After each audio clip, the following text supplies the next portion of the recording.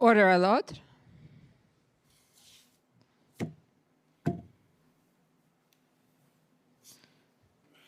The Public Order Emergency Commission is now in session. La commission sur l'état d'urgence est maintenant ouverte. Good morning. Bonjour. Okay, so we have a new witness, I expect, this morning. Who's on for the commission?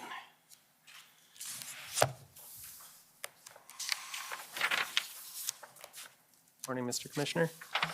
Jean-Simon Schoenholz, Commission Counsel. Our witness this morning will be Mr. Jim Willett.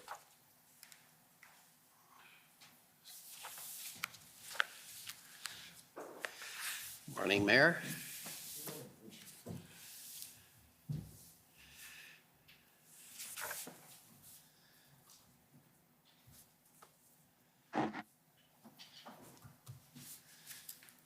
Mr. Mayor Willett, will you swear on a religious document or do you wish to affirm? I swear on the Bible.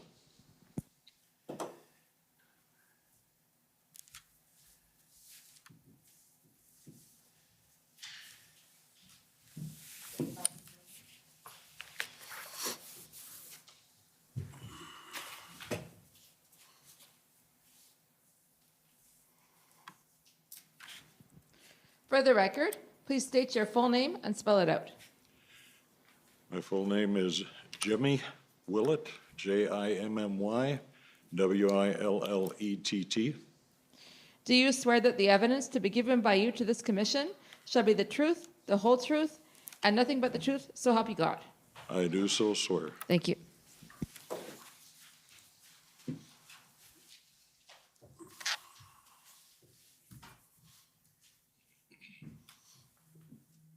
Go ahead.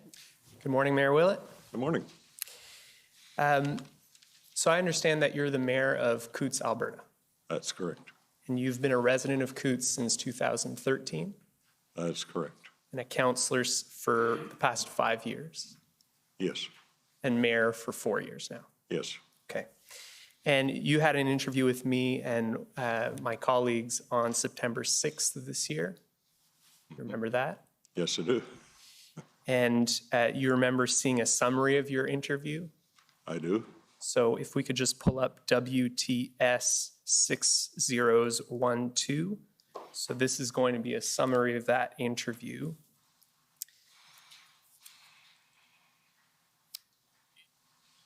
You had an opportunity to review this summary, correct? I did, yes. Okay. And I understand that you have a clarification to your summary this morning. I do. When we talk about the police presence in the village, I mentioned the fact that there were around 6 police cars I saw the first day. And then the next mention I made of police was when the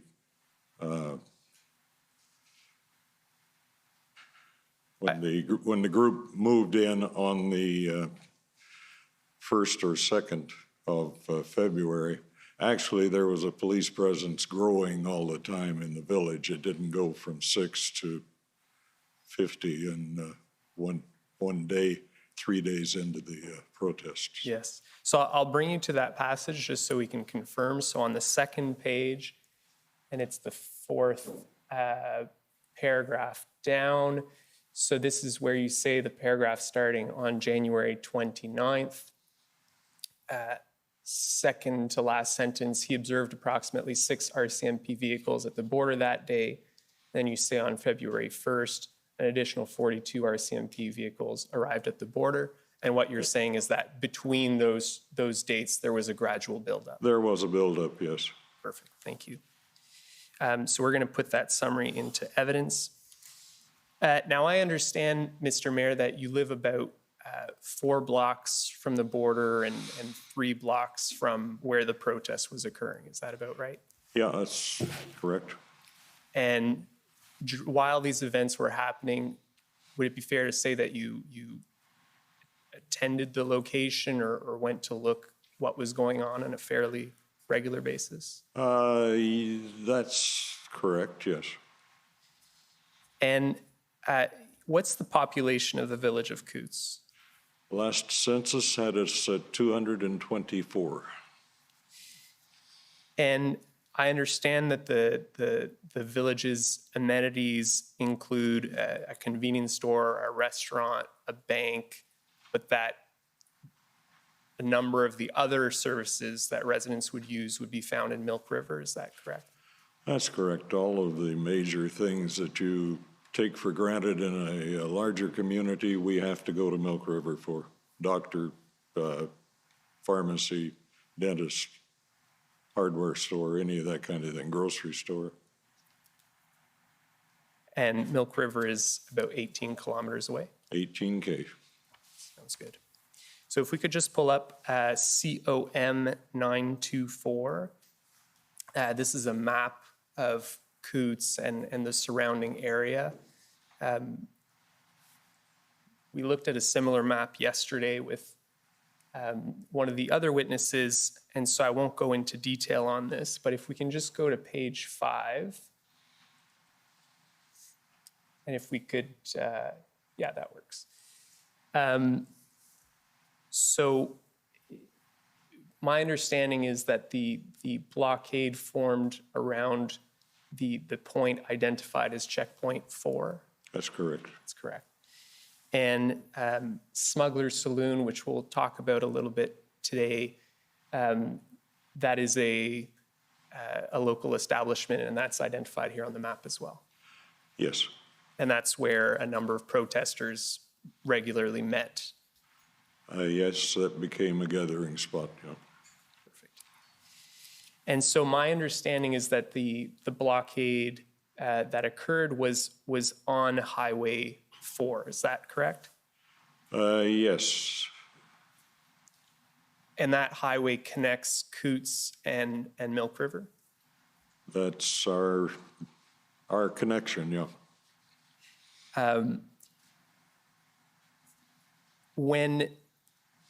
And I know things may have fluctuated during this period, but when the blockade was blocking both lanes of traffic,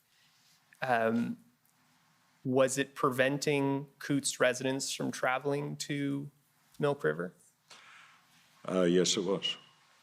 And would it have also been preventing traffic flow from the border, coming out from the border? Well, yes, yes, And any traffic south to the border? yes. Okay. Now, I also understand that there was some kind of route, and I'm hoping you can explain this to us, some kind of alternative route available through what I think you referred to as Patty Joe's field or something like that. It was actually her yard. I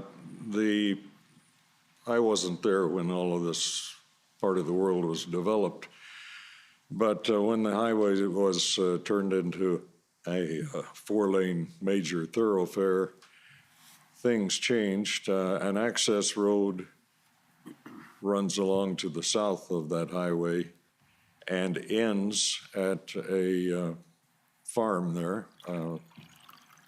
Local family rented the farm. Then they continued their road around their house, and it connected to the street at, I forget what that is, 4th Street, I think, in Coots. And with permission, ordinarily, you'd let Patty Joe know that you wanted to take a load or whatever that way to miss the scales. Can I say that?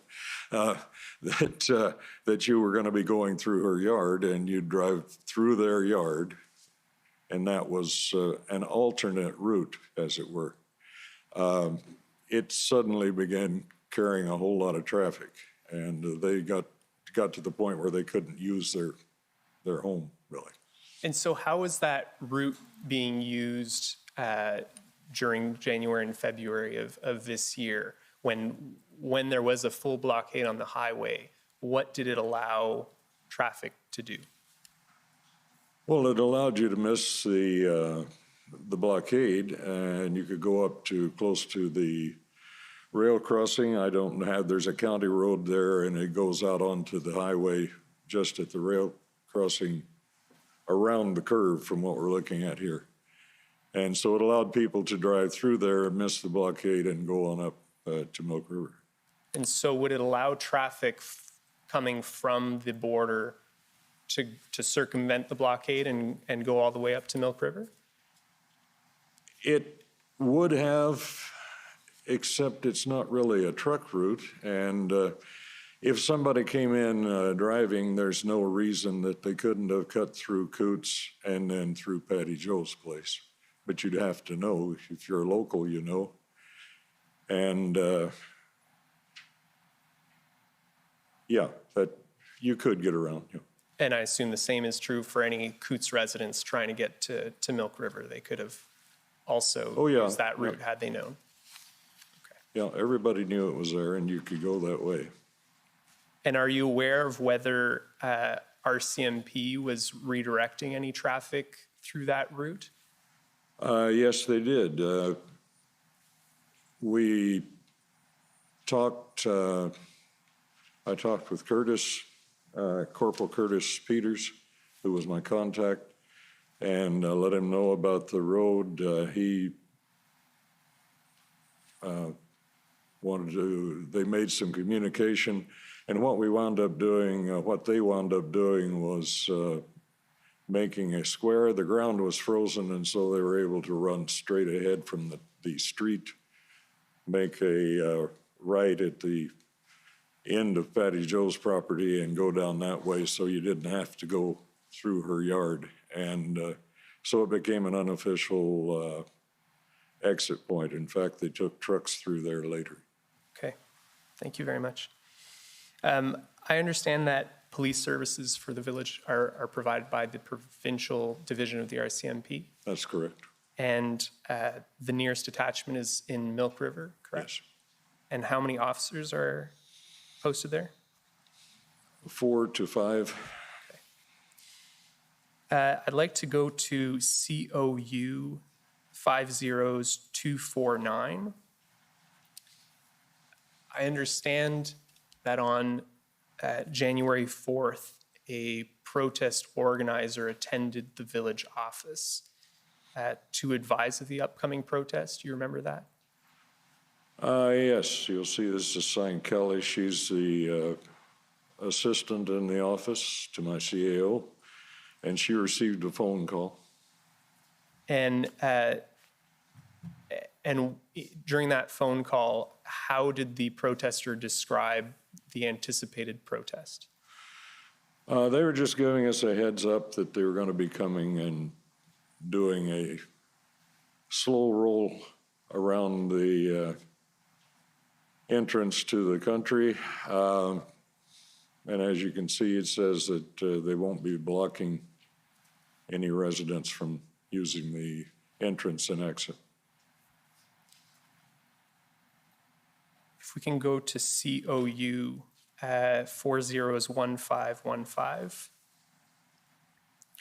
So I understand from your witness statement that on social media a little bit later, around the 27th, I think you said, you saw a post suggesting there would be an attempt to block the border. Is Yes. that correct?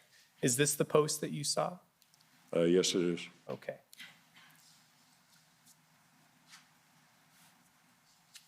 And do you know where you saw this posting? It was on a bulletin board out of Lethbridge. My wife spotted a link on the Lethbridge and area, how are the roads? It's a Facebook post that obviously gives traffic reports, and there was a link there, and we followed that link to this particular document. And so were you concerned at that time about the risk of a blockade occurring? Very much so. And why were you concerned?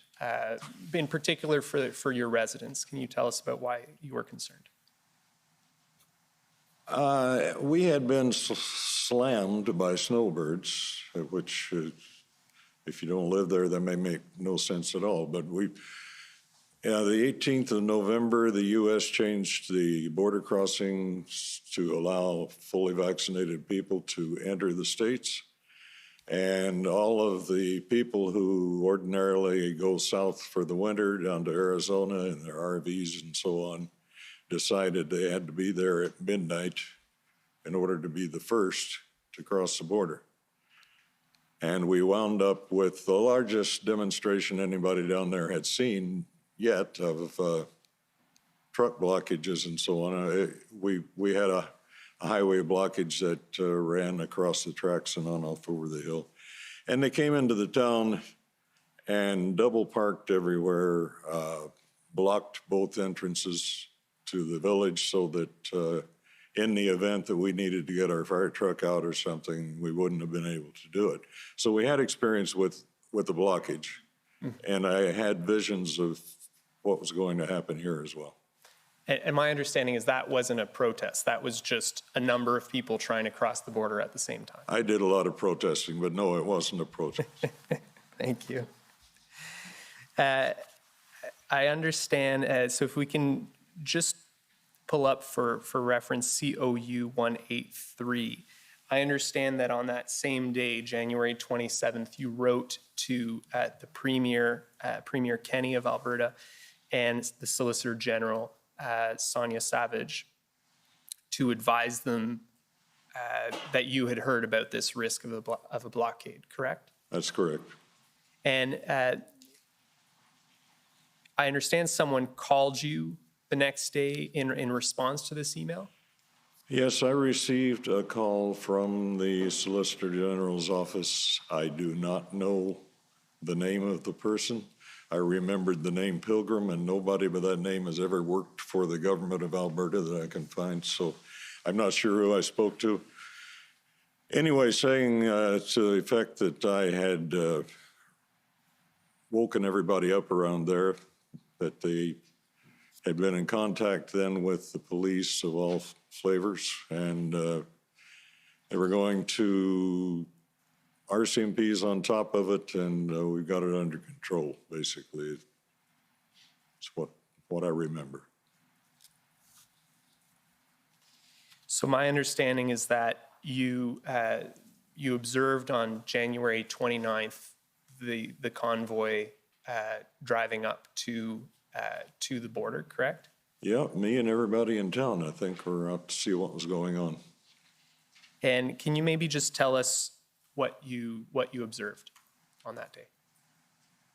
Well, about what I expected. I'd seen convoy demonstrations by other groups on television and online. A lot of trucks, a lot of signs, a lot of honking, and it was a convoy, a parade of vehicles from half tons to no monster trucks, but large tractor trailers. And that pinpoint, that checkpoint 4 that we looked at before on the map, that's where you saw them begin to U-turn, to head back towards Milk River? Yeah, that's Highway 500, and it's a major crossing point that comes up from over the tracks out of, to the east of the village, and then makes a crossing there with Highway 4. So it's the first place that you could really make a U-turn, or the last place, I guess, if you're coming from the north. It's the last place you could make a U-turn, either there or our next exit, and it was smaller. So the RCMP, I think, had decided this was the best place to turn everybody around. And my understanding from your witness statement is that about 45 minutes later, you observed that they had blocked that intersection where they were U-turning. Is that correct? Yeah, I think the RCMP told me 42 minutes, but it happened, yeah. And how many RCMP vehicles did you observe that day? Again, there's a lot going on, so I didn't sit there and count, but I saw half a dozen vehicles. They escorted the convoy down and made sure that they made that U-turn. And that's what happened. The vehicle started turning and going back up the road. So I saw maybe 6, 10 at the most RCMP vehicles.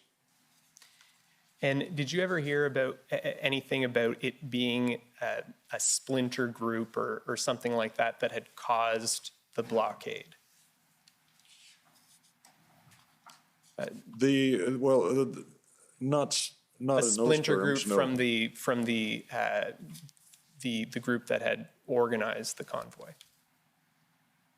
I knew from what I was reading, again, I spend way too much time online, but knew from what I was reading in social media that there were other groups coming and joining up. At that time, I naively believed that it was all about the mandates that had been put on, well, the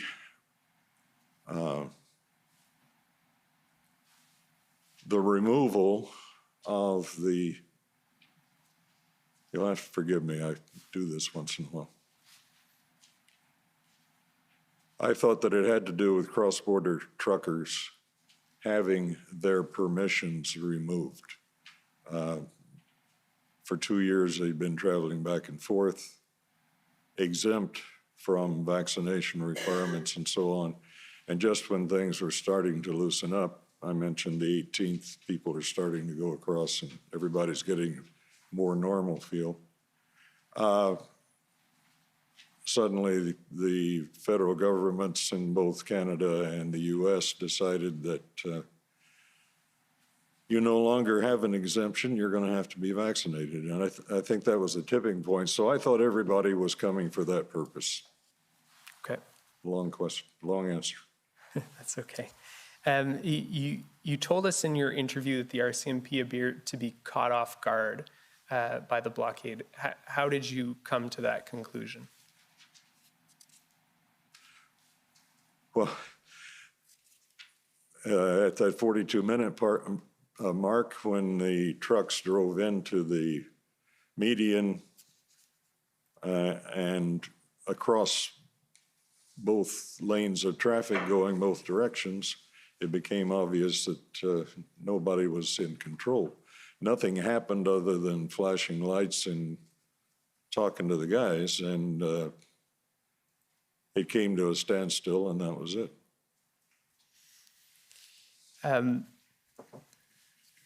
Mr.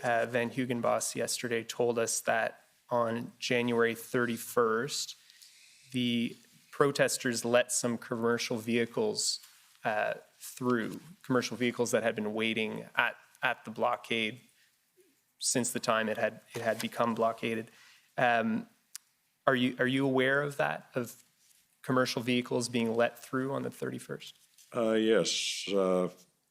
I have a vantage point in my house where I can see what's going on the highway. And we had been worried about these people sitting there, their loads, the refrigerated trucks, and observed them going along, talking to them, and some of the vehicles being let to leave. Thank you.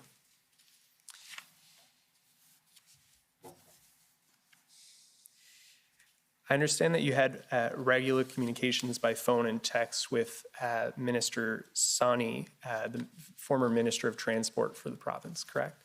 That's correct. So we'll pull up your text messages with her and go through some of those. That's COU 6016. And we'll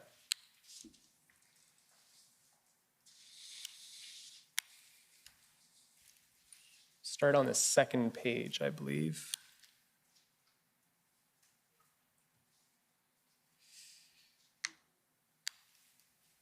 So in here, this is February 2nd at 12:41 p.m. Minister Sani, says, I'm sorry this is happening. Please take care. I'm working on this nonstop. What did you understand her and the Alberta government to be doing at this time to respond to the protests at this early stage? Well, I understood her position, not just from text so much, we had phone calls as well. She was working both sides, trying to talk to the people who'd organized the protest, and also with the provincial administration to get some kind of action happening. She's responsible for, or was responsible at this time, for seeing that that traffic flow works. I mean, that's our lifeline in Alberta. And so she's pulling out all stops, talking to anybody she can. I know she talked to truckers, she talked to Marco, I have trouble with his last name, but he'll forgive me. Anyway, with the contact people for the convoy, anybody that she could talk to. So I, knowing the minister the way I do and the dedication that she shows for her position, it means just what it says. She's working on it nonstop. And so your understanding is that she was trying to negotiate some kind of resolution. Yes. Okay. If we can go a bit lower. Okay. So here we see at 6:16 on February 3rd, you asked Minister Sawney whether she was willing to come to Coots to meet the protesters. You recall that? Yes. And the response is, of course, I just have to get clearance from the boss and the RCMP. Did she ever come to meet the protesters? No, she did not. She got as far as Lethbridge and didn't get permission to come farther south. And you understood that to be permission from who? The provincial government. Okay. Did you ever receive an explanation for why that permission wasn't granted? No. And why did you believe that it would be helpful for her to come to Coots? We thought at the very first that it would be convenient because, as I said, she's responsible for transportation, and this is a transportation-related blockade. She thought that possibly she could come and talk to people and explain to them that the importance of having that corridor continue and stop all the madness. I mean, everybody was caught flat-footed, and we're trying everything we could to get it going. So she was willing to come down and talk to whoever to make things happen, to get it opened up. Thank you. If we can go down a little bit to the next page. A little bit lower. Okay. At 7:21 on February 3rd, you say the second line, they've closed the highway down again. It was open briefly. A few commercial vehicles did go through. Then someone barricaded the highway again. So can you maybe give us a sense of how often, it seems to me that the highway was reopening at times. We see later in your text messages that some traffic was trickling through. How often was the highway completely blockaded? You would have had to stand there and watch to be able to tell. It would be open, we'd see a truck or two or three go through, and then the next thing you know, well, it's closed again. And the whole idea, I think, that at this point that they were trying to do was to open up a single lane each way and keep traffic flowing. But it was, well, you saw my mentioned here earlier, they're trying to find a leader. At that time, there were several different groups. It was mob rule, I guess, I don't like that expression, but that's the idea. There was nobody really able to just get everybody together and say, okay, we're going to do this, and everybody would go out and do it. And so that's what was happening. We had traffic, and then we didn't have traffic. And you're attributing that to the lack of leadership in the group at that time? At that time, yeah, there was no cohesive structure that I could see.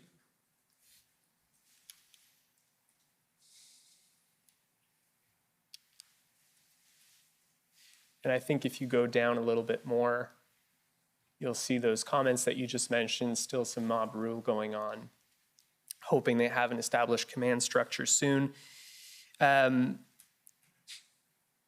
You visited Smuggler's Saloon and met with some protesters on February 3rd. Yes, I did. And did you observe for yourself this lack of leadership at that time? I did. I talked to Alex Van Herk, who turned out being one of the people that became a de facto leader, I guess. And the expression, I've heard it used here before talking about other places, it was like herding cats. Him trying to get some order out of the chaos that was going on.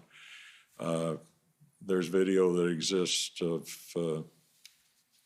him talking to people and trying to get them to listen to him and being shouted down because that was the nature of the beast at the time.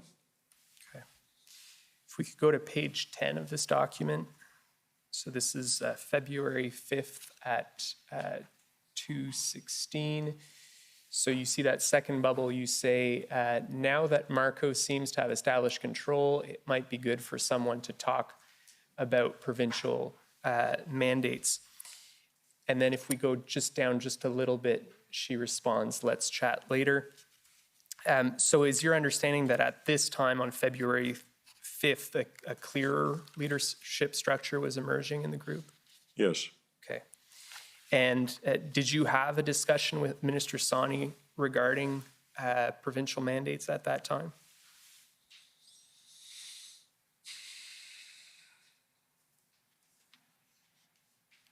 It's quite possible. We had phone calls in here, but you've seen how good my memory is. I know we talked about it from time to time, what could be done and what was being done, but I'm under oath and I can't say for sure. Okay, thank you.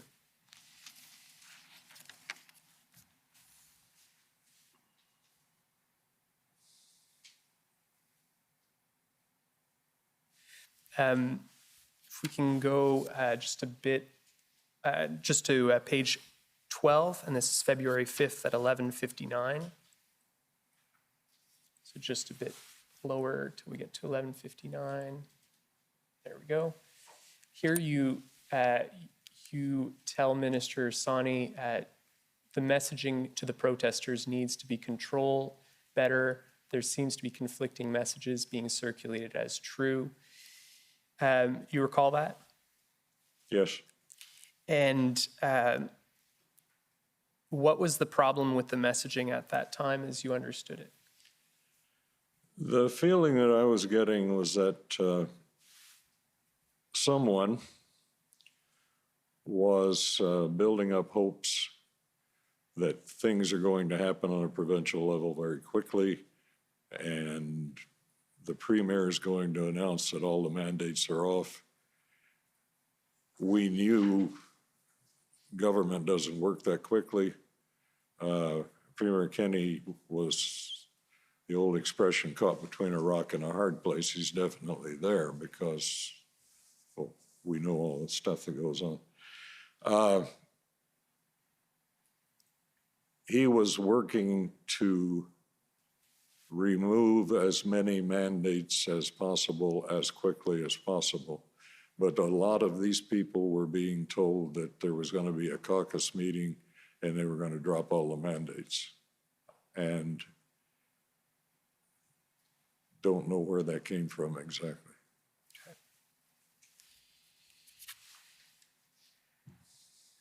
If we can go to page 14, it's February 6th at 2:40 p.m. So you say that you talked to Mayor Fader, and I believe that's the mayor of Fort McLeod, is that right? That's correct. And Glenn Motz, who's a federal MP, correct? He's our MP for that, for that writing. And you say you talked to them about Marco. Marco was not in favor of the illegal action and has been working to move toward a legal protest. And when you say working towards a legal protest, did you understand that to be opening one lane each way? Yes. And were those efforts successful? Again, it depends on the time of day and which way the wind was blowing. Sometimes it was successful. My son came down from Edmonton one day, from Calgary rather, came down from Calgary one day, and after he got through the checkpoint in Milk River, he drove into Coots. He said, "There's no trucks out there." So they were shifting and moving things around. So sometimes the road was open and sometimes it wasn't. Thank you.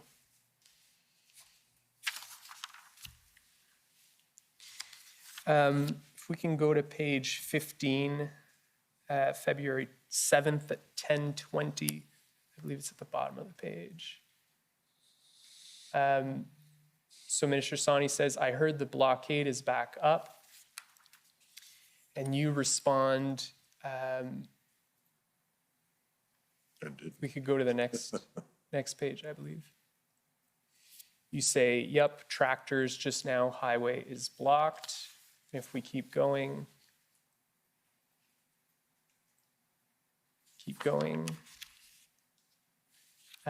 She says, "I guess they were hoping for an announcement today."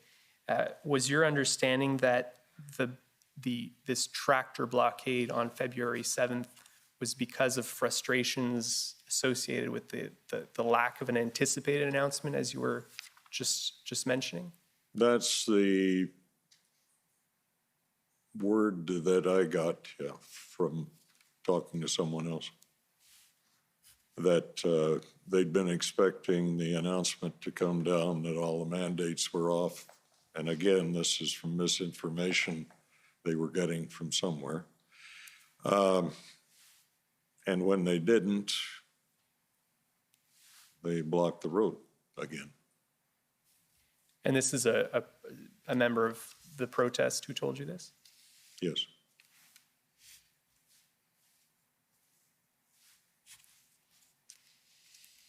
So the next day, on February 8th, Premier Kenney announced a plan for the gradual easing of pandemic-related health orders. Did that have any impact on the blockade?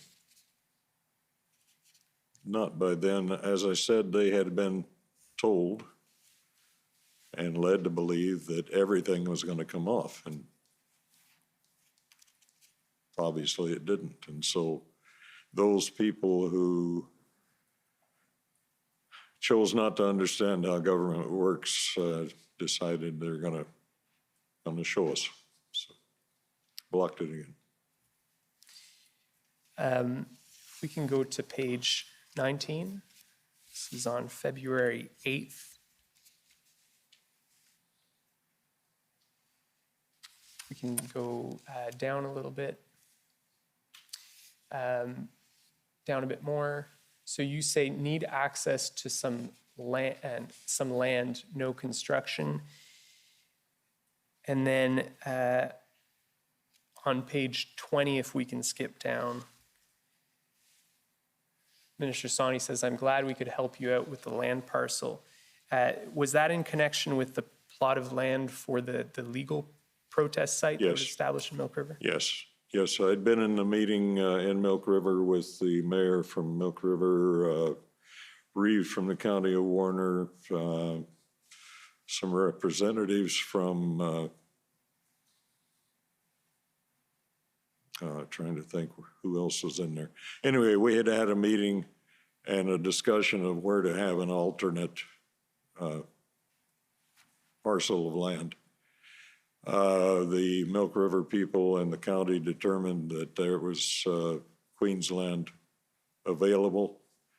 And so I happened to have the contact information for the Minister of Transport who could make that happen. And that's what happened here. I gave her the note that they'd be calling her. They did. She made things happen so we could get that parcel. And did you understand, was there any buy-in from protesters on moving the protest to that site? No, at that time, there wasn't a great deal of interest in moving from the highway to a plot of land just beside the highway. And I understand, though, that once the blockade in Coots came to an end, there is a group that moved to that site. Yes. Is that correct? And they stayed there for a number of weeks. For a long time. It looked like a unhoused encampment.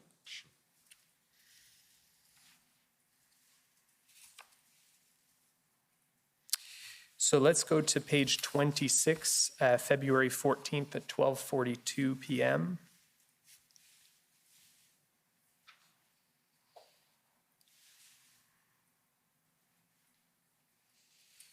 So Minister Sani asks you, are there people still there at the blockade? You respond, oh yeah, nobody's leaving yet. It's all fake news.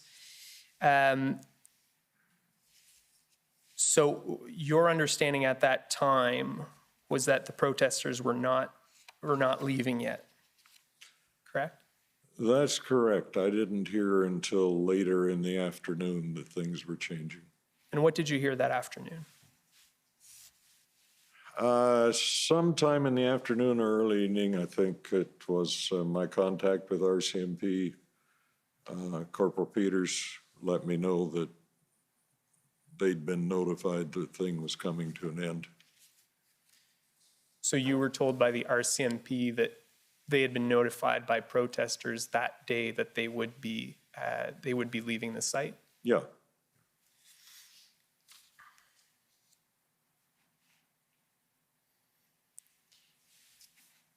And I understand you had a conversation with Mr. Jory Evans, who was a protester, about that Yes. as well. When did you have the conversation with him about this decision to end the blockade? Sometime on the 14th, but I don't, without pulling it up, I don't have the exact time. Well, I'm not sure times were on there or not. Yeah, we were in contact quite a bit that day. Jory, I still don't know his real position in the group, but he was doing a lot of videoing. He had a blog online and so on called PB&J. Just kind of a news summary of what was going on, what they knew, what they didn't know. And he and I had established a rapport early on and communicated back and forth. Obviously nothing confidential, but talking about stuff. And so he had let me know that day, first of all, contacted me to know if I knew how to contact the person who had been arrested. And then we went on from there. And he talked about the guns, or the arrest and the guns. Guns are all fake, but the fact that people don't want anything to do with it.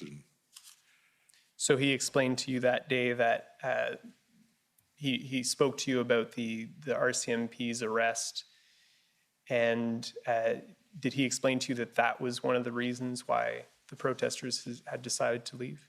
Yeah, that's the feeling I got. I don't know if he actually said that or not. in my mind at this point in the time, it's well, yeah, that's what he said, but unless I see it in writing, I'm not going to say for sure. I got that feeling, though, that because of what had happened, that the mood in the crowd had changed and they were going to depart. So. Okay. And was your understanding that the agreement was that they would, or that their intention was to leave the next morning? Yes. And did you observe them leave the morning of the 15th? I did, actually, yeah. And so no enforcement was required by the RCMP at that time to get them to leave? No, on the night of the 14th, they lined up all their vehicles down the street. We have a auction firm out there called Ritchie Brothers that auction off from time to time a lot of agricultural equipment. And I said it looked like the biggest sale that Ritchie Brothers ever had because they were all lined up down the street. And it was mostly tractors. At that point, there weren't a lot of trucks around. But anyway, they lined up down the street on the 14th, and I received the word they're going to go at 10, and 10 o'clock they were gone. Well, they left. And so you're not aware of any enforcement powers available under the Emergencies Act being used to clear the blockade then? No, that had nothing to do with it.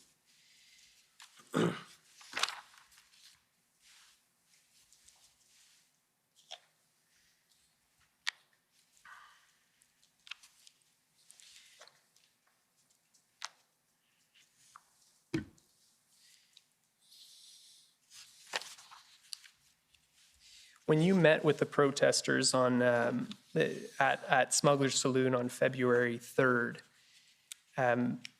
did they explain to you what their plan was, what their objective was? No, there was no, I talked to Alex briefly in the back room just off the main floor there, and I've never seen a man look so haggard and beat as he did at that time. I don't know if I got there just after he had tried to talk to people. Marco says he was there, but Marco was avoiding me. So anyway, he's on video talking about we should, as one, leave and getting shouted down. So I don't know if I talked to him just after that or not, but no, there was no, I've talked so long I forgot the question. I was asking you about February 3rd when you Yeah. attended the Smuggler's Saloon. Did you get a sense that they had an exit strategy? Oh, at that time, no. No, the feeling that I got was from talking to a couple of other people in the crowd was, no, we're here till mandates are off. That was.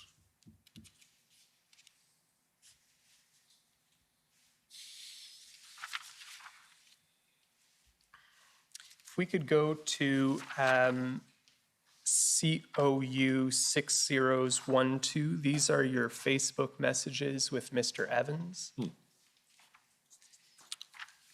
I'd like to go to page 2.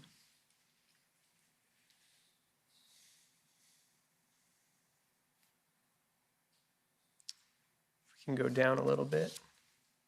Okay, so here he tells you, and I think this is in the context of the mandates, the provincial mandates, yeah, they keep ignoring, and these guys want to get this shit done and go home. Also connected with the group that closed down Windsor, Ontario today, and things are going crazy in Ottawa. So it adds flames to that fire over there.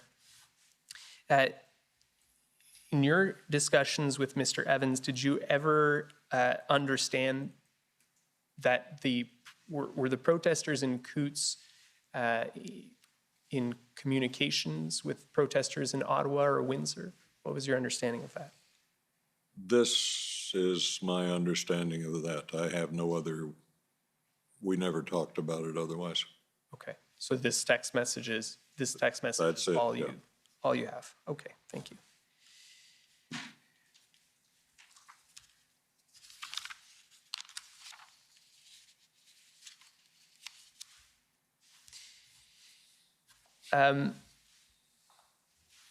I understand that Mr. Evans told you about concerns he had with respect to more extreme elements participating in the protest. Can you tell us about that? Yeah, we had a meeting where I talked for quite a bit, for 45 minutes or so. And one of the things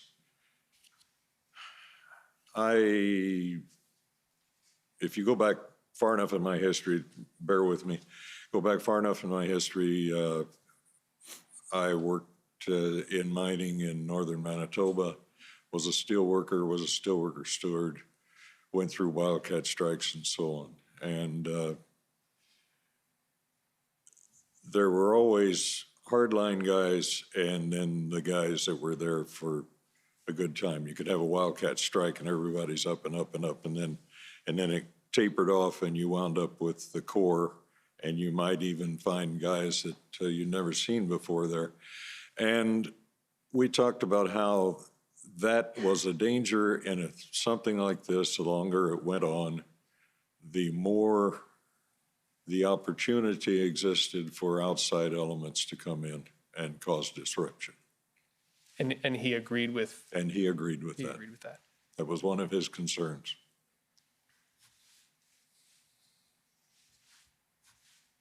Did you yourself observe the nature of the protest changing over time? The mood changed. I talked about somewhere it being almost like a big community meeting of all the farmers in the area. And this was, don't kid yourself to think this is a big trucker protest. This is mostly a farm protest. I think you, in your witness statement, you say that about your meeting on February 4th. Yeah. And, you know, they had their kids there, and it was just a family thing. As it went on, a lot of that attitude disappeared. Didn't see a lot of kids playing hockey anymore. And and if you followed their social media, they took a picture when it was all over or just before they left, which was handy for anybody investigating, but a picture of the whole group in front of smugglers, and it wasn't a large group at that time. It had gotten smaller. But to go back to my strike days, it's the same thing. As the longer you do something like this and you go in expecting results right away and it doesn't happen, the more disheartened you become. And then you start listening to other things about, well, if we only did this, this would happen, and so on. So it's just it's a typical demonstration. And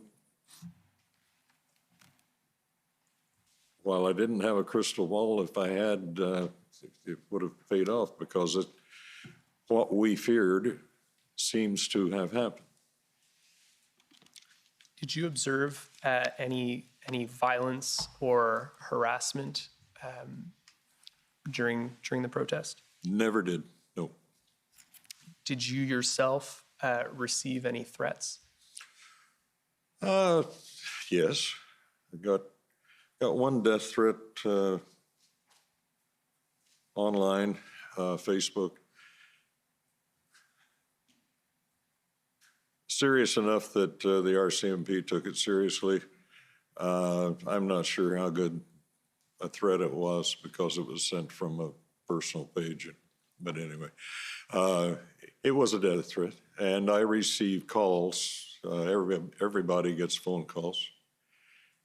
Just the phone and hang up, or phone and, yeah, you thought you wanted to be mayor, you know, and click. That kind of stuff. I had people out front taking pictures of my house, and First time I've done this, so it was a little nerve-wracking. Thank you. Did you ever observe any weapons yourself around that time in Coots? No, we didn't. Some of the protesters were staying in the motel across the road from where I live, and we saw from time to time them moving heavy hockey bags, and my wife said, "It's guns," but we we had no weapons that I ever witnessed. Did you ever hear anything about efforts by protesters to dissuade tow truck drivers from assisting the RCMP?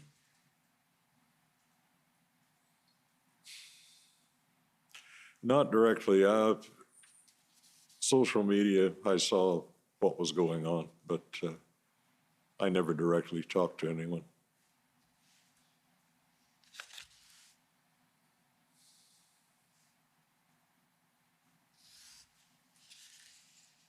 Did you ever have any discussions with CBFSA officials about the protest? Never did. Well, other than see somebody at the post office or something. Some of them live there.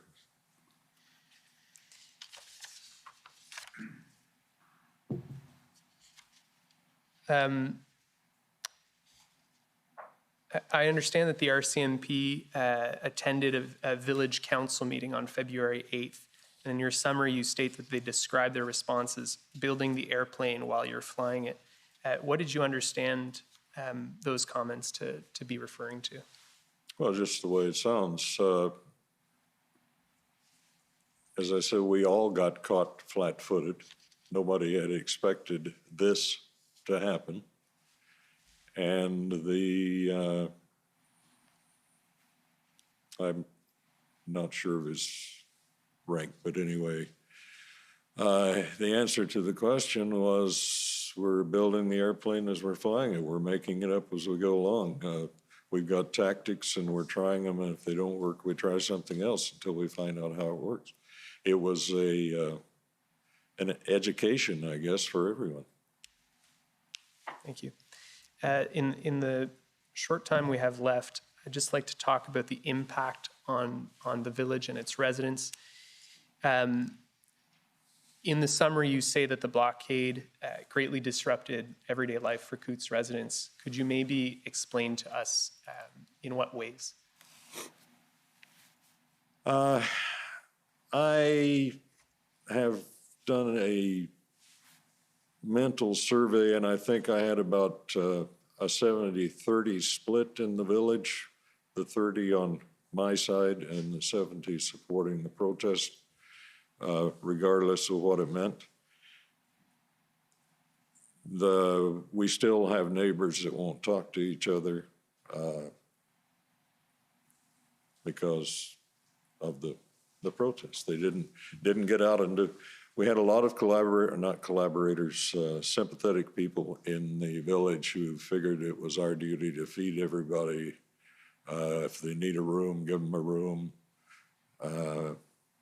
These are all good people, and we should really look after them. As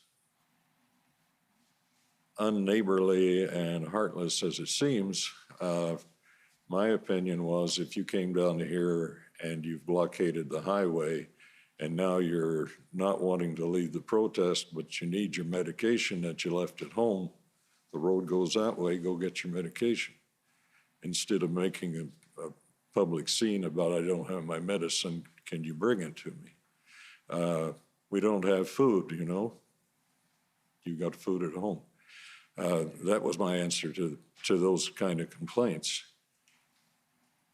My neighbors, being good rural Alberta people, figure if somebody's in need, you look after them regardless of how they got there, I guess. And there was a lot of sympathy over and as I said, the driving force of the protest, the original cause had to do with cross-border vaccination, and then it mutated into my body, my right, my, all of the different conspiracy things that have gone on. And then people didn't let that go, and so it still exists to this day. How significantly did the protests inability to access services in Milk River? Depended on the person, how comfortable they were with driving past monster pieces of equipment. I think we heard Marco yesterday talk about how one tractor is intimidating, even if it's sitting still, if you haven't been around them. When you get a whole row of them, some of them idling, you've got trucks, big pieces of equipment, and you're out there in your little Prius wanting to go up to Milk River to get groceries, it can be very intimidating. Other people, we have a lot of retired farmers, it didn't bother them that much. Had one guy just the other day say, "You're going to testify, be sure you tell them we were never blocked in. Could always make it up there. Had to drive through the field a couple of times, but we weren't really blockaded." So it depended on the person and how they could handle it. And it affected some people. I have a friend who is a veteran of Afghanistan, and she has PTSD. They had to leave town because it triggered her PTSD, and she just couldn't take it. They're back now. Older people, had one lady who would, if somebody drove her out for a doctor's appointment or something, she would curl up in a ball.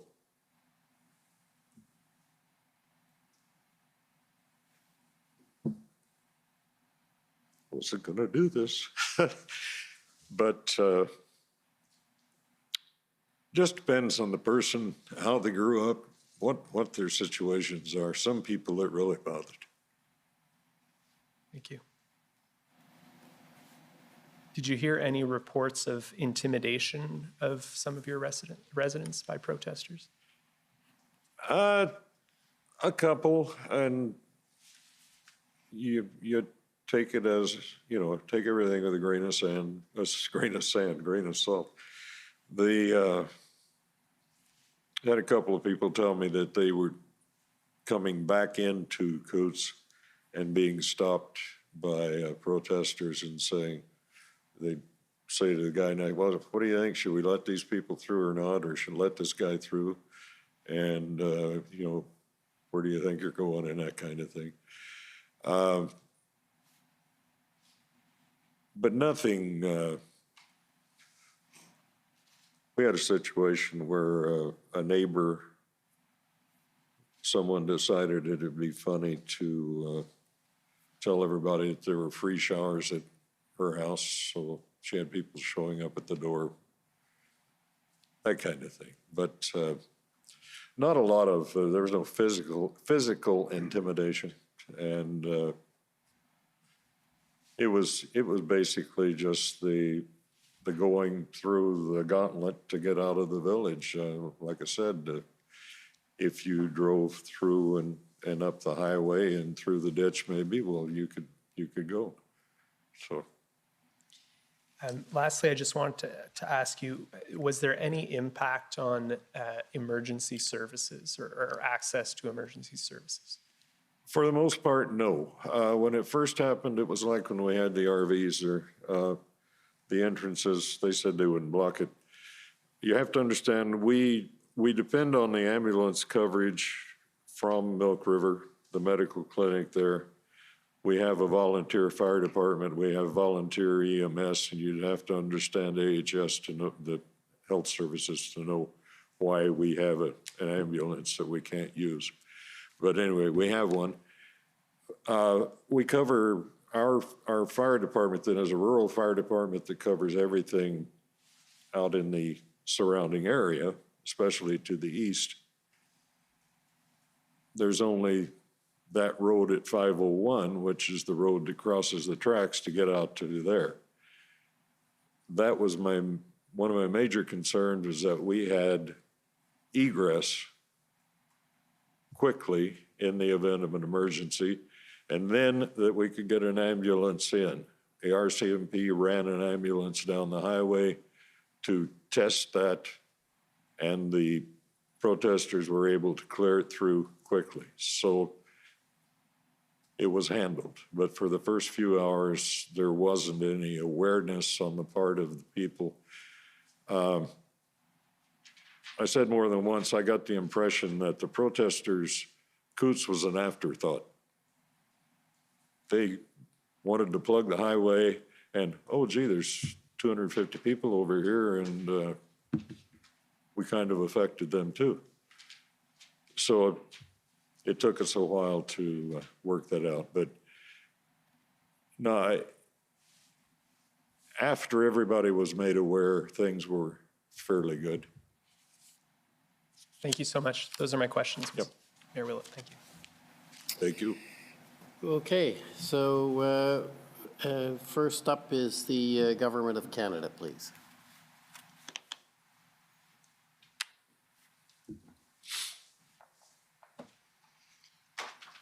Thank you, Commissioner. Good morning, Mayor Willett. Good morning. My name is Andrea Gonsalves, and I'm one of the lawyers representing the Government of Canada in this inquiry. Thank you for being here today. I just have a few questions for you. And I want to start by talking about the port of entry at Coots. And I understand on the other side of the border is the town of Sweetgrass, yes? Sweetgrass, yes. Yeah. That port of entry, you'll agree with me, is of vital importance to not only the Coots community, Milk River, the surrounding communities, but also the province of Alberta and Canada as a whole. Yes. I understand that Highway 4 is the primary access to that port of entry, although there's one side road that's not suitable for commercial vehicles, right? Correct. And it's the only designated commercial port of entry in all of Alberta? Yeah, it's the only 24-hour port, yes. Right. That port of entry allows for the cross-border transport of livestock, agricultural goods, and other imports and exports that are critical to Alberta's supply chain and economy. Yes? Yes.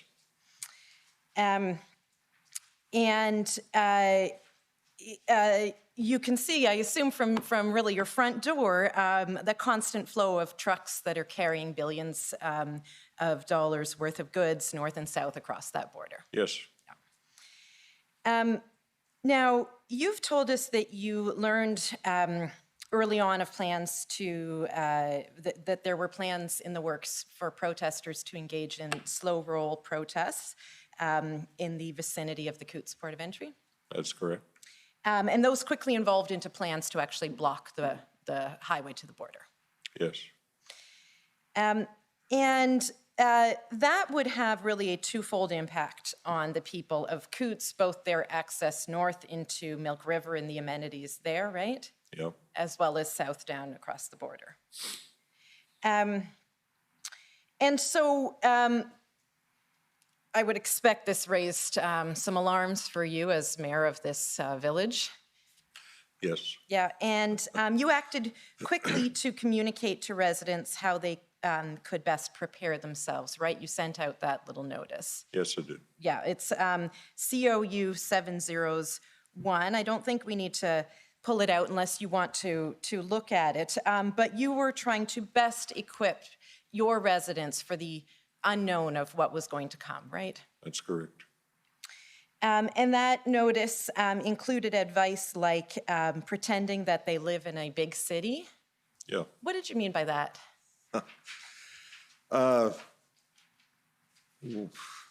With the risk of giving too much away, a lot of people don't lock their doors. You might have a car that you know so-and-so needs to borrow. You'll put the keys in the car. We've got a almost 0% crime rate because of our location and because of the fact that CBSA people live there and the guy that you broke into might have a gun. So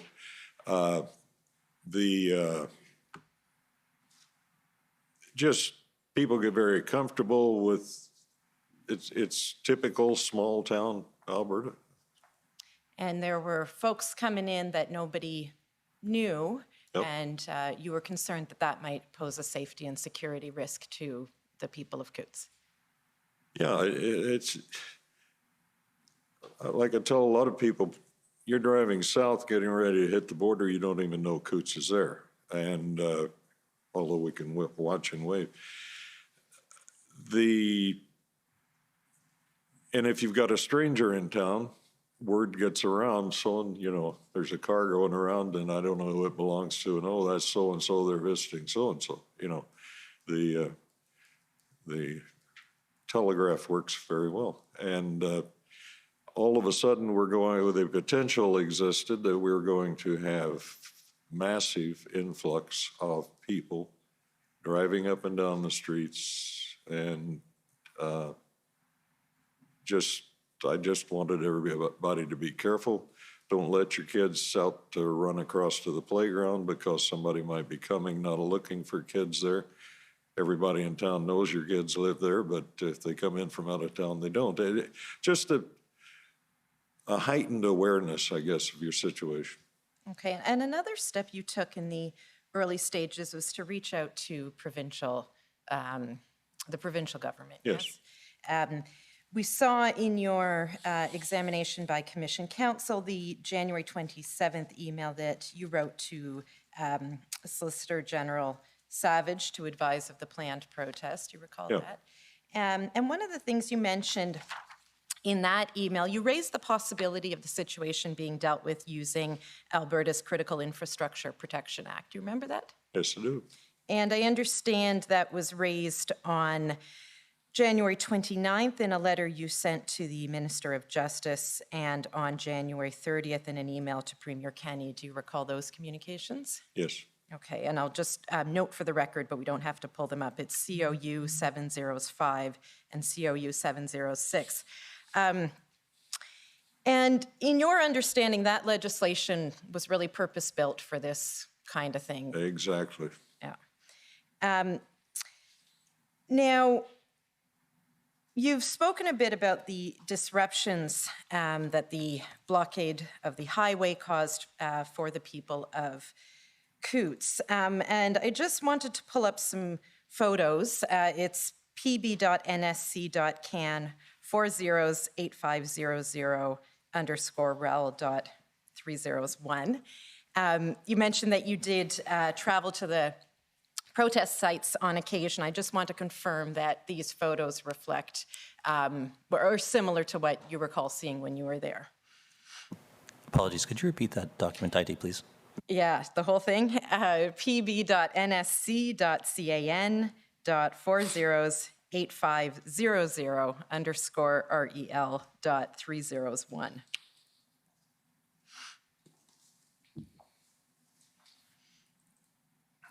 And we'll begin, please, at page 4. Now, this is an RCMP document, so I wouldn't expect you've seen the document before. It's just the photos. Is that a picture of the blockade at Coots, best you can recognize? Or up on Highway 4? Bear with me.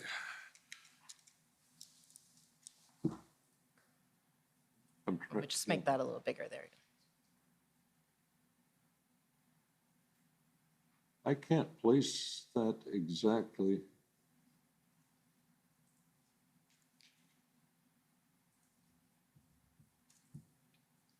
It doesn't actually look like the Coots end of it. It looks more like the Milk River. The Milk River end of it. Okay. Yeah, I think that's the 501. Okay, and what we see there, though, is there are trucks parked in the median between the two directions of the highway. Yeah, but again, this is actually not a full blockade. They're doing a slow roll through that. That's a slow roll. Yeah. Okay, let's go down to page 7, please. Okay, that's Coots. That's Coots. Okay. And page 9.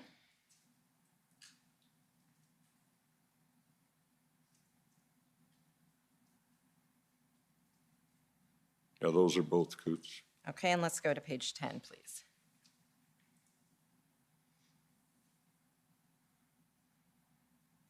Sorry. It's not the one I wanted. Let's try 29.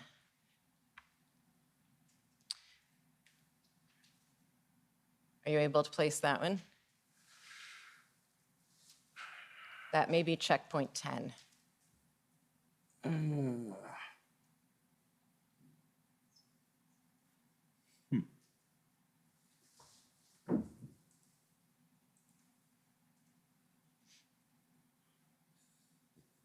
It doesn't get any bigger.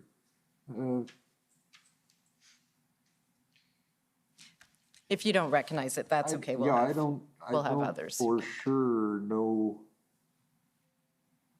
where I am there. Okay, that's okay. It may be further down the highway than you were able to make your way to. Yeah. Now, you discussed your interactions with Corporal Curtis Peters, Yes. and we have those text exchanges at COU 6011. In one of your text exchanges, you asked him to speak to the school bus driver. I just want to be clear on this. Children from Coots attend school in Milk River. That's correct. And in this text message, you're explaining that the weather is supposed to turn bad, and you were concerned about her traveling on the highway and folks having to navigate a field to drop off and retrieve their kids. Can you just explain that concern? Yeah, the school bus driver was a little concerned with coming through the blockade.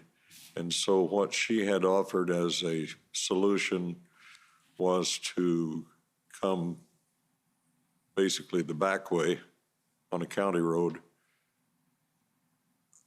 up to Patty Joe's that we talked about. But the fact is that you have to drive either through there or through the field, and she didn't feel comfortable taking the bus through there. So what she had suggested was that the people in town who had kids would bring them all out and meet her on the county road. And that's what that was. Okay. You also mentioned in your text to Corporal Peters that folks on home care in Coots had not been visited since the blockade started, That's correct. and that was one of your concerns. It was.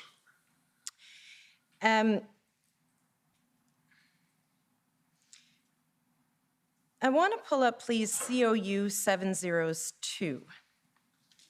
This is a text exchange you had with Bill Graveland, and that's who? I'm sorry? Bill Graveland?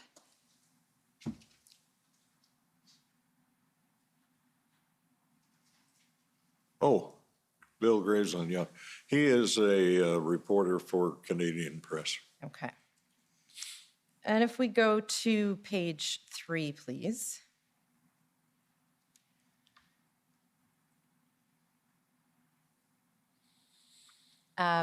Just scrolling down there. Okay, stop there.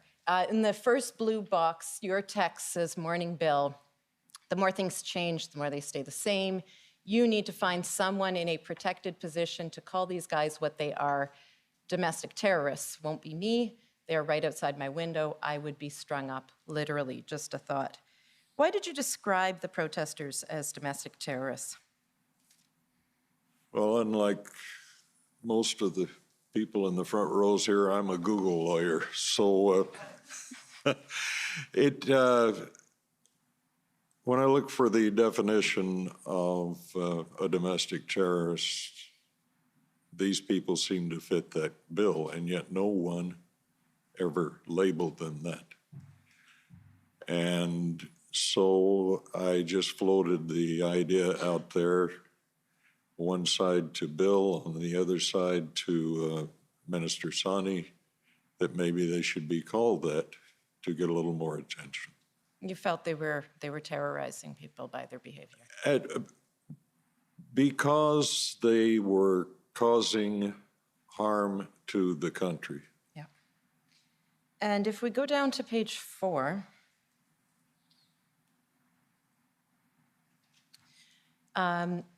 If we could scroll down a little bit more, just pause there. Sorry, again, a little bit further down. My note may be off. There's a text where you, if we could just go back up, let me try again. Up a little more. Yeah, okay, I'm not seeing it. There's a text in this collection where you say that a more extreme element has moved in, and I am concerned about the final outcome. Does that sound familiar to you? Yep. Yeah. In your interview summary, you spoke about a sermon delivered on February 3rd at the Smuggler's Saloon by a pastor, Arthur Pulowski. Yes. And he, have you seen that sermon? Whether Yes. in yes, Yes, I have. could we please pull up pb.can.40s? I hope this is right. 1845_rel.0001.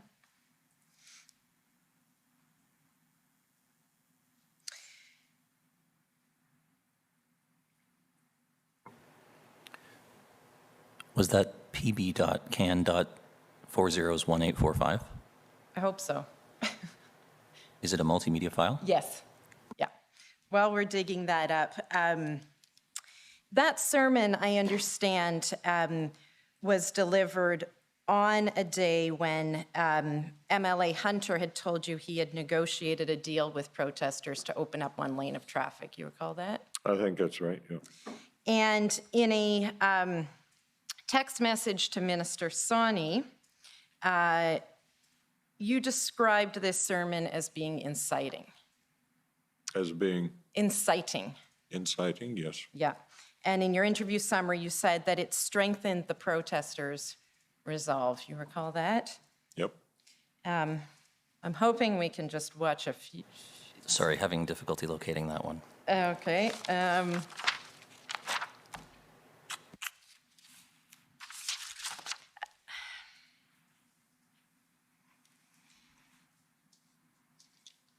want to come back to it. You told us that you also received a death threat, other threats, and that a truck was parked outside your house taking photos of it, correct? Yep. Yeah. And it's fair to say that as time is going on, frustration is increasing, as is concern over how this may end, right? Yep. Yeah. And your efforts to engage higher levels of government were focused really on the province of Alberta. That's correct.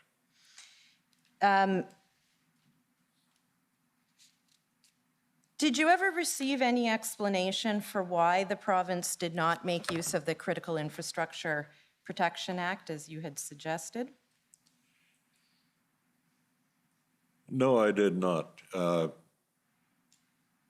But you have to remember, I'm the mayor of a small village. I'm kind of at the bottom of the ladder. So I was not privy to everything that was going on. Okay. And I now have the correct reference for that video. It's pb.can.40s135. 1835. 1835.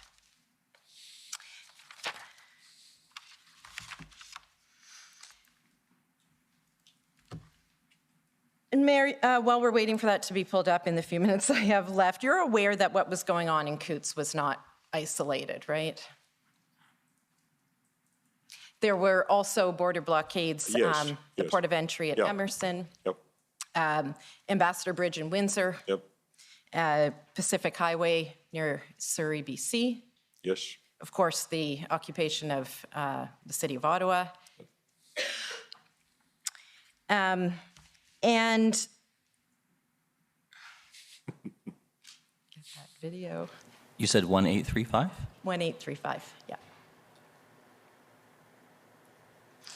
And you said earlier, I thought I heard your evidence that In some respects, it was a typical demonstration, but of course, as time went on, you wouldn't describe the Quds border blockade as being a typical demonstration. Yeah.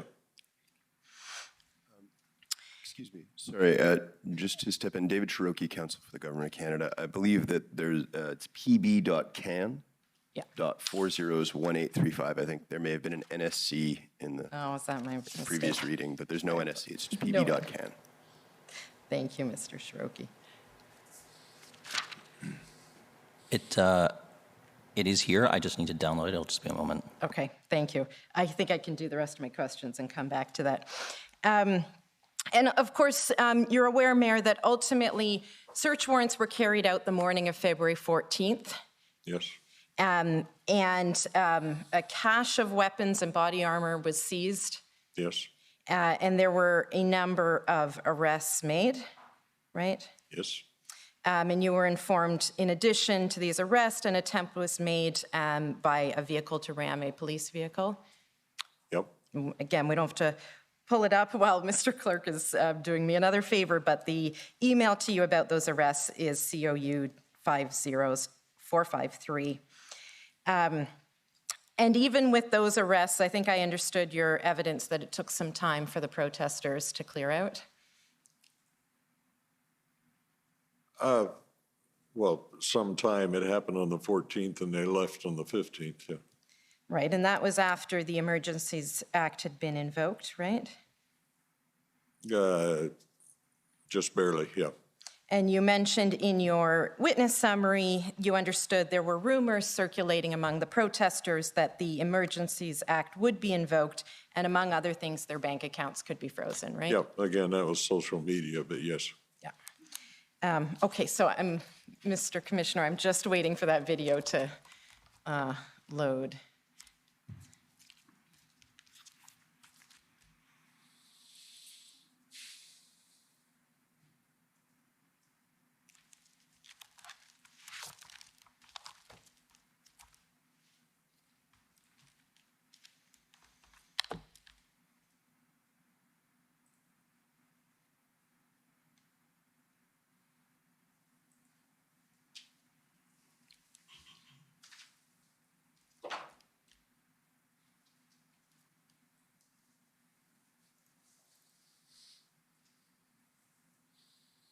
Apologies, just one more moment. That's okay, it's my fault.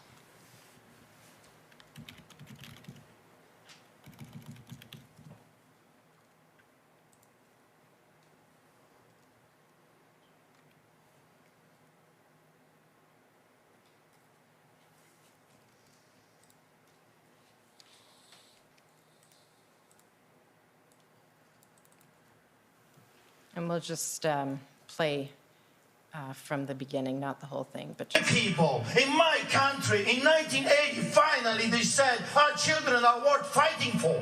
Yes. And they did it, and they took it to the streets, and they paralyzed the entire system. Yes, thousands were arrested. They gained control. Yes, people were tortured and beaten. Yes. There is a price attached to freedom. How do you think the Second War ended? Millions had to die. How do you think the First War ended? Millions had to die. And that's the price that we have to be willing to pay if our children are going to have a free and democratic society. Yeah. That's right. This is our time. For 2 years, we have been dancing polka with them. For 2 years, we have been trying our best to reason with the villains. But I know villains. See, bully will never stop bullying. He will keep stealing from you all the time. They have big appetites, those greedy dogs. We can pause that there. You have Thank you. Mayor Willett, is that video of the sermon that Pastor Pulowski delivered at the Smuggler's Saloon on February 3rd? It is, yes. And that's the video you understand was, or you've described as inciting the crowd and the protesters. Thank you. Those are my questions. Thank you, Commissioner, for the indulgence. Okay, thank you. Next is the government of Alberta.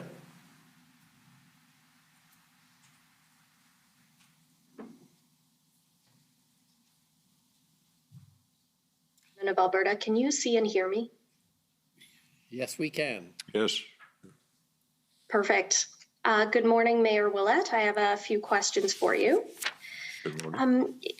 Can Clerk, you if you just could identify please- yourself for the record? You may have, but it didn't come across. Of course, Commissioner. Hana Laura Yamamoto for the province of Alberta. Mr. Clerk, if you could please bring up WTS 6012. It's been up before. This is your witness statement.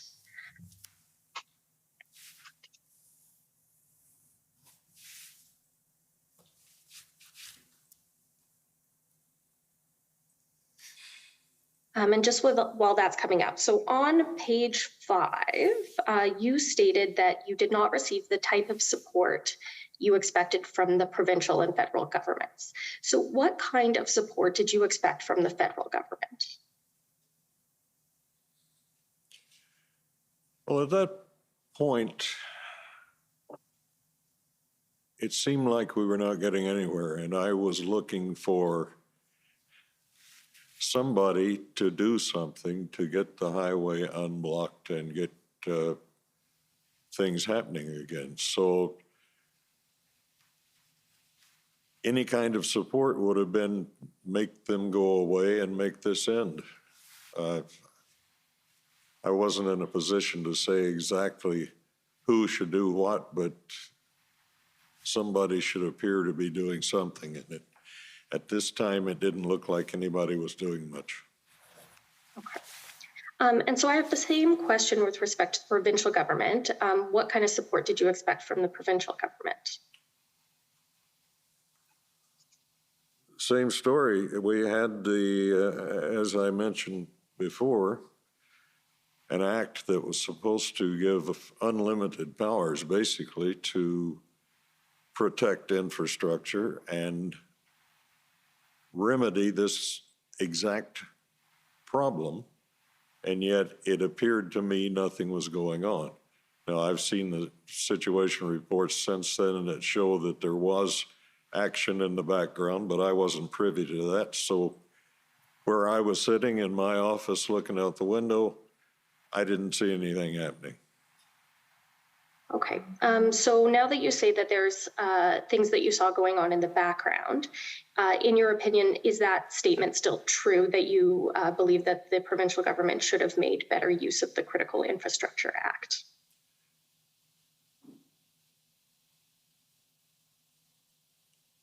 I guess it goes back to the statement that the RCMP made to me about building the airplane as we're flying it.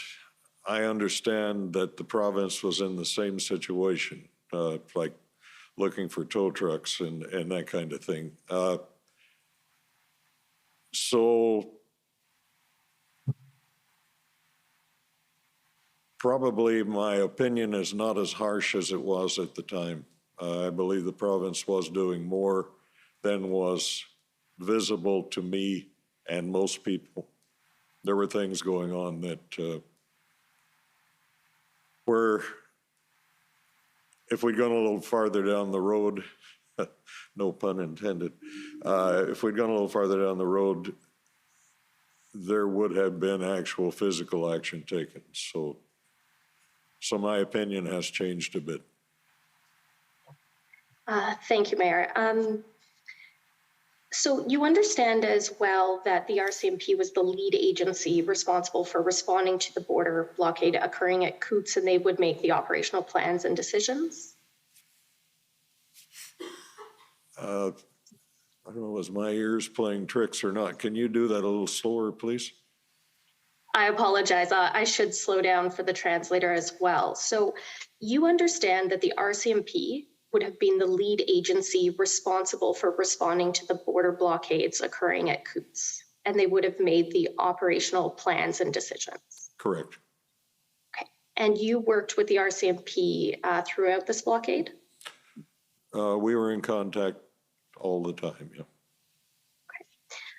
So, Mr. Clerk, if I could have you pull up ALB 50908.0001.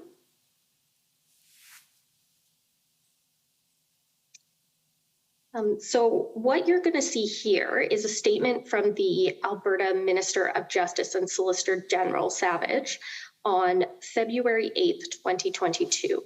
Now, the 4th and 5th paragraphs from the bottom is just where we want to go. Perfect. And it says, those participating in this illegal blockade could potentially face charges or actions under any number of laws, including, and it includes the Critical Infrastructure Defense Act, and goes on to say, whatever action law enforcement may take is at their independent discretion. I trust the authorities to lay appropriate charges wherever the evidence provides reasonable grounds to do so. So based on that statement, do you now understand that it's the RCMP that would have made decisions whether or not to undertake enforcement under the Critical Infrastructure Defense Act? Correct. I understand that. Okay. We saw your texts with Minister Sawney. We don't have to pull them up, but those would be under COU 6016. So these texts show contact every day, often multiple times a day from February 2nd to 18th, as well as you said you had phone calls with Minister Sawney? Yes. Okay. And you also had a phone call with the Premier? I did. And at no time did you make requests for specific supports or assistance from the province? I think when I talked to the Premier, we talked more in generalities. As I said earlier, he was kind of caught in a pinch point between darned if I do and darned if I don't. We talked about that. He talked about the fact that he could only do so much because of the lack of surge capacity in the hospitals. He mentioned that he was going to be talking to governors in the northern states to see if they would put pressure on that side, because even if we did get rid of the provincial mandates, the federal mandates still sat there, and that was the thing that triggered the whole deal in the first place. So, no, it was more a generality thing. I did not hit him up for any kind of action.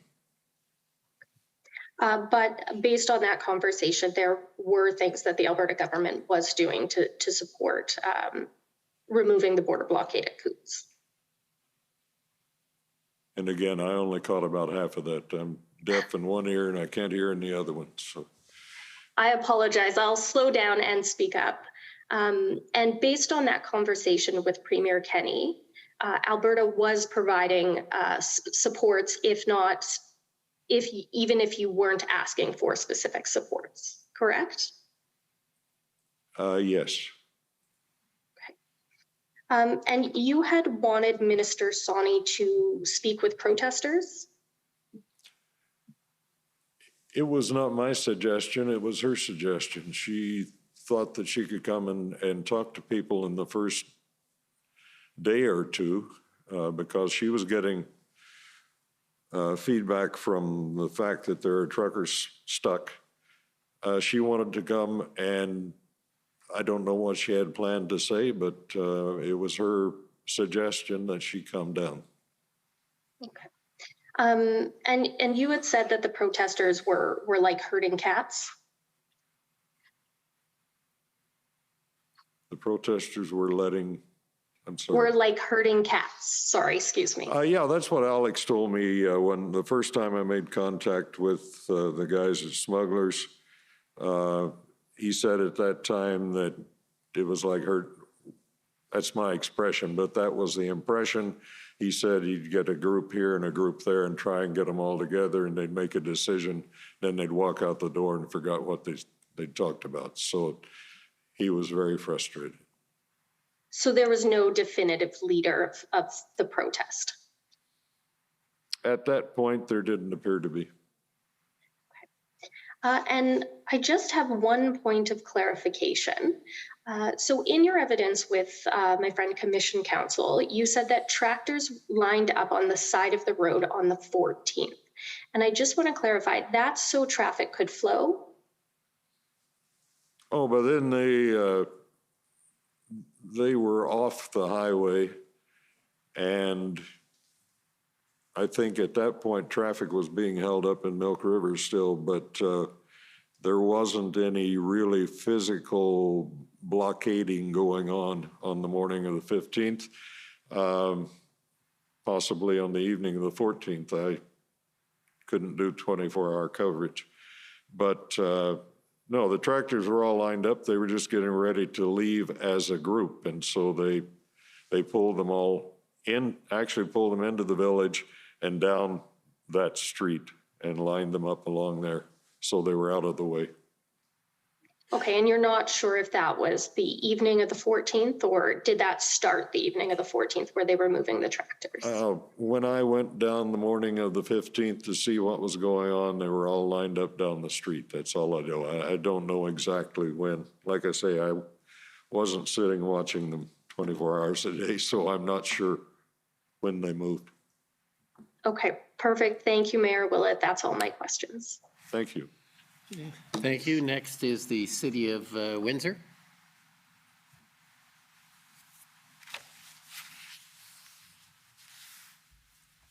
Good morning, Good Mayor morning. Willett. My name is Michael Finley. I represent the City of Windsor, which, as I'm sure you're aware, is a fellow border municipality. Yes. And we heard today, Mayor Willett, you live just blocks away from the protest site and indeed the border, right? No matter where you are in Coots, you're only blocks away. Yeah. And that border crossing is an important link, true? It definitely is. And I think you described it earlier as a lifeline and something with larger importance than just to the village of Coots. Is that fair? That's correct. And I guess perhaps I'm stating the obvious, sir, but fair to say that the village of Coots doesn't have sufficient resources on its own to ensure the security of that border crossing? No. Or in fact, to deal with a blockade of the magnitude that you faced earlier this year? No, our police force, as you heard, is 4 or 5 officers stationed in Milk River. Right. RCMP. And so a situation like that requires more than a local response. Is that fair? Correct. Including, I think, as you noted earlier, provincial support? Yeah. And federal support too? Yeah, well, it's RCMP, so it's provincial and federal. And so that being so, would you agree that one might benefit from having a plan or at least a framework in advance to deal with situations like the one you experienced, even if they're not exactly the same in future? Sure, yeah. Would be nice if the old hindsight's 20/20, but it would have been nice to have a plan, yeah. I think you spoke about being caught flat-footed and building an airplane while it's flying. I guess we can agree you're sticking with that metaphor. It's probably better to have the plane assembled in advance before it takes to the air. Yeah, if we're talking about police response, they had response for certain situations, but this was a situation that was unique at the time to anything they'd faced. And so I'm not going to be an apologist for the RCMP, but I think they were doing well under the circumstances. I don't think it's fair to say they had no plan. They would have had plans for demonstrations and so on, just nothing of this magnitude. Right, and I suppose all I'm getting at is it's better in this type of circumstance, I hope you'll agree with me, when you have a multi-jurisdictional issue to deal with, to have some plan in advance to address it. Yeah. Well, thank you, sir. Those are all my questions. Yep. Thank you. Next are the convoy organizers.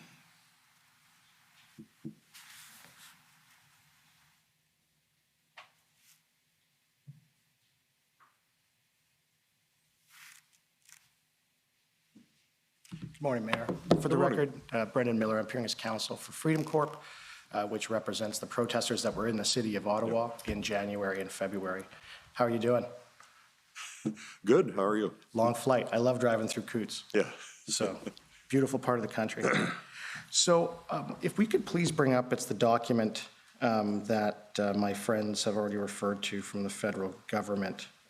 It's the Canada document ending 8500 that was just up.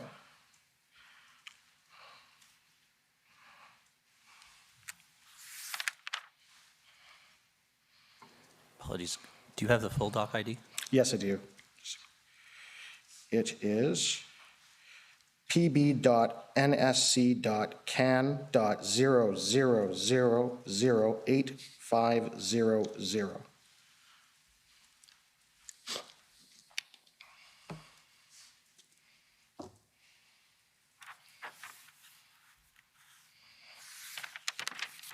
Okay, and could we please scroll to page 32?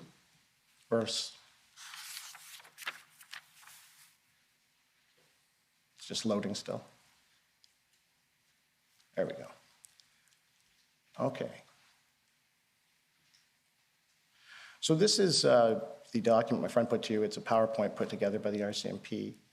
And there you can see that they are doing what they refer to as community engagement and talking and listening to protesters, supporters, and residents of Coots. Did you witness any of that? Not personally. Yeah. Only on line. But you ended up going and speaking to the protesters yourself too, didn't you? Yes. Right. And I understand that when you did that, you ended up doing an interview with CTV and City News about that experience. Do you remember that? I don't. Okay. Well, let me ask you if you remember saying this. I just want to put this. This is a statement that's been attributed to you. I wasn't negotiating or anything else. I was just there to find out if they were as bad as some people have said, and they're certainly not. Do you remember saying that? Sounds like something I would say, yeah. And do you remember saying this about the protesters? They're the same guys that I have for neighbors. That was part of the uniqueness of this whole demonstration, yeah. Right. And you also said they're the guy that owns the farm up on the hill, the guy that hauls for local businesses. Do you remember saying that? Probably did. Right. And this situation, I understand, polarized your community. There was, the community was essentially divided by half supporting, half against the truckers. Is that fair? Well, as I said earlier, probably 70-30. 70-30. On a good day, yeah. Right. And was that 70-30 in support, or which one was in the 30 and 70? That would have been supporting the protest. 70%? Or 30% supporting the protest? No, 70. 70%, okay. So the majority of your town. Majority of the town was the feeling I got. Yeah. And there was signs up and flags of all kinds that were on residences of your town's property. Is that fair? A few, yeah. And can you tell me about some of the ones you saw and describe them? I know some of them were a bit vulgar, but if you'd like to. Oh, everybody has seen them. The Trudeau flags, the ones say F Trudeau? Yes. Yeah, okay. Some of the Gadsden flags, the Don't Tread on Me. A lot of Canadian flags, many of them inverted, which I wholeheartedly do not approve of. Yeah. And those flags were in your own community? Yeah. Put up on the property of your own residents? A lot of U.S. flags. Yep. Okay. And because you're right on the border with Montana there, right? There's a, there is an intersect between the population in Montana and Coots. Is that fair? Yep. Yeah. And can you explain, how long have you been in rural Alberta politics? In rural Alberta politics, since I was elected to council, we had this discussion 5 years ago. Okay. And what's the vibe you get or the interactions you have with your residents with respect to their support or lack of support for the federal government as it currently is composed? Well, I'll quote my CAO, Trudeau hates us. And that's basically, you could talk to anybody there. There's a great dislike for the federal government on a high percentage. And what is these dislikes? What are they about? What are these people's grievances in your residence and in that area?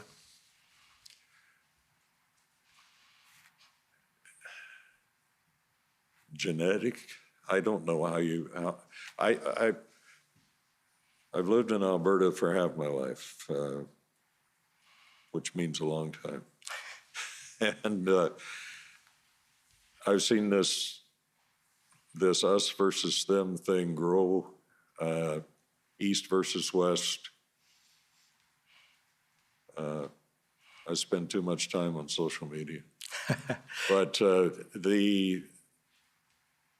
the feeling, smarter minds than me have tried to figure it out. I really don't understand the great dislike for the federal government.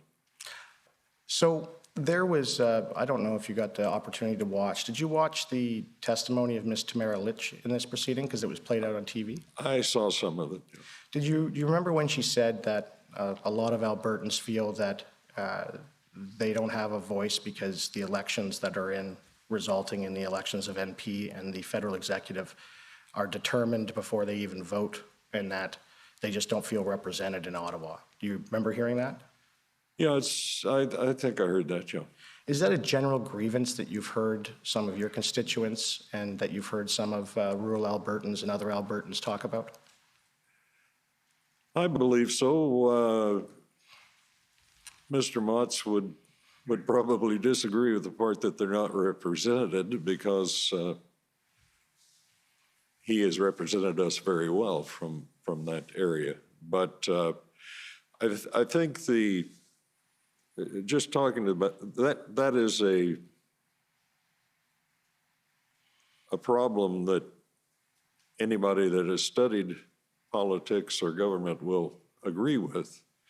The fact that you've got a mass of population concentrated in the east and you don't have in the west, and if you do just by votes, it's very difficult to feel like you're swaying anything when all of the election returns come in, and by the time you're voting, it's already been decided. So I can understand that.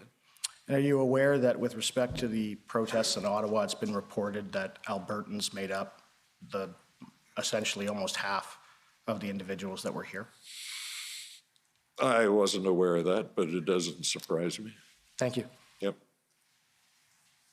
Okay, next is the Democracy Fund, JCCF.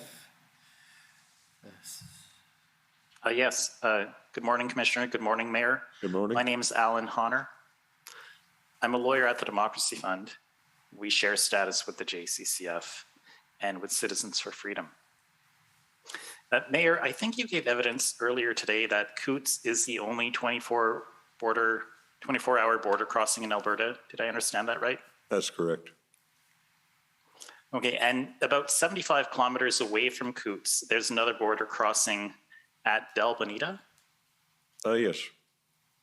And do you know if the border crossing times at Del Bonita were extended during the times of the Coots protest? Yes, they were, I believe. Can you tell us a little bit more about that? The hours of the days they were extended? Oh, I can't give you that without it in front of me, but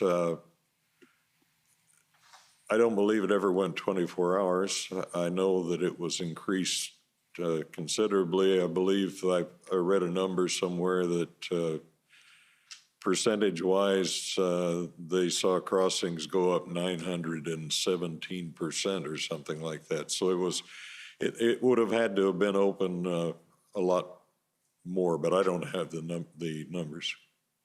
That's fair. Thank you. I'm wondering, before the protesters left on the 15th, and before the, let me actually rephrase this. After the Emergencies Act was invoked, did you speak to any of the protesters before they left? Not directly, no. But you told us about rumors on social media which referred to bank accounts being frozen. Were those social media accounts coming from the protesters? Yes. And how do you know that? Well, okay, I'm not going to say 100%. Somebody could have been faking it, but there were Facebook pages called Coots Convoy Restart. And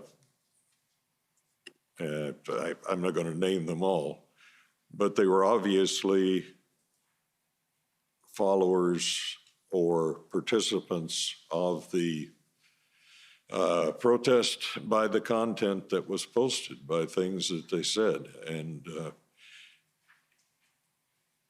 so these were social media sites where you could sign up and you could make posts regardless of whether or not you were at the protest. That's correct. So anybody could have posted those rumors on that site. Anybody could. They were moderated sites. They would have to get past the administrator, but I don't know. I didn't put them up there. Okay. Whatever the case is, however, you would agree with me that the reason why the protesters ultimately leave, what you call the straw that broke the camel's back, was the discovery of the weapons, and it was not the rumors about the Emergencies Act. I think that's correct. I saw an interview with Alex Van Herk that he did the evening of the 14th. It's on YouTube, where he explicitly said that it was the weapons. It wasn't the act, because they'd heard about it, but they were prepared to stay until it, that's in Ottawa, basically, is what his sympathies were. And Alex Van Herk was one of the spokespeople, or one of the leading people at Coots among the protesters. That's correct. He's been charged along with Marco, so I'm not sure how much I'm supposed to talk about it, but. Okay. We'll move on. My friend from the Government of Canada brought up the Critical Infrastructure Defence Act. And I understand you thought that the RCMP should have used that act against the protesters. I did. Part of that might have been my misunderstanding of what they were doing. As I said, I wasn't privy to the situation reports that were coming out every day until I saw them the other night. So there was stuff going on, and there possibly are even charges still waiting for people over that act. So yeah, go ahead. I'm sorry to interrupt. I think maybe would you agree with me that the RCMP may have exercised their jurisdiction under that act, or their discretion under that act, had the protest not ended when it did? Well, I think they were doing it even as, I know that there were violation tickets and so on being issued, and that there possibly are still charges coming. So the process maybe doesn't move as quickly as I would like it to, but I believe they were working under that act, yes. Okay, and I just want to ask you about that act. Is it your understanding that the act prohibits the willful obstruction of essential infrastructure if that obstruction renders the infrastructure dangerous, useless, inoperative, or ineffective? Yes. Okay, and in your view, that was happening in Coots because of the blockade? Yes. And if somebody commits an offense under that act, the police can arrest that person without a warrant. Is that right? I'm not sure about the without a warrant, but I know they can arrest them. But you would take it from me that the act says that? Sure. There are also fines under the act? Yes. And does it accord with your understanding that the fine for a first offense can be no less than $1,000 and can be as much as $10,000? I've heard that, yes. And that a fine for a second offense or a third offense can be as high as $25,000? Sure. Do you know if any of the protesters at Coots were driving company vehicles? Or were parking company vehicles? I don't know for sure. There might have been some owner-operators there. I didn't see any name brand company vehicles parked there. But some of those trucks could have been owned by corporations. It's possible. And it's also under the Critical Infrastructure Defense Act, someone can be fined, a corporation can be fined a minimum of $10,000 for an offense and a maximum of $200,000. Did you know that? I may have seen those numbers. I don't know. I'll take your word for it. Okay, thank you very much. Those are my questions. Okay, thank you.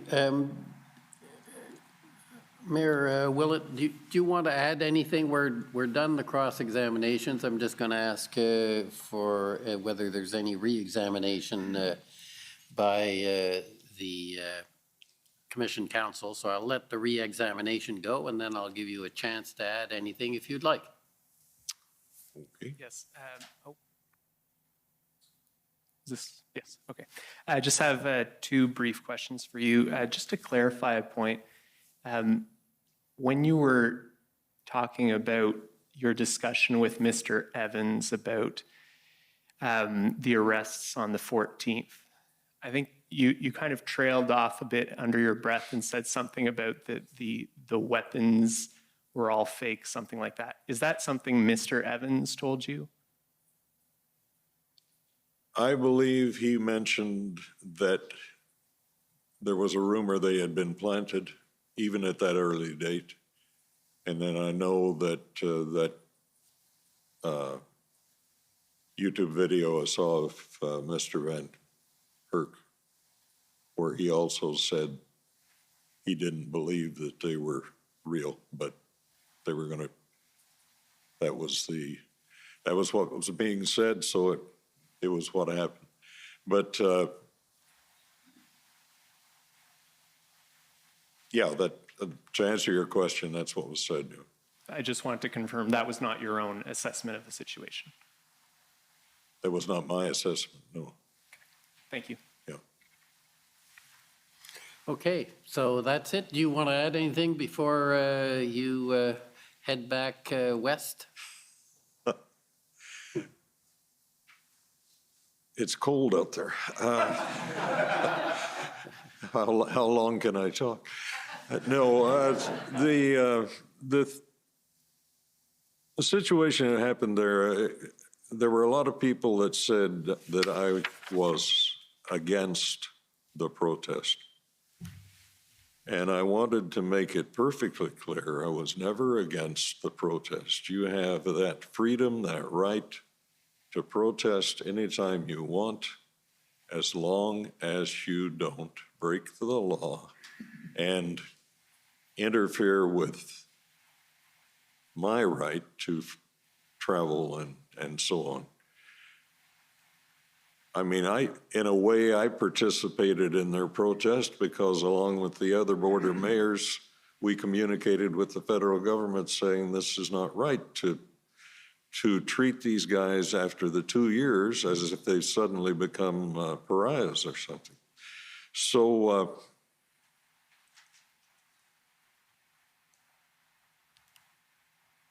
the biggest problem that I had, and I still have, understanding blocking that highway was who you thought you were damaging. You were damaging your neighbors. I had stock movers who couldn't move cattle because it was blocked. That's a whole part of a chain. People grow their stock. They plan for a particular date to deliver it to the feedlot. So they've got feed for X number of days. Now that's backed up. Now they've got to try and find feed. Well, gee, the feed comes from the other side of the border. They didn't take into consideration the fact that, yes, they made a big splash, but they were hurting the very people that they figured they were helping by getting the mandates off.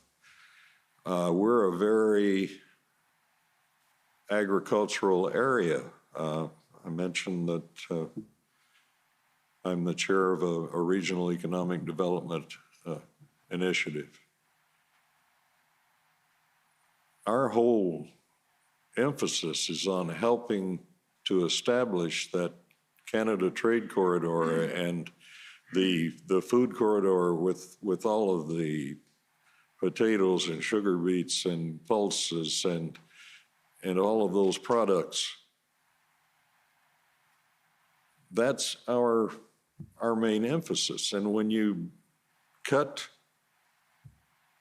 you stand there with your foot on my throat and say, you're not going to go through here anymore. And what you're doing is you're actually choking the livelihood of all your friends and neighbors. And even if they sympathize with you, when they go to the grocery store and there's no fresh produce there because it's on the other side of the border, it's something to consider. So that was the main thing. And when the protests turned to an illegal blockade, they lost my support. And that's it. And I did what I did as far as the village goes because I'm responsible for those people. And I'll try and get through it without breaking down here this time. But there were people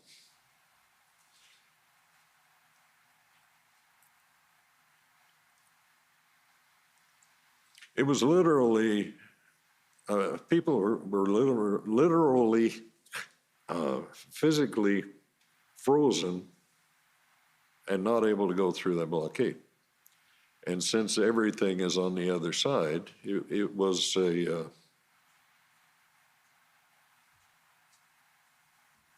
tough situation. But we're not here to argue about that anyway.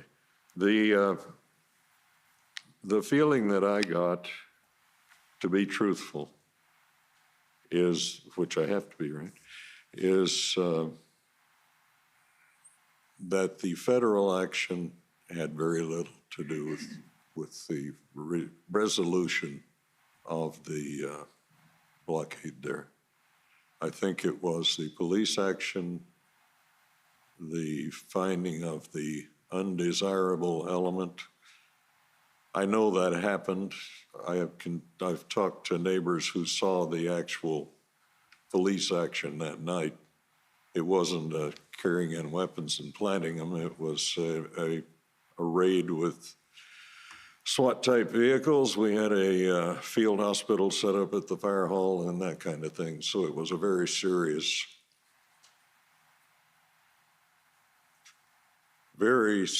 situation. So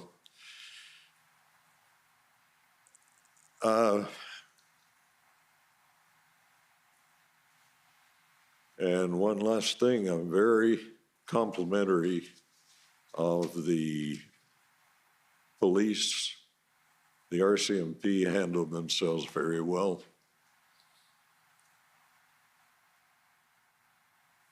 And I'm glad it's over. And I thank you for that opportunity. Well, that's fine. We're here to get at the bottom of what happened, not only in Coots, but across. Can I just ask you one thing, following up on you're all in favor of protests, and you'd mentioned about the land that had been set up to continue protesting, and it wasn't used until after the blockade was cleared. Did I hear you correctly? Yes. And they continued to protest there for some time, you said? Weeks. Yeah, I don't know the exact number. And do you know if it was the same group that had blockaded that continued to protest there? I believe that most of that was people who had showed up for the secondary encampment, and they just moved off the road because they had nowhere else to go. Okay, well, thank you very much for coming. It's appreciated. Your evidence was appreciated. You're free to go back to the cold. Well, thanks, I think. Okay, so we're going to take the morning adjournment, the morning break, and come back with a new witness. So we'll take 15 minutes. The commission is in recess for 15 minutes. La commission est levée pour 15 minutes.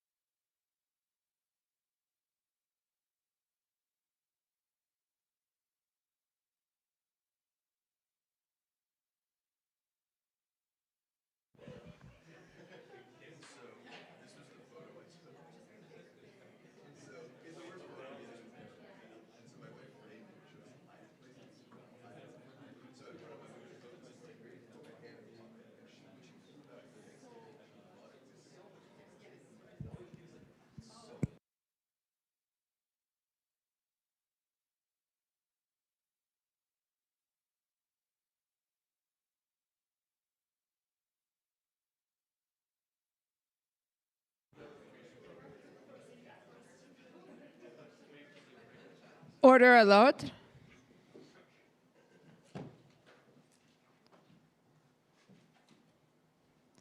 The commission is reconvened. La commission reprend.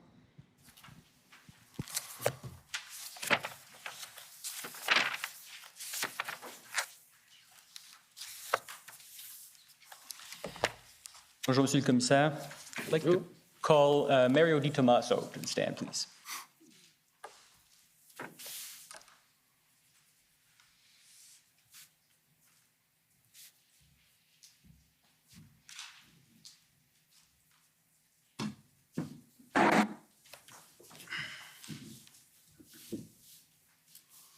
Mr. Di Tommaso, will you swear on a religious document or do you wish to affirm?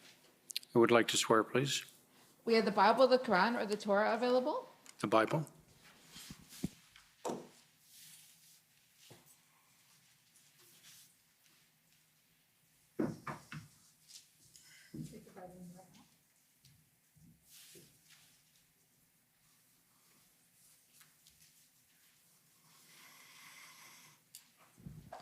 For the record, please state your full name and spell it out. Mario Di Tommaso, D-I space capital T-O-M-M-A-S-O. Do you swear that the evidence to be given by you to this commission shall be the truth, the whole truth, and nothing but the truth, so help you God? I so swear. Thank you.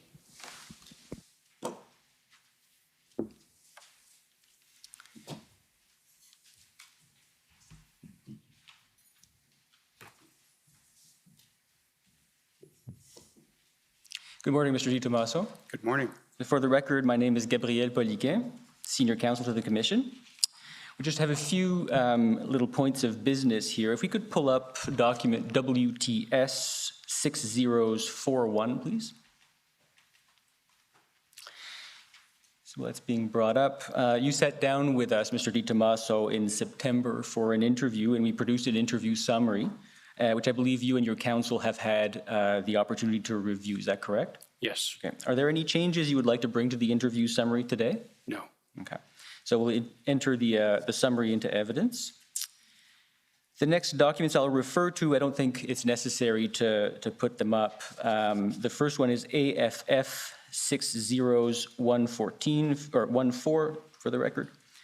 And the second one being ONT.IR.701, which is the first one is the affidavit that you swore advising on behalf of the province that Ontario's institutional report, which is the second document, that document is accurate and complete. Is that correct? That's correct. Okay. We will enter those into evidence as well. So, Mr. Di Tommaso, you're, of course, the Deputy Solicitor General for Ontario. Before we proceed, Commissioner, may I have your indulgence? I'd like to use a calendar with key dates on it for reference. It just has key dates on it, if that's permissible. I don't see a problem. That's fine with me. Thank you. Okay. Indeed, we'll be discussing lots of dates, and so, Yes. orienting yourself in time, I think, is probably advisable. So, yes, just to start over, your position, of course, is Deputy Solicitor General for Ontario, correct? Yes. Okay, and are you the only Deputy Solicitor General? No, so there's another Deputy Solicitor General in the ministry, and she is responsible for the corrections portfolio. Okay, and only the corrections portfolio? Correct. Okay. And that was your position at the time of the events that are of interest to this commission, correct? Yes. January, February 2022? Yes. Okay. Now, just to set the table, if you could give us an understanding of the role of the Solicitor General as a government department within the province of Ontario, the government of Ontario. So the Ministry of the Solicitor General, led by the Solicitor General, responsible for the safety and security of Ontarians. The minister runs both the correctional side, which looks at 25 institutions, bail and parole. And then there's a community safety side that has 9, or at the time had 9 different pillars, delivering public service and policy development with regards to the safety and security of Ontarians. So at the time I had 9 divisions that reported to me directly, and the OPP was one of those 9 divisions. Okay, I was getting to that. And so as part of your responsibilities, would you describe it as a responsibility of oversight on the OPP that you would have? To some extent, yes, but the OPP reported to the Solicitor General in terms of policy and longer-term initiatives, but certainly the OPP reported to me on a daily basis, and that was Commissioner Creek. Okay, and we'll get to that in detail, in fact. And the Solicitor General's responsibility under the Police Services Act includes to monitor police forces to ensure that adequate and effective police services are provided at the municipal and provincial levels. You would agree with that? Yes, that's under Section 3 of the Police Services Act. That's correct. And of course, that extends to the whole province of Ontario, correct? Correct. Okay. And when we talk about responsibilities of oversight, and here I understand that there's a difference between the Solicitor General as a government department and your responsibilities, but when we talk about oversight of the OPP, what does that include? So with regards to oversight, I do not have the ability to direct the Commissioner in any way with regards to any policing operations, day-to-day operations that and deployment. That remains the exclusive jurisdiction of the Commissioner of the OPP. Having said that, anything to do with human resources in terms of expanding or contracting the size of the OPP, procurement, financing, that type of thing, that responsibility lies with me, and I have frequent discussions with the Commissioner on those topics. Okay, and we'll get to specific examples, of course, of this when we get down to the facts. But just to clear something up, when you say expanding the size or the size of the OPP, are we talking about the size of the OPP as a whole, or the size of the OPP deployed in a specific location?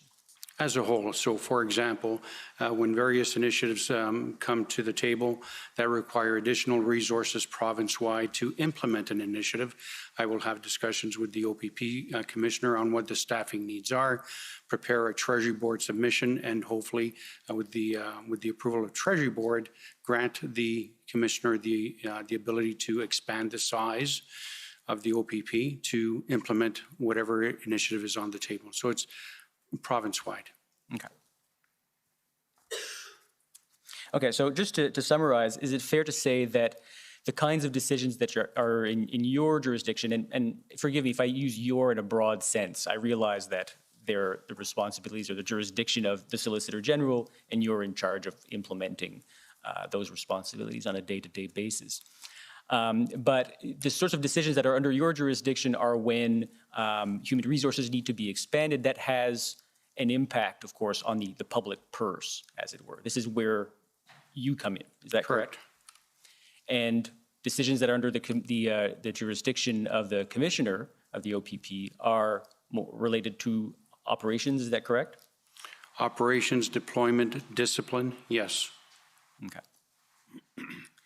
Now, during the events of January and February 2022, how were your responsibilities implemented? In early February, I was receipt of information from Commissioner Creek with regards to this convoy that was coming through Ontario and on its way to Ottawa. And so in those communications, Commissioner Creek was informing me of the various steps that he was taking to mitigate the possible impact of the convoy arriving in Ontario. And at the time, I recall having conversations with Commissioner Creek that there was a plan in place in Ottawa, and that he, the Commissioner, was deploying whatever resources were required by the Ottawa Police Service at the time. I had some level of information that the intention of some convoy organizers was to stay longer than anticipated. But the plan that was communicated to me by Commissioner Creek was such that my understanding was that the truckers would be invited into the boundaries of the city of Ottawa, but certainly not downtown, that they would be parked away from the downtown core, and then the protesters would be bussed in. I was also comforted by the fact that Commissioner Creek was in contact with Chief Slowly discussing various options and providing the resources that Chief Slowly was requesting. So just following up on a point here, you were informed that the plan was to have the convoy protesters parked elsewhere out of downtown and then bust in. So when did that information come to your knowledge? I believe that would have been the 27th or 28th of January. Okay, and I wasn't looking for an exact date, but so it was before the protest happened. Okay, and you were informed of that by Commissioner Carrick? Yes. Okay, and do you know where he got that information from?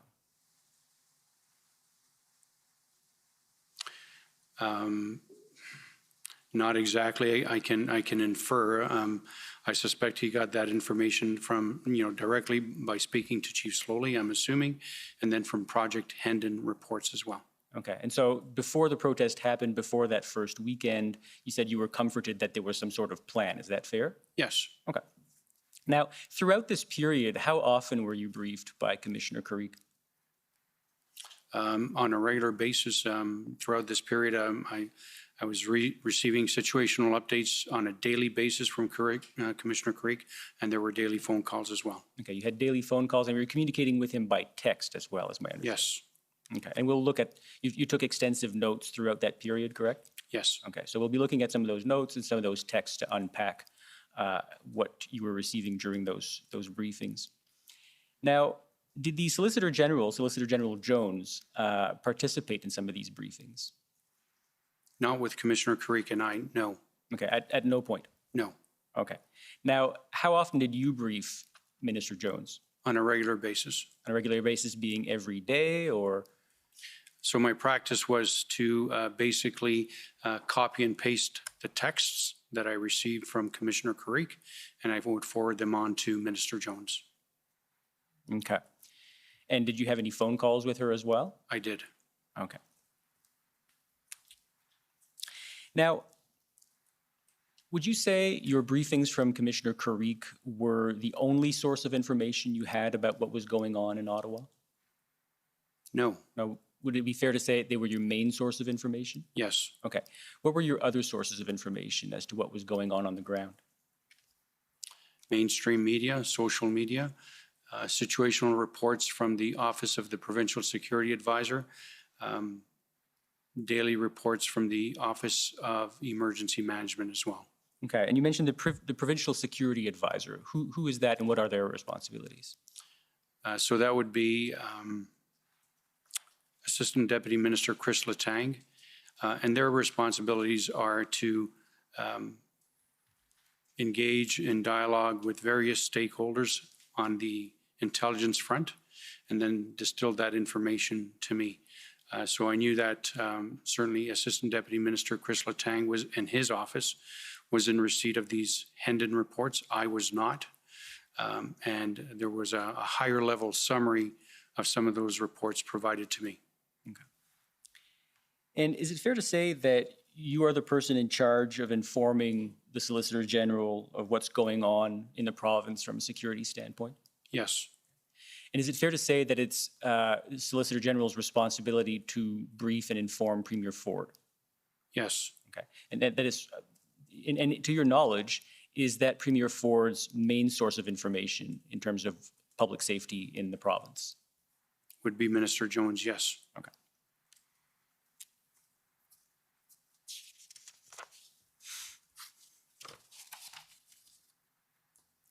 Now, did you have any briefings from Chief Slowly during this period? No, not briefings, but I did have discussions. Right, and we'll get to some of those discussions, but you didn't have the same relationship with Chief Slowly as you had with Commissioner Carrick. That's correct, and that's because I don't have any jurisdiction or oversight over Chief Slowly. Right, and my understanding is, of course, the Chief of Police of Ottawa reports to the Ottawa Police Services Board. Is that right? Correct. Okay. Now, and we'll get to more details later on, but as a general matter, if you have significant concerns with the way a police chief in the province managed a situation, could you pick up the phone and call that chief of police and let them know what your concerns are? Yes, but once again, and I am not the oversight body. That responsibility falls to the Police Service Board of Jurisdiction. Okay, and in what circumstances would you pick up the phone and let them know your concerns?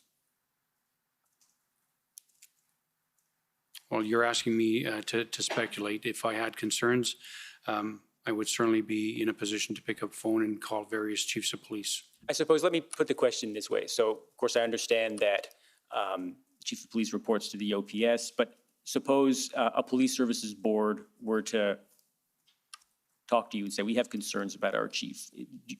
Would that be an opportunity for you to express your concerns directly to the police chief, or is that just not done? So I've never had the experience where a police services board has contacted me to have a discussion with their chief of police.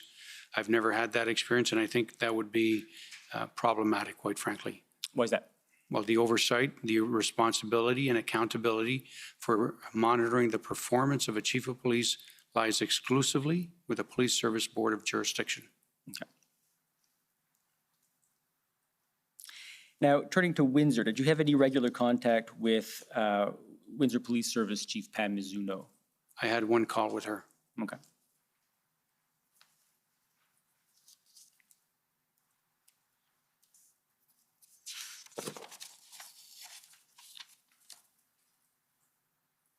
Okay, now turning to some dates here. We'll start chronologically with the first weekend. Before the convoy made it to Ottawa, you already had some information that they were coming, and you established that you were comforted that there was some kind of plan to deal with the situation. Did you have any concerns for that first weekend? I did not. Ottawa Police Service, quite frankly, is one of the major policing services in Ontario, if not Canada. They are led by an able leadership. They have plenty of experience with regards to protests on a regular basis.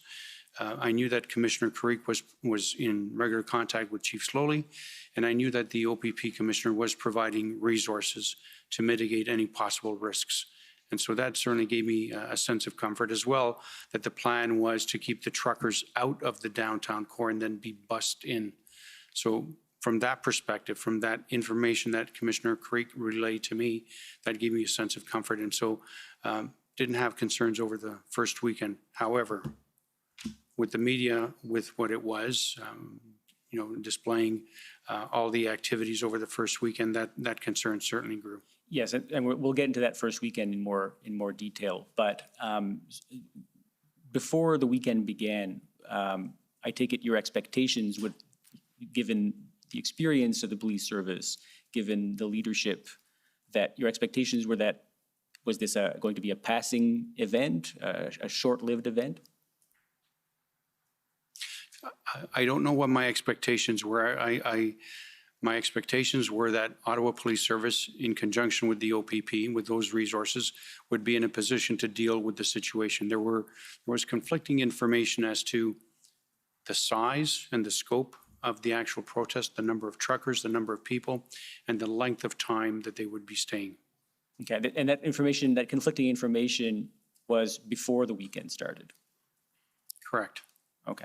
And in the fact that there was conflicting information, did that raise any concerns with you that the risk assessment might not be correct, or did you have any misgivings at that point? I did not. From my perspective, this was a policing matter that was being dealt with by both Commissioner Creek and Chief Slowly. Okay. Now, what changed after that first weekend? Well, what changed was that there was not an exit plan for the truckers, that the truckers were well entrenched, and there was certainly a very well communicated refusal to leave. So that first weekend, in my mind, caused me to believe that this protest had morphed into an occupation. And so that's what changed after the first weekend. And you said that at first you were comforted by the fact that there was a plan that they would not be entrenched downtown. And once they were entrenched downtown, that surprised you? Yes, yes, it did. My understanding was that there would be a plan to bus these protesters in from the outskirts of Ottawa into the downtown area. So I was questioning the issue of, how did they get downtown? Okay, and did you get any answers to that question at the time? I did not. Okay. And so at that point, that first weekend, the protesters are entrenched downtown. What were the public safety risks in Ottawa at that point, from your perspective? I was not aware at that point in time that there were any significant public safety risks. And when I say that, I mean in terms of criminal code offenses, in terms of robberies, aggravated assaults, that type of thing. The impact that I saw was primarily significant harm being imposed and committed on the community. So the community's sense of well-being and mental health, that was certainly being impacted by this protest. And but I did not hear of any significant violations of the criminal code in terms of violent assaults. And when you say you didn't hear about it, do you mean you didn't hear about it from Commissioner Karik? Correct. Okay. If we could bring up the first text, it's ONT 405311, please.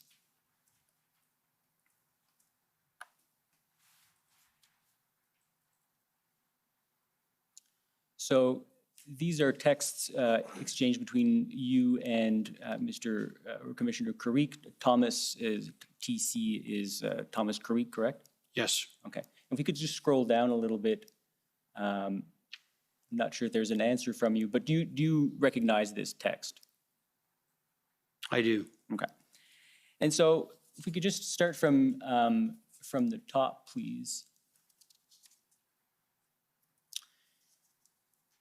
So in point form, he reports road services and heavy equipment have been utilized to maintain emergency routes, OPS parking remaining, convoy vehicles on Sir John A. Macdonald Parkway, roadway almost at capacity, downtown remains gridlocked.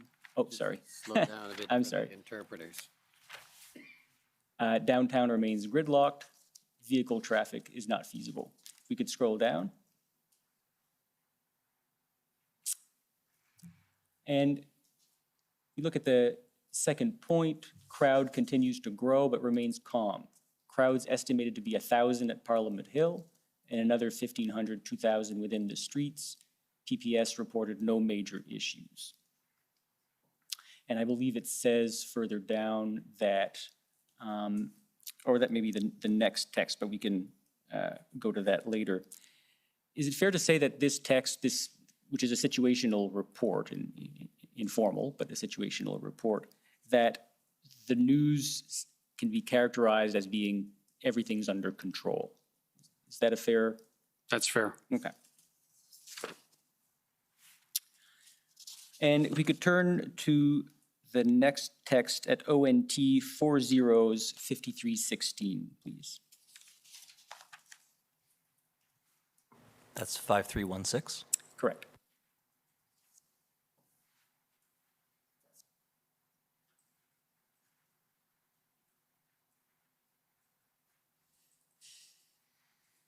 I believe that's the continuation of that text chain. Starts with crowd diminished overnight, but remained in good spirits. Again, PPS, OPS reported no major issues and other pieces of information. Again, is it fair to say that from your perspective, everything's under control? Yes. Okay.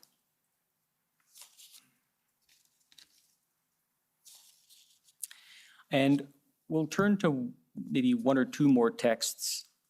The next one is ONT 405319, please.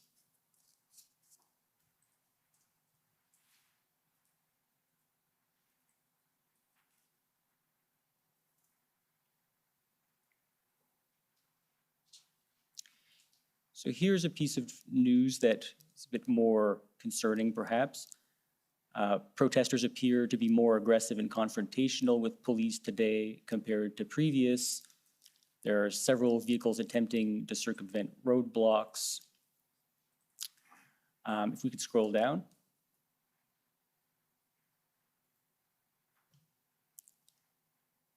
And we see that a convoy 50 kilometers in length may be headed to Ottawa. Convoy is unconfirmed. I don't know if that changes anything from your perspective of things being under control. So what's the date of this particular text? You could scroll up. I think it's January 31st. Oh, we don't have the date. But I believe on the previous one, it said January 31st, and this is the continuation of that text. So yes, I am becoming a little concerned given the fact that the protesters appear to be more aggressive and confrontational with police today compared to previous. But I also have a sense of comfort in knowing that the OPP, YRP, and OPS public order units are being utilized. Okay. So that concern is mitigated somewhat. Okay. So it would be fair to characterize it this way, that there are issues going on in Ottawa that, of course, require law enforcement to intervene, but there are no issues with law enforcement at that point from your perspective. That would be correct. Okay. Now, on February 3rd, you had a call with Rob Stewart, who at the time was a Deputy Minister of Public Safety Canada. Do you recall that phone call? I do. Okay. And we'll turn to your notes for that one just to jog your memory if you need to. That's ONT 405153, please.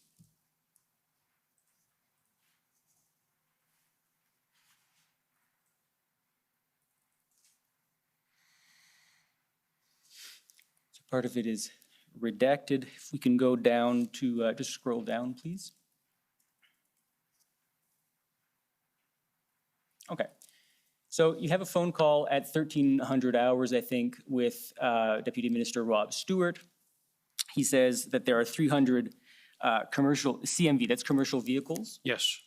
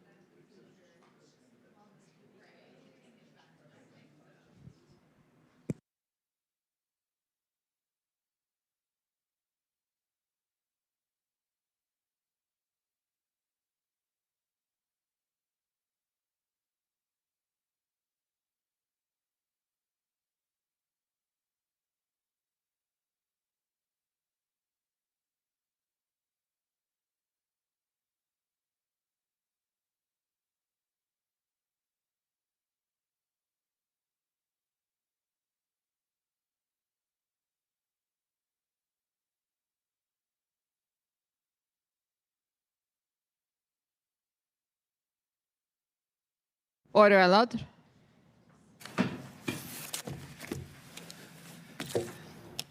The commission is reconvened. La commission reprend. Okay, thank you. Good afternoon, and thank you for adjusting our schedule. That's very accommodating. I understand a witness is willing to go ahead today out of order. It's Mr. Freeman, I think, and counsel ready. Thanks.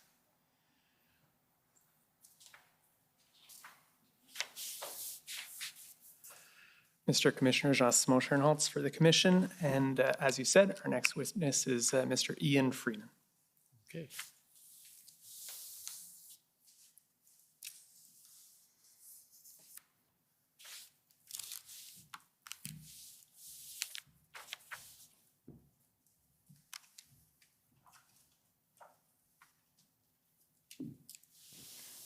Mr. Freeman, will you swear on a religious document or do you wish to affirm?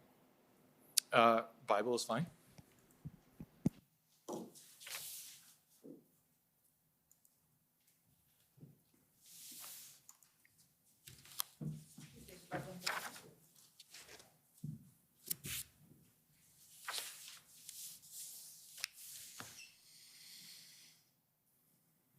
Sir, if you could please stand behind the microphone just for the record. Thank you. For the record, please state your full name and spell it out. Ian Freeman, I-A-N-F-R-E-E-M-A-N. Do you swear that the evidence to be given by you to this commission shall be the truth, the whole truth, and nothing but the truth? So help you God. I do. Thank you.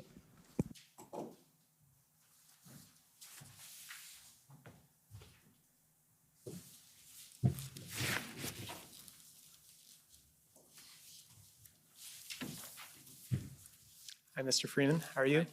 I'm good, thank you. Good to see you again. So, Mr. Freeman, you sat down with Commission Counsel, I believe last month for an interview. You recall that? I do. So let's pull up WTS 6021. We've prepared a summary of that interview, and you've had a chance to review it with your counsel. I have. Do you have any changes to make to the summary? There is one change I'd like to make. Okay. It's towards the end.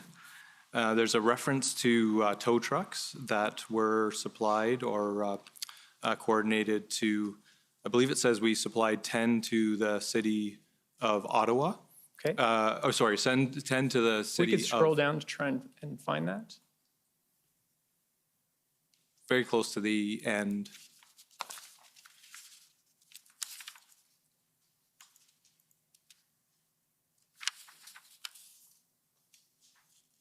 I think keep going.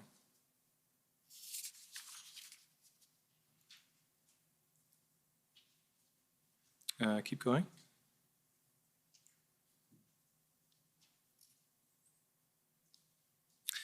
Yes, so it says here in this paragraph that's at the bottom of the page, Mr. Freeman's understanding is that MTO sourced some heavy tow trucks for Ottawa and up to 10 tow trucks for Windsor.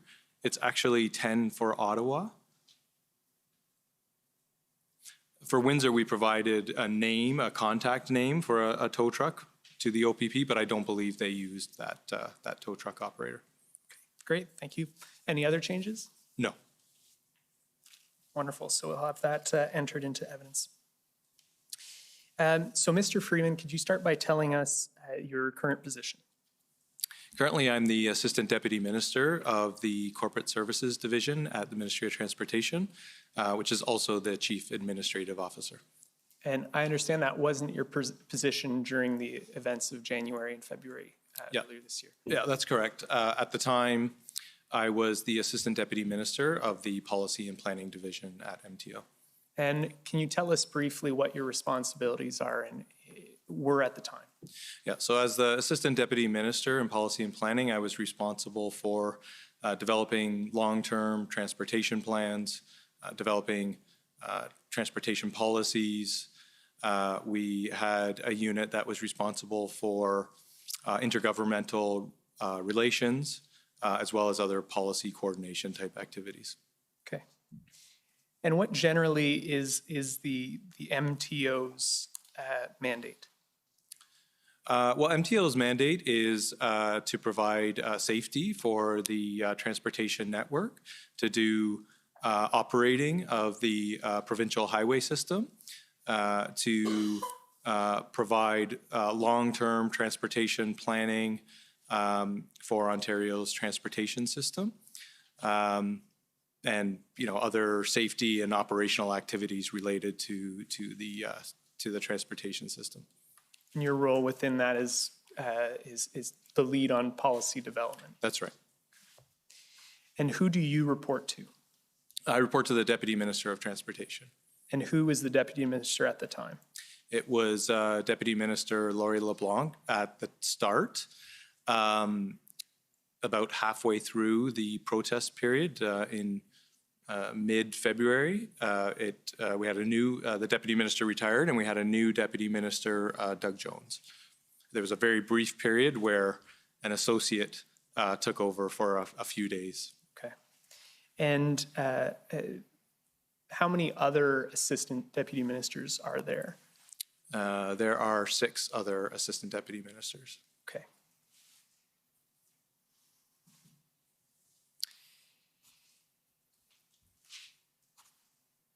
Do you regularly have direct contact with the Minister of Transportation of Transport?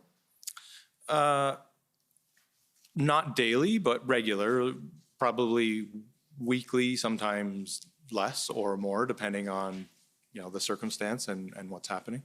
And what kind of contact would have you have had with her during these events?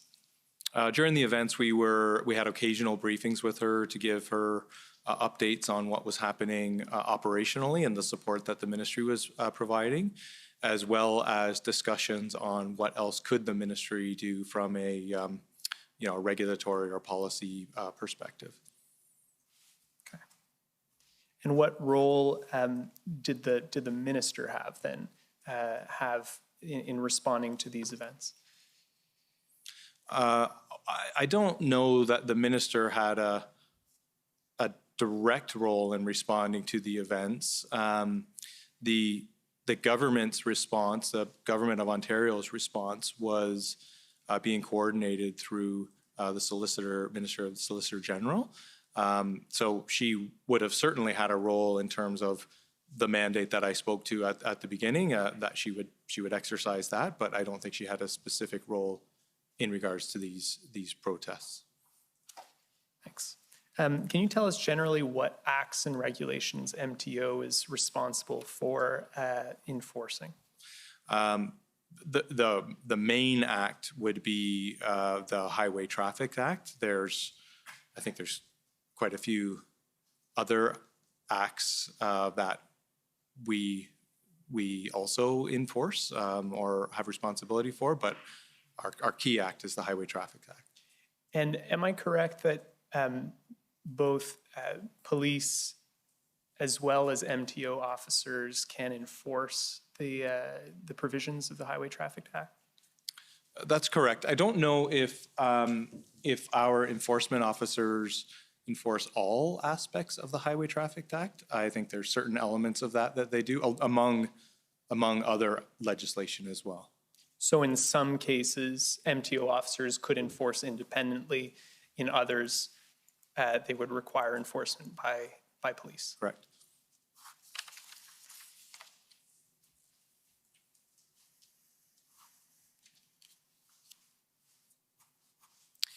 Okay, I'd like to go to ONT 50447.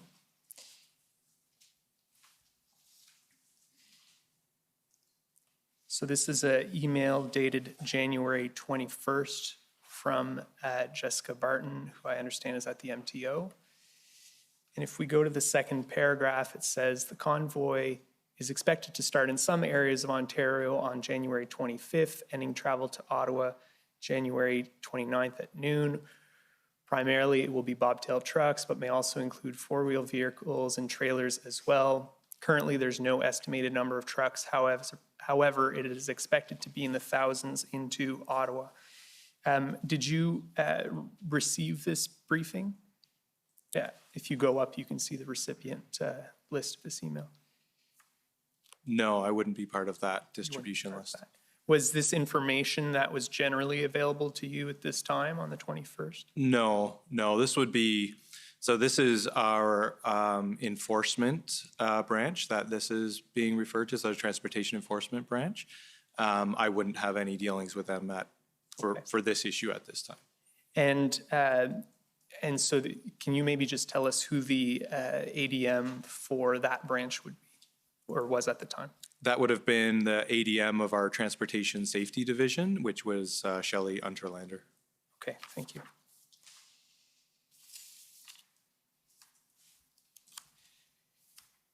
Can you tell us, do you have information on what MTO did at this time upon receiving this type of information in anticipation of the events? My understanding is the Transportation Safety Division developed an operational plan, which would be normal course of action for them to do, which would speak to what the officers, what's the flow of information, what their anticipated role might be, kind of rules of engagements for officers. I would also imagine, although I don't have direct knowledge of it, that our operations division would also connect with police through likely the OPP to see if there was any sort of information that might be needed from highway operations. So, for example, changeable message signs, any support that might be needed for police. But I don't have specific knowledge as to what activities they took at this time. Okay. But those would typically be the types of actions that would happen for an event such as this. And if we can go to ONT 405150, I just want you to confirm, I believe this is a copy of that plan that you just mentioned that was developed.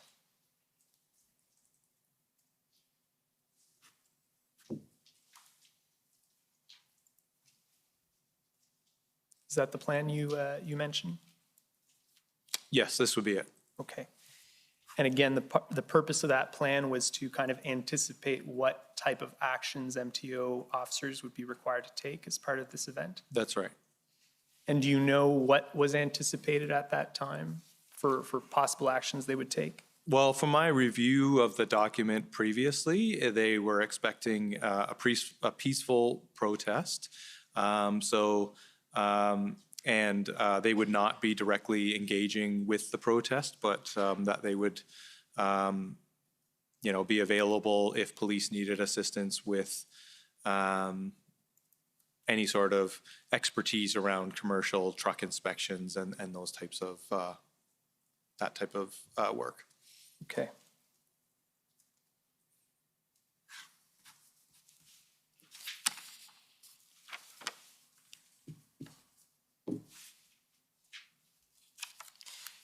So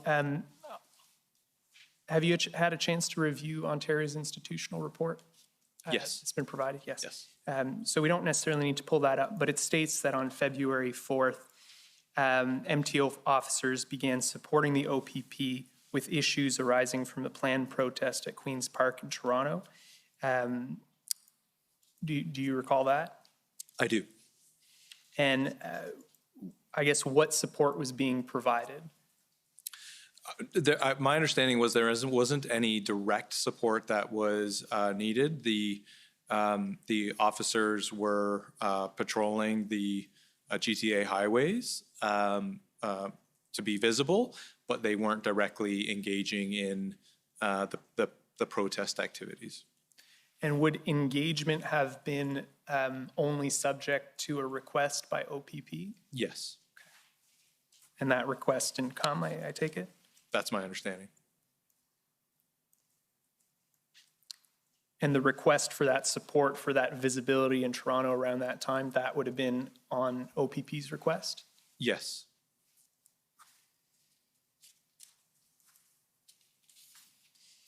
Do you know whether there was any requests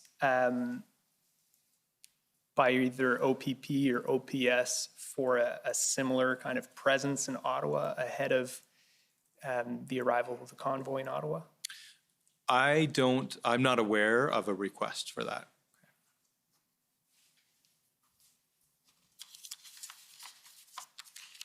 How many, just to provide us with some context, how many MTO officers are there in the province?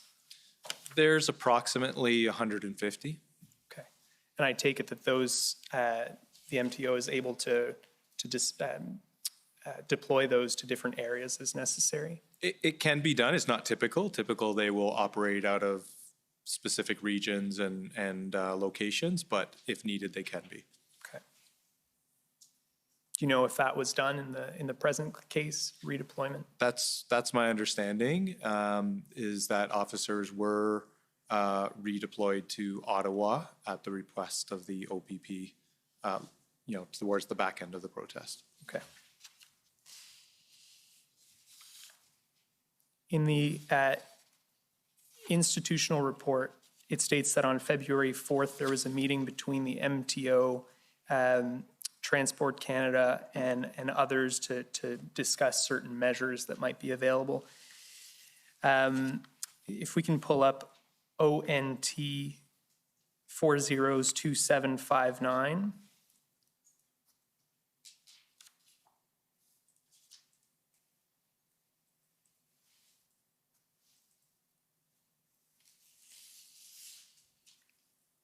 If we can just go down to the next email. Yes, so this is an email that you sent, I understand, with the summary of the calls. I understand there was a first call on a 4th and then a follow-up on the 5th. Is that correct? That's right. And this is your summary of those calls? The one that's showing here is my summary of the February 5th call. Okay. I'm not sure if further down it summarizes the 4th. Okay. I want to touch on a couple points in Sure. this email. So here at the point that starts by number 1, it says, I guess I'll start just above that. They being Transport Canada, correct? Yes. Yep. Are looking for the following, and then you ask for a response to this. You say, point 1, can we provide the impacts of any charges that could be laid to truck drivers, operators? For example, types of charges that lead to CVOR points. What are potential impacts of that? Insurance, sanctions, contracts. Are there other potential non-CVOR impacts? So what was the inquiry here from Transport Canada? What were they looking for? Transport Canada was interested in understanding if police laid charges, or even if there was the threat of laying charges, what would be the impact to commercial? As an example, that might lead to sanctioning of a carrier. Okay. And you anticipate my question, defining CVOR, so that's very good. Did MTO make those inquiries? We did. And what generally, can you explain to us what the response to this point would have been? Well, there's all sorts of offenses. There's a long list of offenses that can lead to points. It could be mechanical fitness. It could be, for example, even stopping on a roadway. Any number of driving offenses could lead to CVOR points. So there's quite a few of the Highway Traffic Act offenses would lead to CVOR points. Okay.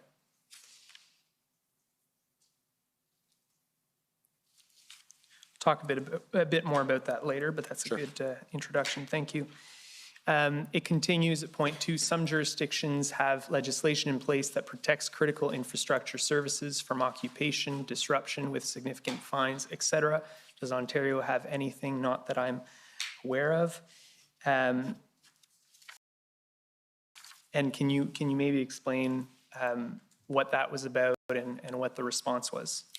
Transport Canada raised that can't remember if it's New Brunswick or Nova Scotia, but one of the Atlantic provinces had, I don't know if it was under emergency orders or what, but they had legislation in place that where there was similar situations that were impacting critical infrastructure, so not related to safety, but related to protests or civil unrest, that there were substantial financial penalties included in their legislation. So Transport Canada was interested if anything existed in Ontario, and I wasn't aware of anything, and I don't believe we found anything that existed in Ontario that would be helpful. Thank you. It continues at point 3. Tow operators, are there any incentives we might recommend to get them to help if needed, or penalties if they don't? And then you say this is a tough one, as I'm not sure we have any direct contracts with them, et cetera, et cetera.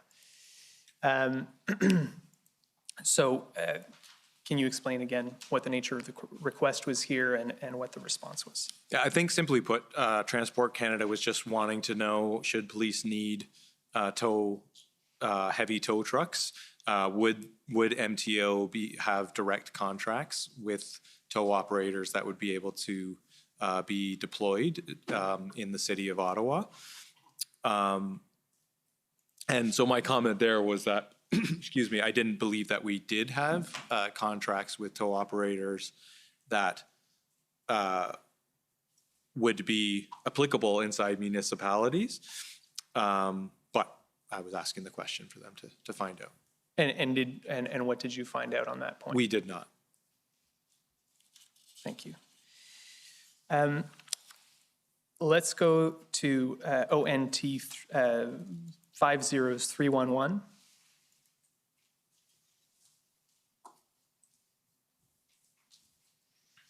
While we're pulling that up,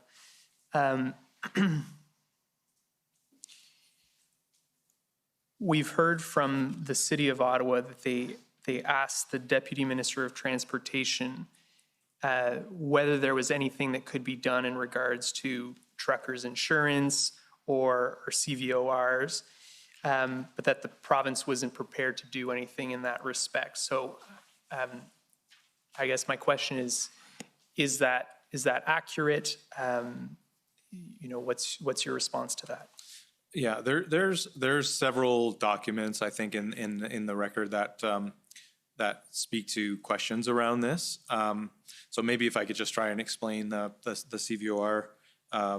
Yes. How it works. So, and I think the deputy speaks to it a little bit here, but the way that the CVOR regulation works is it's a process by which there's escalating penalties and by which a safety record is built over time that allows the deputy registrar to take action. So what I mean by that is based on an operator's safety record. So based on the inspections that they have, the convictions that they have, or on-road events, so collisions, they accumulate points. And as they accumulate points on their record, the province takes escalating sanctions towards them. So it starts with kind of warning letters. It might involve an interview to talk to them about their safety practices. And then it would move to perhaps suspensions or other kind of actions to try and redirect them, perhaps a safety audit, up to eventually it could include a cancellation. At the time that we issue a cancellation or throughout this process, they're given written notice that this has happened. They're at the time of a cancellation, and then they are allowed to seek a hearing or a response in writing to the deputy registrar. There's based on that, there's also an appeals process that they're allowed to go through as well. So I think that was the challenge that we were trying to communicate to Transport Canada and the City of Ottawa at the time, was that the Highway Traffic Act itself and the CVOR is built around this process or these procedures that are well understood by the courts, well understood by industry, and to protect the legitimacy of it, we couldn't try and use that process to do something different. And that was the challenge that we were trying to articulate until the emergencies orders were put in place, where it was a different regime. And I'm sure we'll get into that later. Thank you. That's helpful, and we will get to that.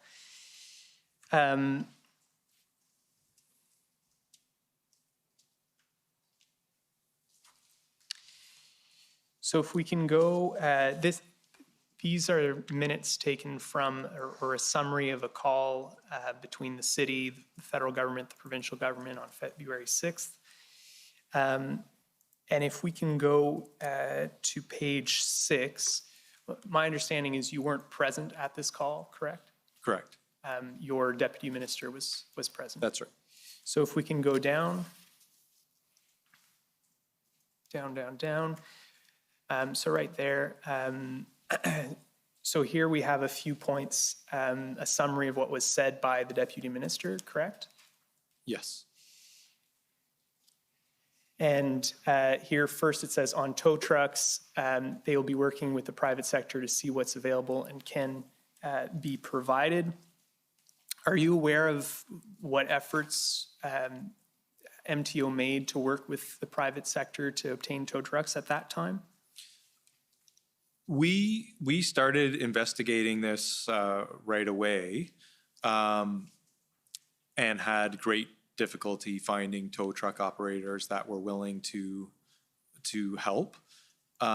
We looked at, we do have some arrangements with tow truck operators, not in municipal, but on highways, in certain highways, as well as in our truck inspection stations, some of them. So we started contacting them, as well as any other providers. We spoke to some of their, stakeholder representatives that represent the tow truck industry, and had very little luck. Eventually, we were able to find a few that would agree to help out. But my understanding was, and I wasn't directly involved in this, but my understanding from those that were, that it was a very difficult process to try and find tow truck operators that would be willing to help. And are you aware of what was making that so difficult? It was the threat of to their livelihoods, to their business, and to their drivers. They had indicated to us that there was a lot of social media that was obviously, and a lot in the news about this, and so I think they were very worried that these are also their customers, that if they participated in this, they wouldn't have any business. But I even know when some names did leak out, they were inundated with calls and threats, and I believe some backed out as a result of that as well. And in the end, I think you've already said in your correction to your witness statement, MTO was able to find 10 tow trucks that were deployed to Ottawa? That's right. Okay. And how were those found? Just through calls, through contacts that were made by in our operations division. They were calling, late into the nights to try and find someone, and eventually a small number, one or two, said yes. And would those have been made available to the OPP? Correct. We didn't actually contract with them directly. They were we just helped facilitate for the purposes of the OPP. Do you know if the powers available under the Emergencies Act were used to secure those 10 tow trucks? My understanding from the area that was working with them, they weren't used directly. They weren't forced to do it, but the indemnification that came in the federal emergency order was helpful because they were worried about damage to their vehicles. I was told they couldn't get insurance, so I don't know if this tipped the scales or not. I wasn't part of those discussions and when they made their decisions, but I understand that insurance was an issue for them and that this was helpful. Thank you. Second point says, from an enforcement perspective, the MTO is providing assistance where requested. However, enforcement resources are limited. Can you explain in what that referred to and what way were they limited? I think just to the point of there's about 150 officers spread around the entire province, doing their daily safety mandate. So that's a limited number compared to, I think, the numbers that were being talked about for police, and certainly small compared to the size of the police forces across the province. Was there ever a shortage of MTO officers being requested to be deployed in this event, or was it more so just getting them to where they needed to be? I don't think, to my knowledge, there was never a request for resources that we weren't able to meet. This was early in the dialogue that was happening, where the Ministry of Transportation was brought in. So I think she was more making a point that, it's much larger than some small municipal police forces, but it's much smaller than the OPP has, for example, that we just don't have a large pool of resources to direct to help. The third point here, in response to the point about using licensing and sanctioning as a tool, she, being Deputy Minister LeBlanc, noted that demerit point is a long-term strategy that will not help with immediacy of the situation. It will not impact the actions of many in the short term. Can you, I think maybe you've already touched on this a little bit, but could you maybe explain this short-term, long-term dilemma? I believe what she's referring to here is the point that I was making when I described the CVOR regime, where, or even licensing, for example, where points are accumulated on a driver record or a carrier record based on convictions and things that actually happen. And that takes time, so for that to happen, if there was a desire to see us jump to, for example, as some have indicated, just start to cancel CVORs, I think she was trying to make the point that that's not how we deploy that legislation. It's done through the process that I outlined before, which takes actually quite a bit of time to move through the system. And so your evidence then is that there was no mechanism to apply that kind of penalty in the short term. That's right. Okay. Last point, in addition, it seems that many of the trucks are from outside the province, and it adds a layer of complexity to the enforcement of the licensing regime. Can you explain what that additional complexity is when it comes to out-of-province vehicles? The trucking industry is regulated provincially across the country. So if you're a trucking company that's home base is in Alberta, for example, the province of Alberta regulates that trucking company. Ontario does not. So I think she was simply referring to that even notwithstanding the time that it would take to sanction an Ontario carrier, we don't actually regulate out-of-province carriers.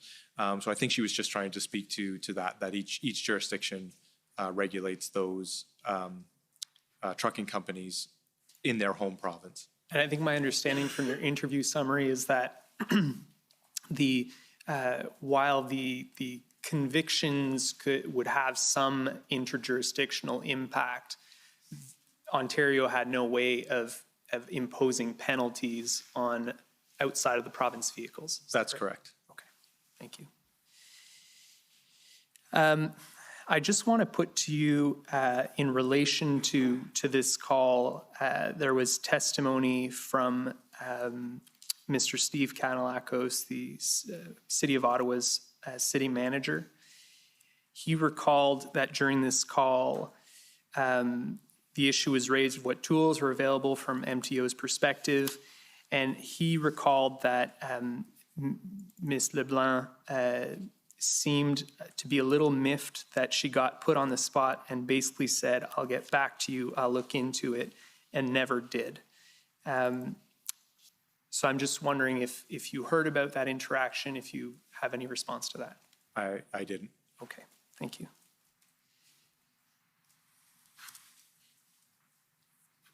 Are you aware of any more detailed response on kind of the points you've outlined to me being provided to the City of Ottawa at any point outside of this call?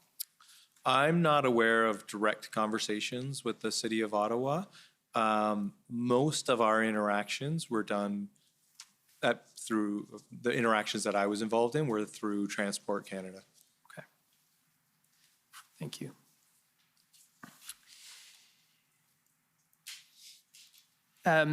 So let's pull up ssm.can.500363. So my understanding from the institutional report is that Deputy Minister Leblanc attended a FTP, Federal Provincial Territorial meeting with federal counterparts to discuss transportation enforcement responses to the protests. So that would have been on the 7th. And if we go down, these are the notes from that call. You're familiar with those? Yes, I've seen these. And you know what the purpose of this meeting was? Can you just, on Monday, I think, I don't recall the specific purpose of this meeting, but I do know that because there were several meetings that were happening on Monday. And at that point, there was a desire to try and understand the options that could be deployed by transportation ministries and getting situational updates based on what was happening in each jurisdiction. I suspect that's what the discussion was here, but I would need to just look at the notes again. Okay.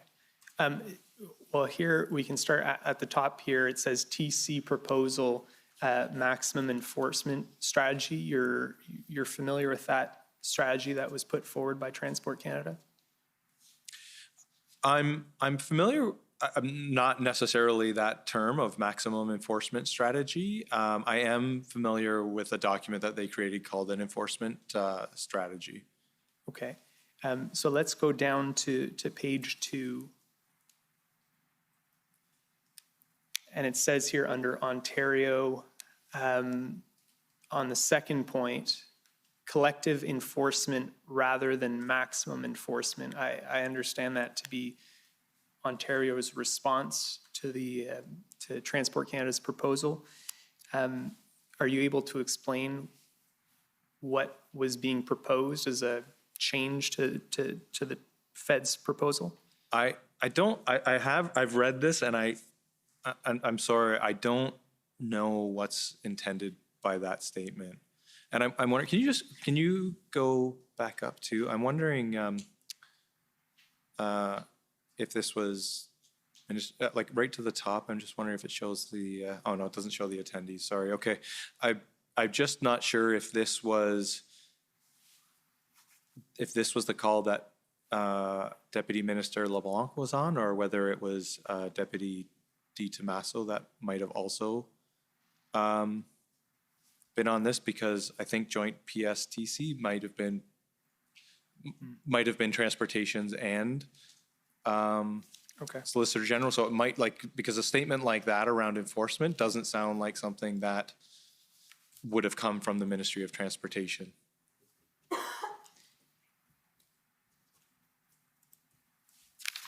It's helpful, so we can ask him then. From our interviews with Transport Canada, they seem to have understood that Ontario was concerned about being perceived to be directing law enforcement agencies in how they were carrying out their functions. Would you agree with that characterization? Well, again, that would be the Solicitor General, and I would say, I think there would be a general sentiment that in in the Ontario government that they do not direct police forces. And that was part of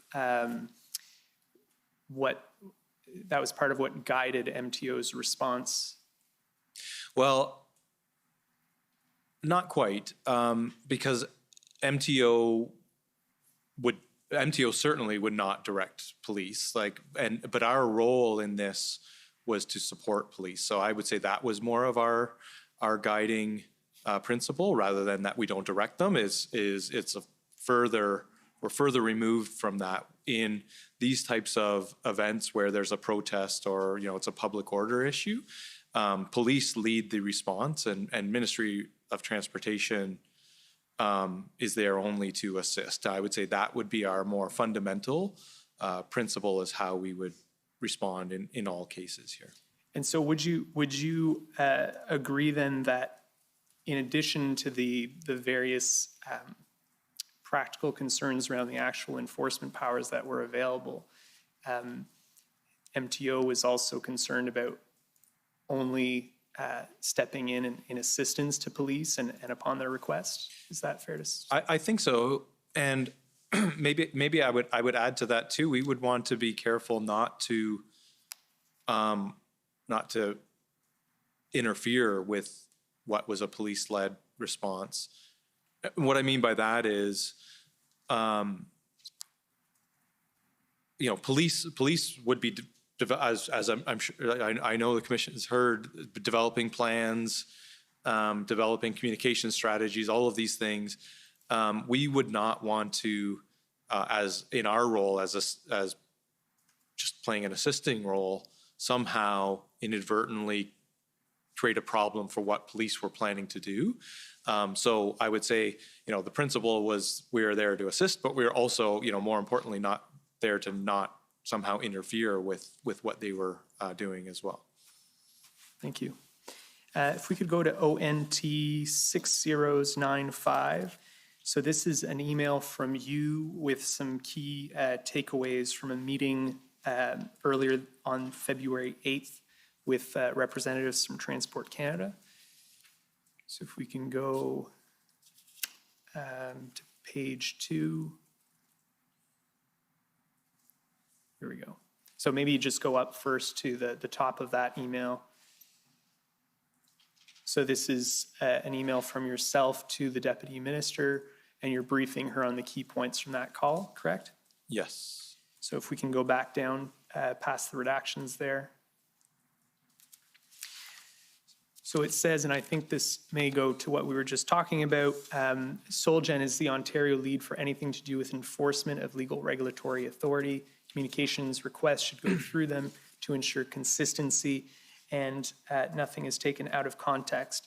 Is that essentially reflective of what you've just told me? It is. And in reading this, I would probably position it a little bit differently, in that police are the lead for anything to do with enforcement. SolGen was the coordinating body from an Ontario government perspective. I think, in writing that out, I probably used I just want to kind of clarify that, because I don't think SolGen was the lead for enforcement. I think that was police. But from an Ontario government response, SolGen was coordinating that. And so is your understanding that enforcement requests would come through OPP through to SolGen, and then if MTO is needed, those requests would be channeled through SolGen to the MTO? Actually, no. So if there was requests from police, they would go directly to MTO, either our operations division to support with, signage and those types of things, or to our transportation enforcement branch for assistance there. SolGen would more be a coordinating body from a government response to this. So I think what we were trying to position here is that when the federal government was reaching out to Ontario ministries, so Ministry of Transportation, we really wanted to try and funnel the response through SolGen, who were at meetings and they were more involved than Ministry of Transportation was. So we didn't want to be sending up information that perhaps would be, different than what the policing strategy or the enforcement strategy might be from Solgen, who are having more direct conversations with the police. And would I be right to say that this isn't necessarily the usual approach for MTO, that it would apply in every circumstance?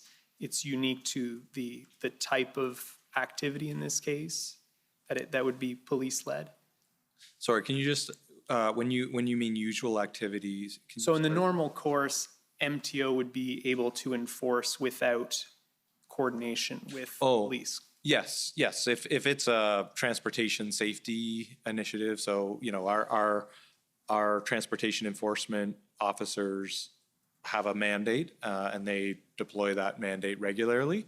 It does not involve policing, for example. They don't have the powers to arrest, or they certainly I would say if it was any protest, whether it was of this magnitude or even a small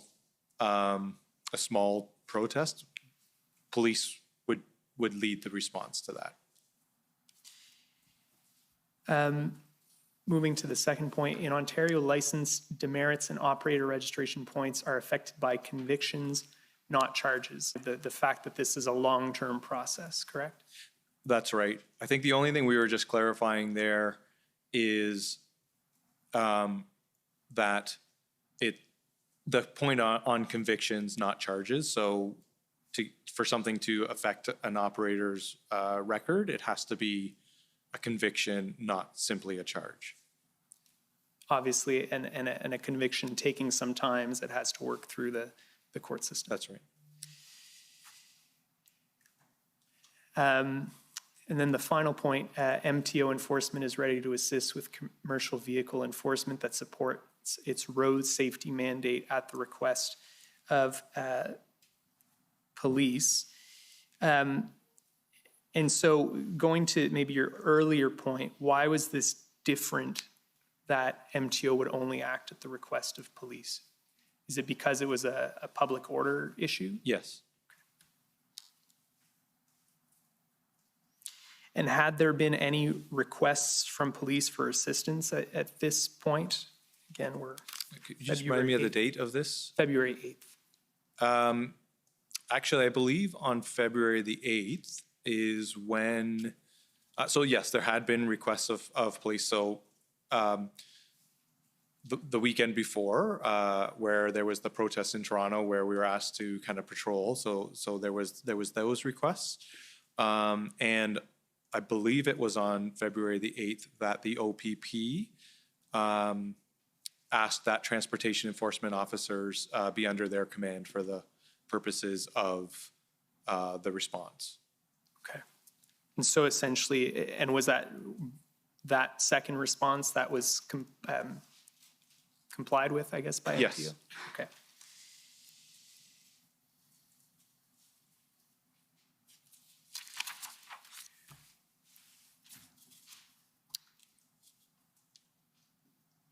If we can go to ONT 50458. So this is an email from Parm Batal. Who is he? Parm is the director of the MTO enforcement program. Okay. If we can go down. Okay. So he says, I just got off a call with OPP Chief Superintendent Rowan Thompson. There will be a request coming through Solgen, I guess, to request a couple of things. Heavy tow and information and support. I think we've already talked about that.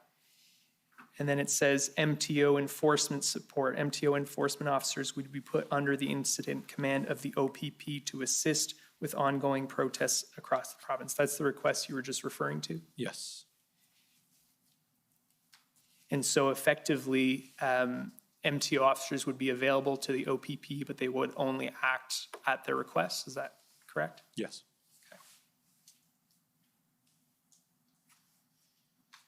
And that request, as you already said, was approved by MTO.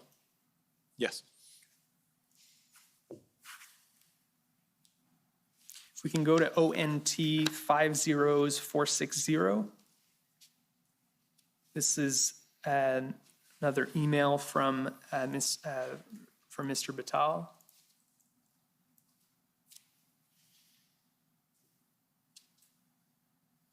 If we can just go down a bit more, down.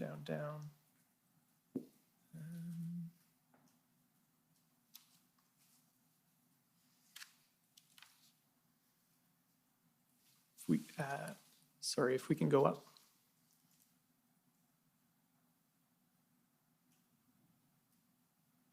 Up. Okay. So it's this paragraph under the bold. The role that MTO officers would do can include patrolling highways as a deterrent, provide intelligence on highways, be a subject matter expert on CMVs. What are CMVs? Commercial motor vehicles. Thank you. For the OPP, provide CMV expertise to municipal police services and OPP. CVSA inspections. What are CVSA inspections?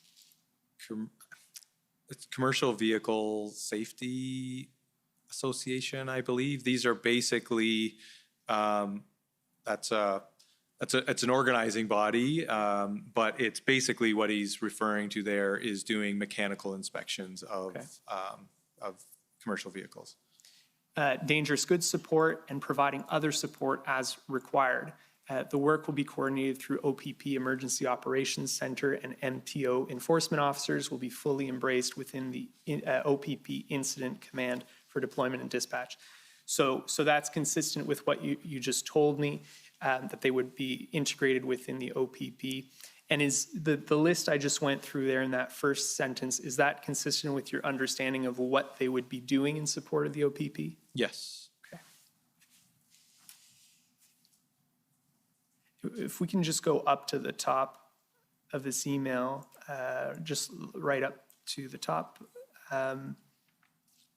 So are you aware of what was the purpose of this email?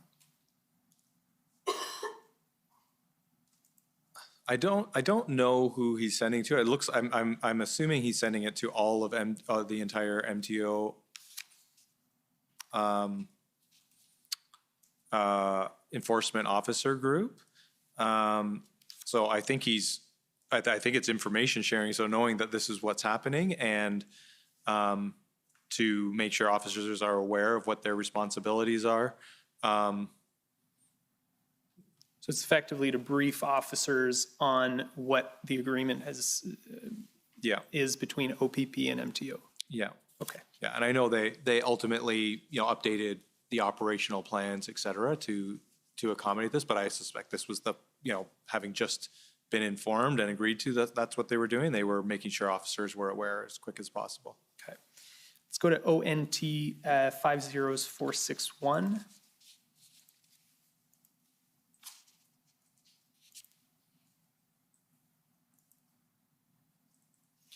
If we can scroll down, I think there's a portion in bold. This is, sorry, before we go down. So this is an enforcement directive. So is this a directive that would have been issued to all enforcement officers? Yes. Okay. So this is February 9th. If we can go down, there's a section in bold there. It says there, officers are not to engage in enforcement activities with individuals or vehicles participating with the Convoy for Freedom or related protest activities. What specifically was this meant to address? This is basically making sure that officers understand that they're there in a supporting role for police based on, it's probably outlined in here as well, but similar to what you would have saw in the exhibit we just had, which was speaking to their role of helping with inspections, providing expertise, that type of role versus, making sure that they know they're not out there handing out tickets or doing those types of things. And was this direction coming on request of the OPP, or was this a decision from MTO not to have officers conduct enforcement themselves? I don't know where it came from, but it would be, it rings true as to the way that this type of, the approach and to this type of activity is, when there's a police-led initiative, police are there to do enforcement. We provide support and expertise within our mandate. But again, our officers are not, they're not armed, they don't have firearms and things like that, so they would not provide that type of support. Thank you.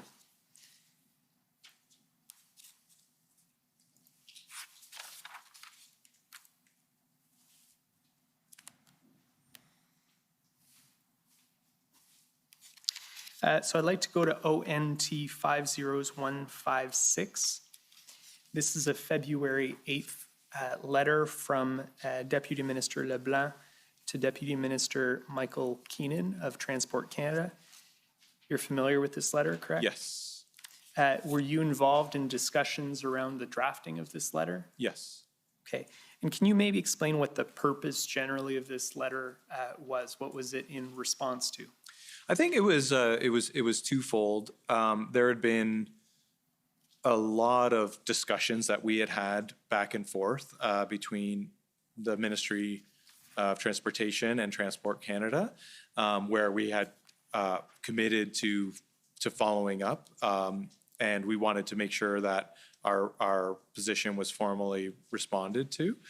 But I also think, you know, there was many discussions where the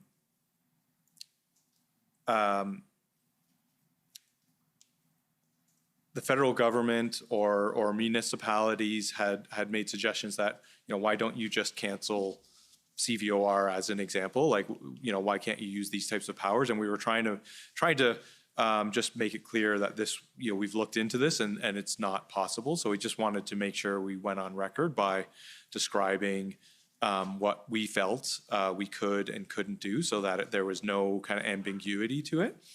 And the other piece was just to make sure the roles and responsibilities within the Ontario government was made clear, that SolGen, the Solicitor General's, the Ministry of Solicitor General, was the coordinating ministry body, and MTO was there to assist. Okay. If we could go to the third paragraph in this letter. It says, starting at the second sentence, the Ministry of Transportation stands ready to provide support as needed to law enforcement in areas where the ministry is well placed to help, and we have been working closely with the Ministry of the Solicitor General, including the OPP, to assist where possible. This includes providing traffic management support, such as messaging signs and barriers to support traffic rerouting caused by the protests, and rigorously enforcing any convictions resulting from the protests. It also includes providing commercial vehicle enforcement support in ways that support the ministry's road safety mandate at the request of police. Ontario's response is being coordinated through the Ministry of the Solicitor General, and all requests should be directed through them. So was the federal government to understand then that all requests for MTO enforcement assistance were to come through police and to be communicated through the Solicitor General's office? Requests from the federal government to the Ontario government, yeah, we were requesting that go through the Solicitor General. Okay. The Ministry of the Solicitor General, sorry, not the Solicitor General.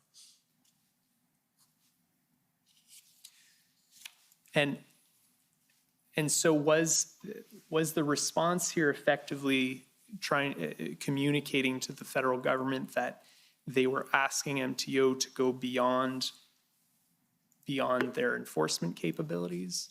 No, I don't think that was the intent so much as, you know, in this part of the week, the first half of the week of the, started on, I guess, from the 4th to the 8th or 9th when this was sent, there was a lot of reach out between different parties trying to get their arms around what's possible, what's not possible. And I think in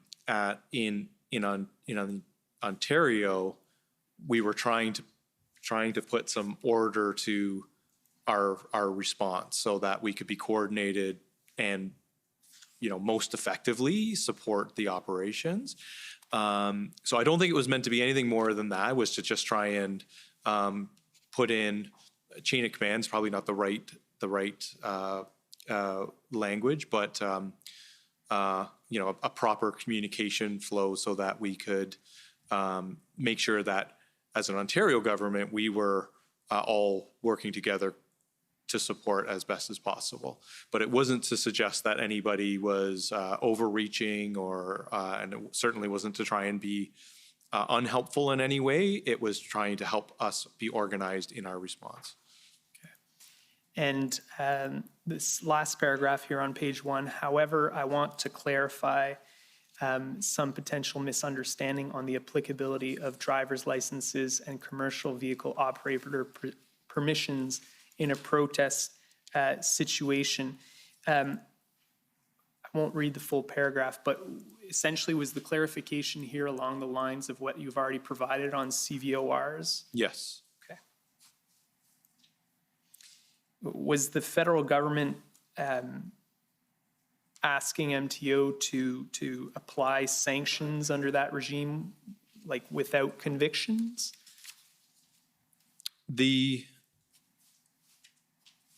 I don't know if it was ever a direct ask, but it was certainly questions or comments that suggested we should be using all powers within our toolkit, including cancellations of CVORs. I don't think they were suggesting that, go against what is allowed by the Highway Traffic Act or going against procedures, but they also didn't understand all of the procedures. So I think it was them trying to understand, and in a very narrow review of the legislation, it could be interpreted that you could just do that. And we were trying to explain that the application of the legislation doesn't practically do that. We'll see later that there were warning letters issued after the provincial state of emergency was declared of potential CVOR consequences under that law. Could that have been done prior to the invocation of the provincial emergency, to send warning letters about known potential violations? I think technically anything is, you could send a warning letter to do something like that. We were never asked by police to do it, and it was a police-led response, so I would clarify that first. But I would also say I think we would be of the opinion that sending warning letters for something that we know we wouldn't deploy wouldn't be the right thing to do. Okay. And was that type of measure ever contemplated or discussed as far as you know? Certainly there was lots of discussions about what we could and couldn't do, including notifying commercial vehicle operators that their trucks were there. Like we looked at all sorts of different things that could be considered. Okay. I don't know whether this was specifically discussed. Okay. If we could go to pb.can.50810, and we'll go to page 4 once you open that up. So our understanding is that OPS had identified potential violations of the Transportation and Dangerous Goods Act. Go to page 4 and down to that background section, please. And you'll see here in this third paragraph, the Ottawa Police are seeking the assistance of TDG which I understand to be transportation of dangerous goods inspectors, to participate in joint police and MTO operations to provide subject matter expertise to confirm violations under the Act and regulations. Are you aware of these joint operations? No. No.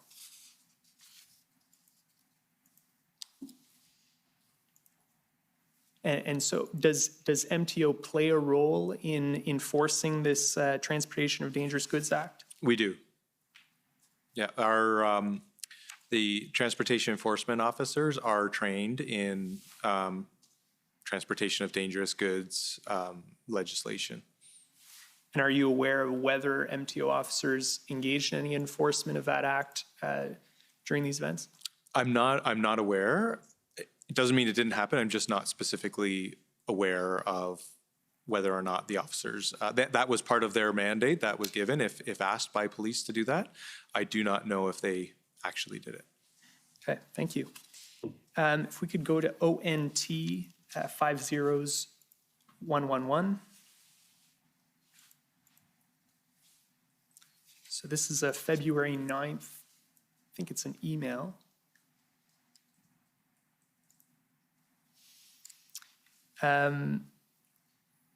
If we could go down.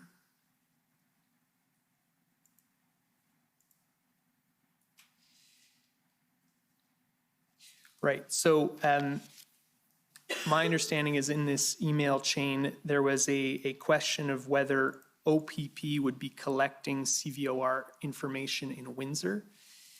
And MTO was advised that most vehicles in Windsor were not commercial vehicles. Was that your understanding? Yes. Okay. And that was different than in Ottawa, I take it? I actually don't know how many vehicles there were in Ottawa and whether most or not. There's certainly a large number of commercial motor vehicles in Ottawa that we know, but as terms of whether it was most, I actually don't know. Do you know whether MTO received CVOR information on vehicles in Ottawa? We did, but only at the time when we were asked to exercise suspensions as part of the emergency orders. Okay, at the tail end Yes. of the protests. And is that something that was done on request of police? Yes. That MTO was provided with that information? Yes. Okay, thank you. If we can go to ssm.can.50374, and we'll go to page 3. So these are internal emails at Transport Canada on February 10th. I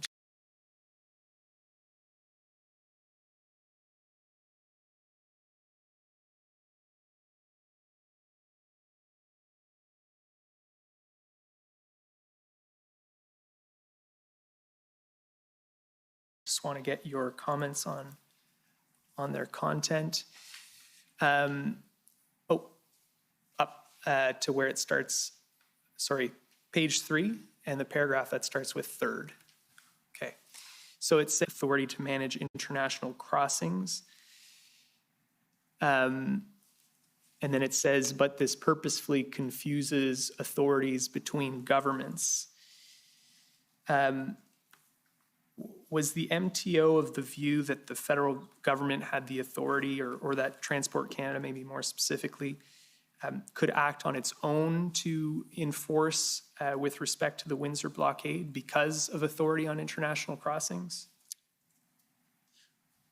Not in the discussions that I was part of. That there may have been discussions around where the authority lies specifically with bridges, but at an operational level, we were supporting the Windsor Police and the Ontario Provincial Police. So,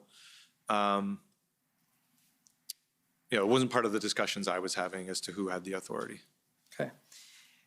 And if we go to this paragraph, the Bridges and Tunnels Act has some authorities, but they do not directly bring any authorities to bear on the blockade. And then it talks about how the protest here is not on the bridge itself, but is on the road in front of the bridge. Would you agree that as the blockade was not on the bridge itself, the Transport Canada did not have enforcement authority? I'm not an expert in that, but that would be my sense is that, and that seemed to be the way it was playing out, is that Windsor Police were leading the response to this with the help of the OPP and perhaps RCMP. I'm not sure whether they were involved or not because we weren't directly involved in the police operations, but that's consistent with my understanding from a layman's point of view of what seemed to be happening. So I take it from what you're saying then that you're not aware of the provincial government purposefully confusing authorities between governments? No. Okay.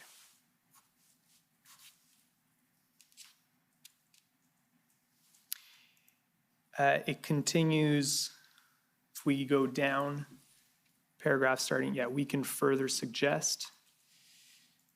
Quietly to Ontario truly wants us to invoke federal authority to manage this crisis. They need to declare an emergency they cannot manage, so we can thereby invoke the Federal Emergencies Act to manage the blockades, i.e. turn their request to use federal authority into a poison pill based on the fundamental reality of legal authorities.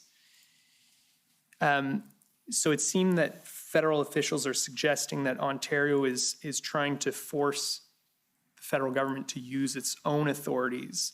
Are you aware of any authority other than the Emergencies Act that would have been available to Transport Canada to respond to the blockade in Windsor? I'm not, and like this type of kind of discussion that was happening, I wasn't part of.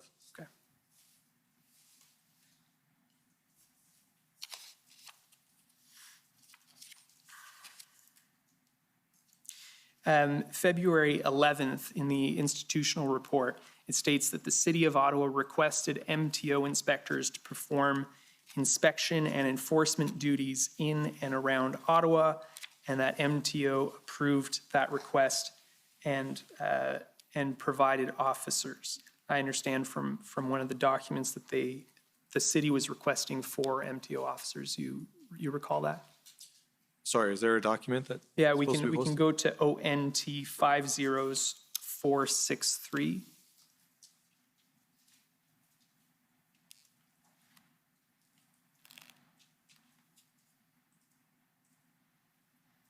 And we'll go to the 3rd page.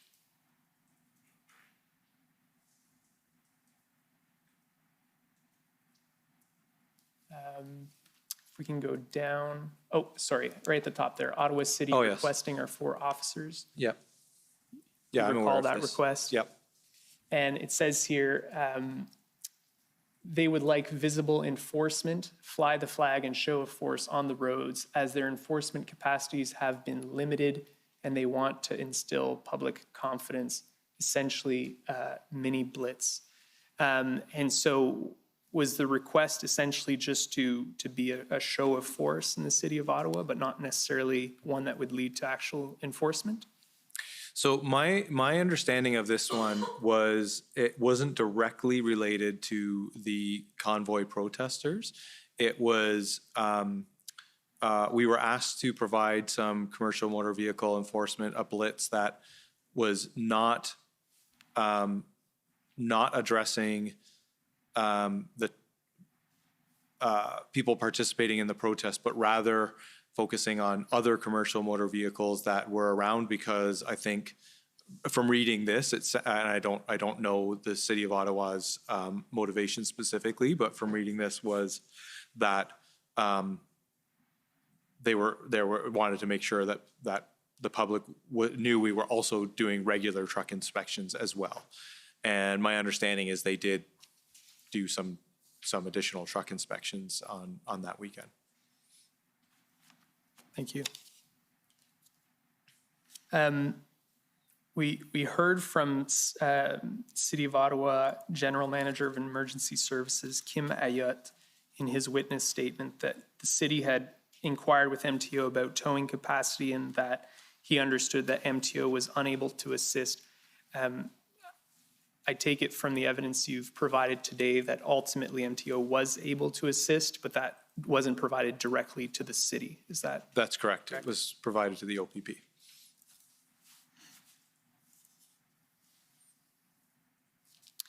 The mayor of Ottawa testified that there were some discussions between the city and MTO regarding the potential of leveraging insurance to end the protests, and that the MTO was reluctant to explore this idea further. Can you maybe explain the specific issue of insurance? I don't have much to offer on that, unfortunately. MTO doesn't regulate insurance. That's, I believe it's the Ministry of Finance that does that.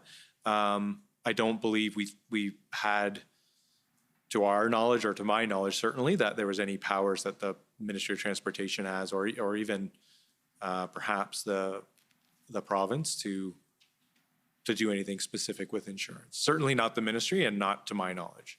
Might penalties and demerit points under the CVR, might those have an impact on insurance? Yes. So yeah, for sure. So if you as you collect demerit points on your license, your insurance often goes up, and the same is with a CVOR program that over time, as you if you have a worse safety record, you may have insurance impacts from that. What you're saying is that the MTO could not have imposed some kind of suspension on insurance or something like that of its own right enforcement power. Right. Thank you.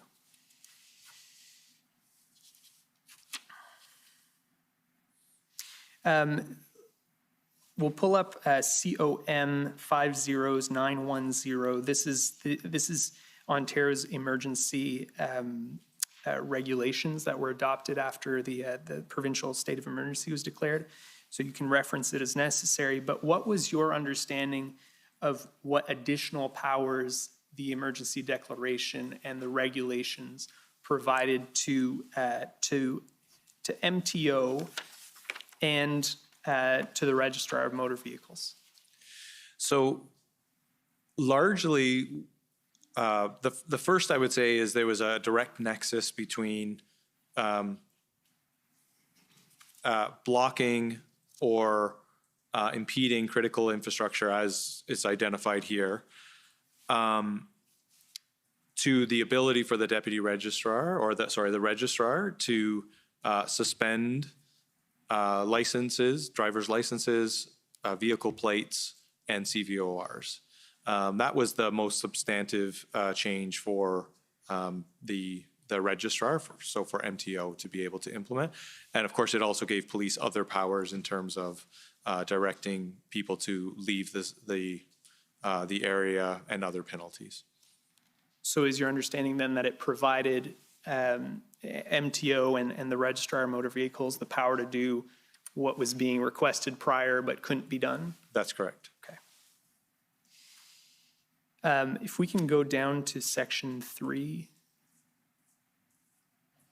So here it says, no person shall impede access to or egress from or the ordinary use of any highway, walkway, or bridge where such impediment has the effect of preventing the delivery of essential goods or services, severely disrupting ordinary economic activity, or causing serious interference with the safety, health, or well-being of members of the public. Do you know whether MTO or the provincial government had formed an opinion on whether that would apply to the vehicles parked on the streets of Ottawa?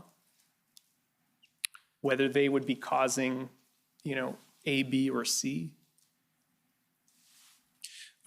My feeling is that this was intended to capture a situation like Ottawa and was used by police in Ottawa. So I believe the answer to that would be yes. Thank you.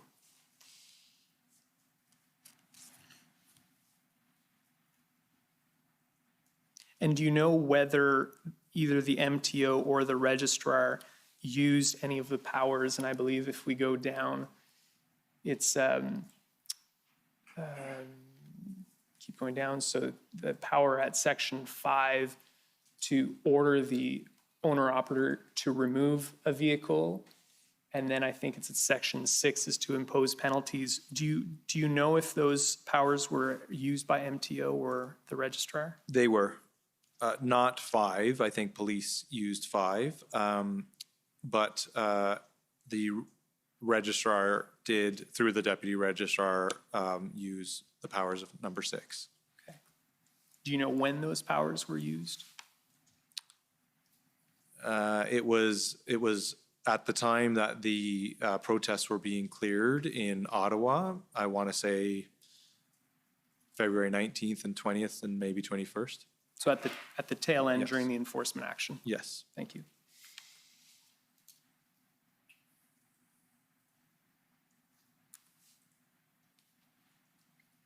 I see a request on, this is in the institutional report on February 12th, by the OPP to the MTO to supply concrete barriers. Is that a type of assistance that MTO would normally provide to OPP? It could be if there was a need to have some sort of highway barrier for an extended period of time. And I take it MTO responded to that request positively? We did. I saw in an email on this topic, I can pull it up if need be, but that there was difficulty in with certain contractors in providing those barriers. Are you aware of? Yeah, it was a similar situation as to what we were having with the tow trucks, that contractors were worried about the implications of helping. So it took they had to go through several to find one that would be able to supply. Ministry of Transportation doesn't have our own source of contract barriers, so we had to use, the concrete barriers. So we had to use contractors. Thank you. If we could pull up ONT 6081. So this, I believe, is a February 15th email with respect to the Federal, Provincial, Territorial Crime Prevention and Policing Committee.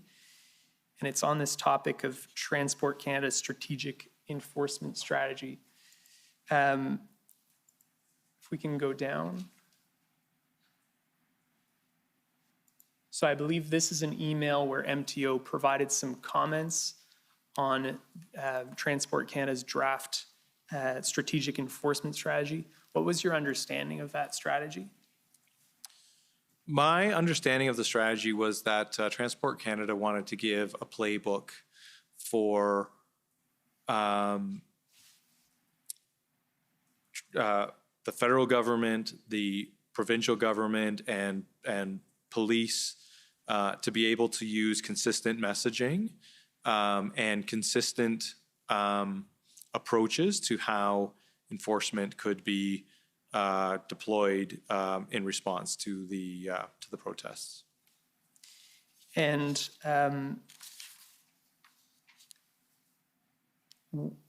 I understand MTO had some revisions, some proposed amendments to this strategy. Do you know what the nature of those amendments were? What were MTO's concerns? So, I mean, this would be pretty normal for there's a good cooperation generally between the federal government and the province. So as they're developing documents, they'll send out drafts and we provide our input.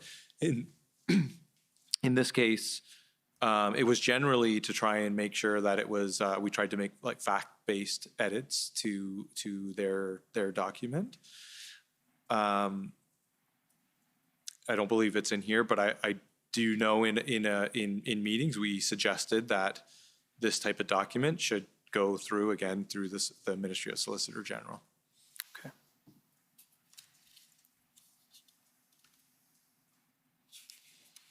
Do you know whether the strategic enforcement strategy was finalized and whether those comments were integrated? I don't remember seeing a final version of this. And do you know why that is? I don't.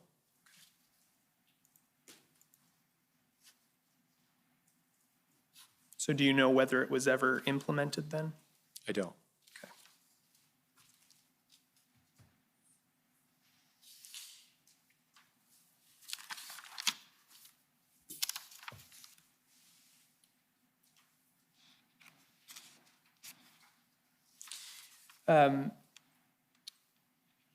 In the institutional report on February 17th, states that at the request of the OPP, MTO secured heavy tow trucks to support police efforts in Ottawa. Those are the 10 tow trucks we've referred to. Yep. Did the provincial declaration of emergency assist at all with that? I don't believe so. I don't believe so. Okay.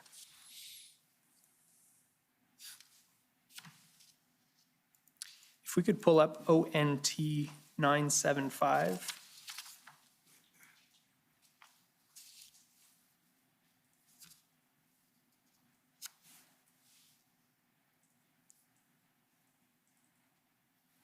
We could go down to the second email there. This is a February 17th email. I wanted to share, as FYI, a request we received from OPP to confirm access to driver photos in response to the trucker protest. As you may know, MTO currently has strict guidelines for the use of MTO photos by officers. However, police can access under extreme circumstances. Police indicated they will be using these photos to help in criminal investigations regarding identifying offenders. Are you familiar with this request? I am. It's not an area of the ministry I've ever had any direct involvement in, but I can do my best to give you some context. Well, I guess the question is this a type of request that I understand in extreme circumstances that would be done in other circumstances? It didn't require any emergency legislation provincially or federally? No. Essentially, my understanding of this is it's to allow police to, they already have access to driver's license photos. This allows them to reproduce the photos if they need to. And it's commonly used for investigative purposes, or could even be used for, an Amber Alert or something like that, where they want an access to a picture or something like that. So it's those would be the type of exceptional circumstances. Okay. If we go to, I understand an operations plan for ministry officers was adopted to assist with the enforcement action in Ottawa at the tail end of the protests. You're familiar with that? Yes. Can you just briefly explain the purpose of that plan? So my understanding was this just brought a little bit more specificity to their role to support the clearing of the protests. So they had some additional duties where they were going to be working at the areas where tow trucks might be removing vehicles and where they might be taking them for storage.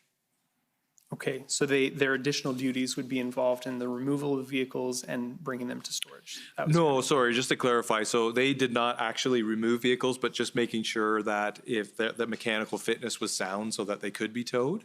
And then in the wherever the drop-off point was, just to assist police with that.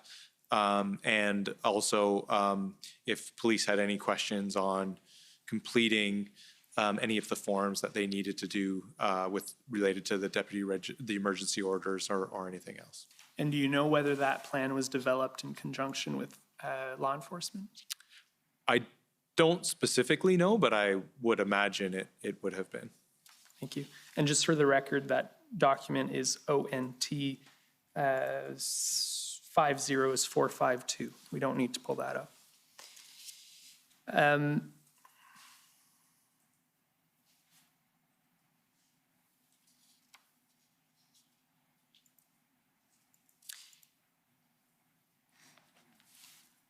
If we could, I just want to pull up briefly ONT 50976. This is one of the enforcement letters that was issued.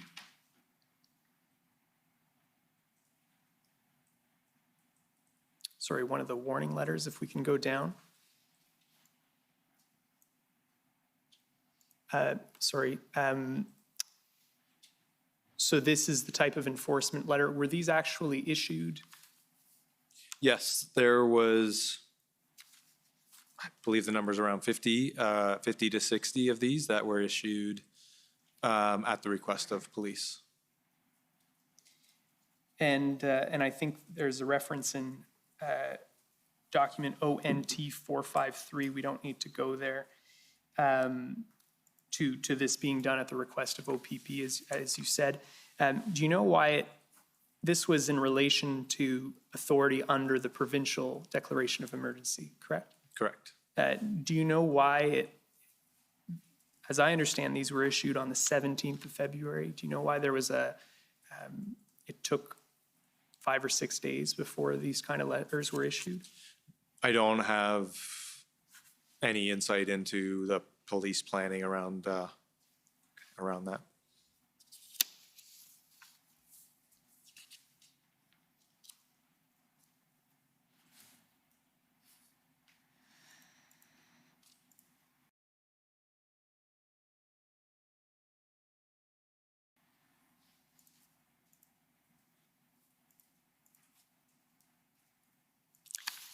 Lastly, I'd just like to go to ssm.can.50.439. So I understand that there was a kind of a post-mortem discussion that was held between Transport Canada and the MTO. Is that right? Or maybe this is just... I don't specifically recall one. So it says here at the top, as mentioned the other day, we reached out to MTO for a post-mortem discussion on the blockades. This is on March 4th. Do you remember that? I don't remember participating in a call. It's possible I did. I don't specifically remember the call, though. Okay. Do you remember preparation for the call or hearing about it after the fact? No. No. Okay. So I'll just get your take on some of these takeaways from the call. It says, here are a few key takeaways. They being MTO, I understand, are now working through regular regulatory processes with respect to the trucks involved in blockades. For example, if there were tickets laid that impact CVOR, they will run the course of conviction and then would be reflected on the record. Can you explain what that is? So that's as I was talking about before. So if there's a conviction that's related to mechanical fitness or driver behavior that is related to the commercial vehicle operator registration, once a conviction happens, it then goes on the CVOR record. And here it says that they are now working through. Has there been any change since the events in question here in MTO's approach to those types of convictions? No. No.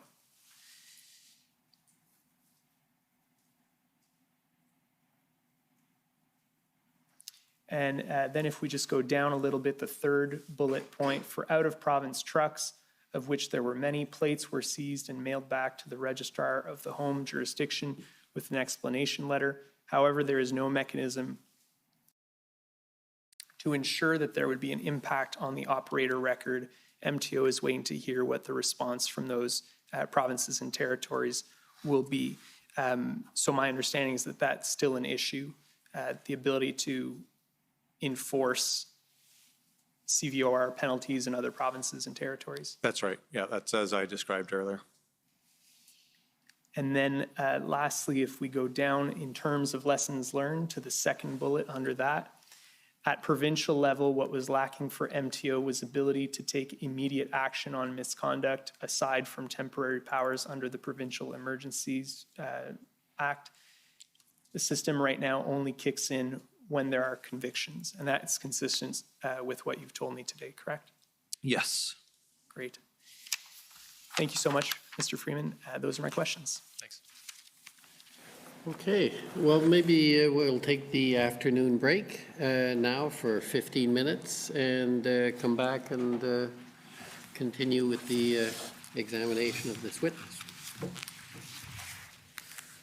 The commission is in recess for 15 minutes. La commission en éveil pour 15 minutes.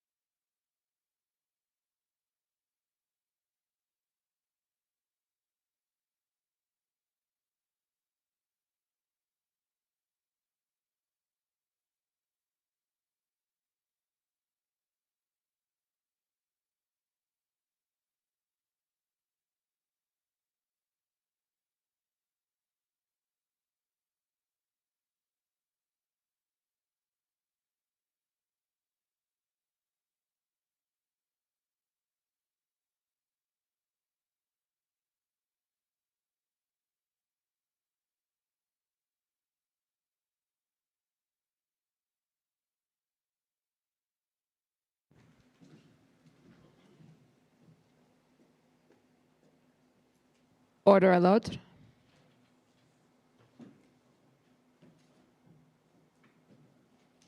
The commission is reconvened. La commission reprend. Okay, I think first up is the Government of Canada.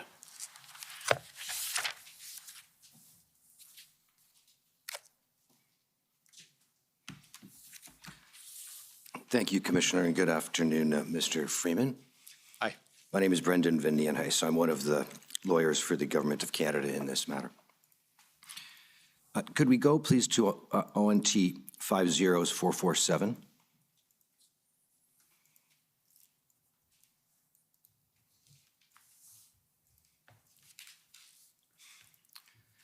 I think we saw this before. This was a note from Jessica Barton to all MTO, yes? It's to a particularly, to the enforcement branch of MTO. I see, okay.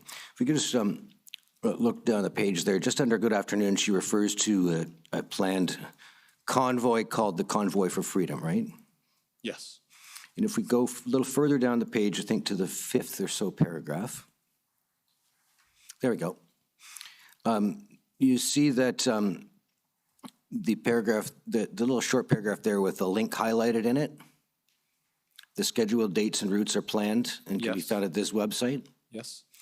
And the website there is the website called Bear Hug Canada Unity Bear Hug 2.0, right? Yep. You familiar with that being a website operated by Mr. James Bowder? I'm not. Okay. You weren't yourself paying close attention to the different factions, so to speak, of convoys coming? No. The distinction between the Bear Hug Canada Unity group and the King and Leach convoy, Freedom Convoy? No. At this point, I wasn't directly involved in this. I was only following what was in the media. Okay. Can we go similarly to ONT 50973?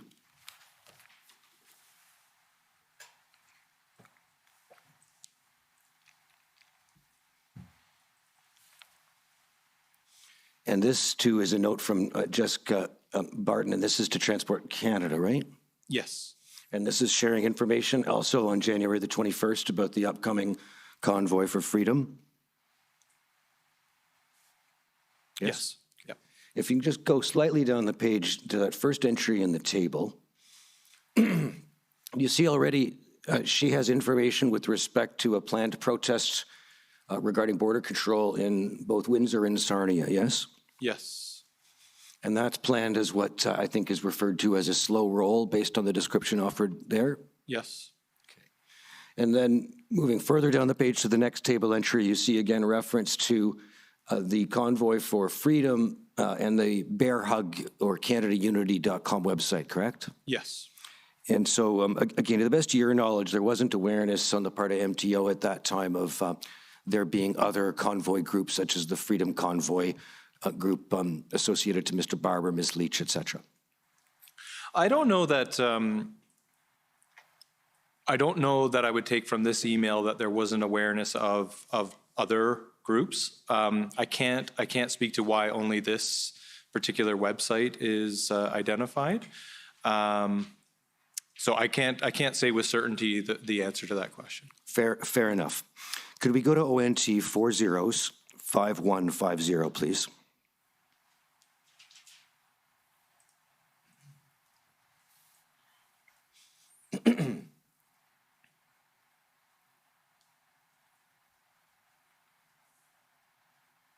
And so do you recognize this, sir, as an operations plan for MTO with respect to the Freedom Convoy?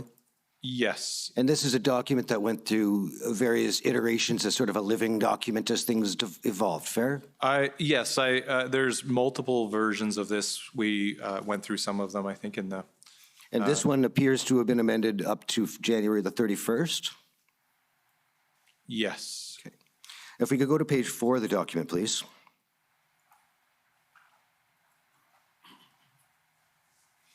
If you look at the bottom of this page, you'll see, if I've got my numbers right, yes, you'll see a list here of truck inspection stations across the province, right? Yes. And this is a list that tracks, it's not all of the stations, but this tracks the route of the convoy for freedom as I was understood by MTO at that time, right? I can't say for sure, but that it, without seeing if the document states that, but just looking at these locations, that would seem to be correct. Okay, and also just looking at the text above it, which said this plan's been developed. Right, yep. Right. Yep, yep, that's correct. Yep. If you continue on to page 5. Okay, and just stopping at the first paragraph, again, you see this is a group of commercial vehicle drivers planning a truck protest dubbed the Convoy for Freedom, right? Yes. And then in the third bullet under background, you'll see that, again, this is associated to the CanadaUnity.com website as opposed to other groups, right? Right. Okay. Is it fair to draw the conclusion that the intelligence or the information available and promulgated by MTO was really being drawn from the CanadaUnity.com website in terms of intended routes and so forth? It's possible, but I wasn't part of the design or the creation of this document or really involved at this time, so I can't verify that for you for sure. Okay. But this document obviously only refers to that. If we just look under mission statement a moment, and it carry over the page just to see if it continues. I can't recall. It does not. So if we go back up to mission statement, these are the key mission items that I guess have been compiled by your staff with respect to the operations plan, right? Yes. And you see that what's being considered is whether to close TIS facilities if necessitated by protest activities, right? Yes. Were you aware at the time that more trucks and convoys were anticipated to be joining the existing Ottawa scenario by that point? Recalling this is the Monday after the first weekend? I feel like by the Monday, we had a good sense that it was getting bigger than we had initially thought. And of course, we saw earlier, you already knew that there were affiliated or sympathetic protest activities that were contemplated or planned in the areas of the Ambassador Bridge at Windsor and at Sarnia, correct? Yes. And was it consideration given, so far as you're aware, to whether, in fact, it might have made sense to activate the TIS stations to require inspection of the trucks that were assembling in these locations? My understanding from talking to the enforcement director is they did have conversations with the OPP, and they were asked not to use the truck inspection facilities for this purpose. Okay. If we go to page 7, please. In the second bullet point under enforcement, I see there, it reads in the last sentence, officers will not be involved in any commercial vehicle traffic stops of vehicles that are participating in the convoy protest unless directed to do so by the site leads, right? Yep. And was that similarly at the request of the OPP that your officers from MTO not be involved in such stops? I can't say that what went into this was at the request of the OPP, but I would say that, as a general application of these types of protest type activities, that MTO would not interfere. Could we go please to ONT.IR.701?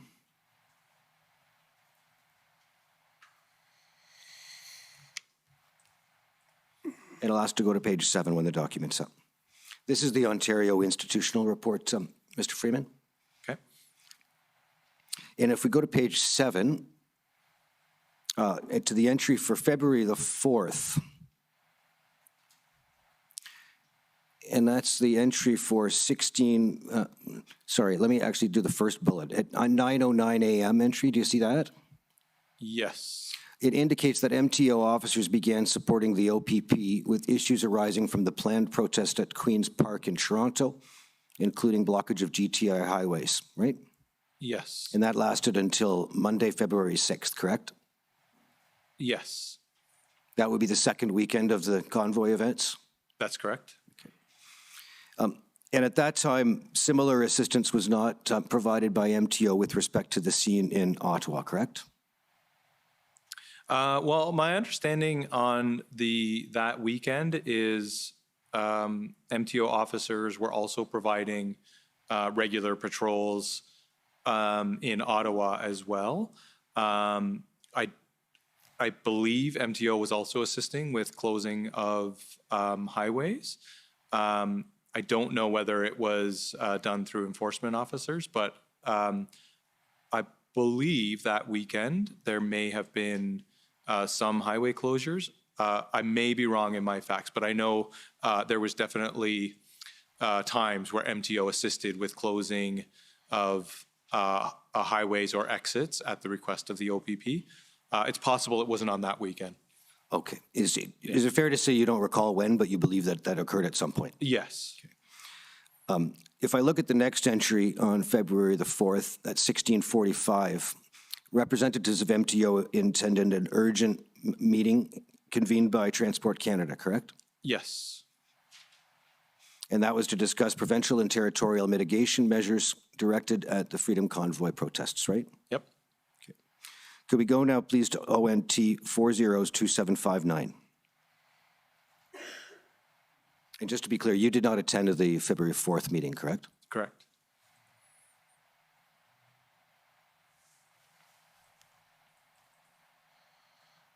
Could we go to the bottom email, which is at the intersection of pages 2 and 3?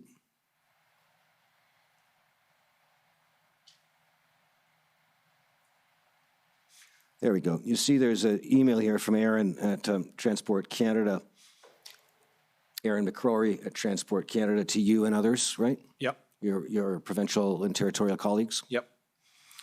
And Transport Canada here is again apologizing for the late evening email, but hoping to have a follow-up discussion tomorrow, that is to say Saturday the 5th at 11:30 in the morning, right? Yes. And I guess that's Central Time, so 12:30 here. Yes. And you attended that meeting? I did. If you go up page 2 to see your report onward from the meeting. There we go. Just go a little further up, we can see where it starts. Okay, so let's just see, you're reporting out to your staff, I believe. Could we just go to the email header? Reporting out to your staff, correct? One was my staff, two were Assistant Deputy Minister colleagues. I see, okay, to your colleagues and staff. Yeah. And you're reporting on what happened at the meeting from your perspective? Yes. If you just go a little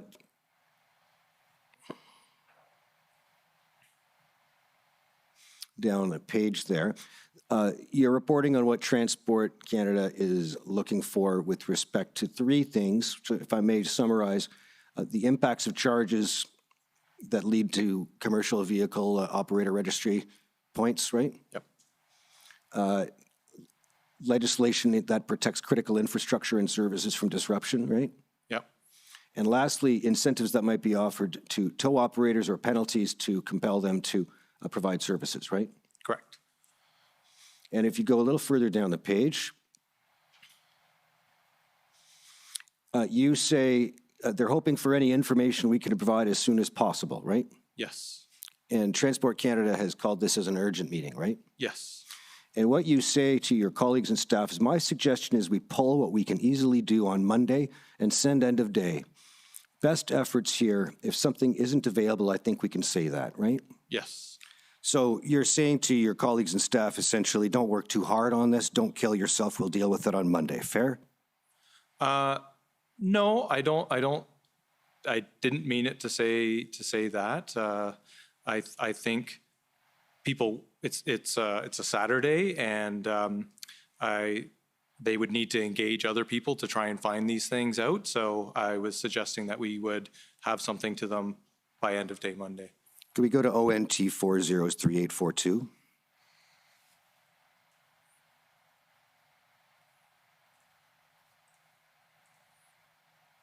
This is the February 6th meeting, Mr. Freeman, the Sunday meeting to which I believe you didn't go, but you did send Lori LeBlanc, right? She's the deputy minister, so I don't send her, just to be clear. Excuse me, I've Yeah, got the it's my boss. roles reversed. Yeah. If we go to page 6, please. If we go under where Mr. Keenan is speaking, he's got 3 bullet points summarized. And he notes at the last bullet point that the Wellington encampments, that is, say, the Ottawa occupation, is the spiritual source of the protest movement, right? Yes. And it's inspiring, in short, other protest activities that have begun to be seen in locations as far away as Coots, right? Yes. It creates the spiritual fuel that will sustain the actions of the various encampments, right? Yep. And if I look at Ms. LeBlanc's response,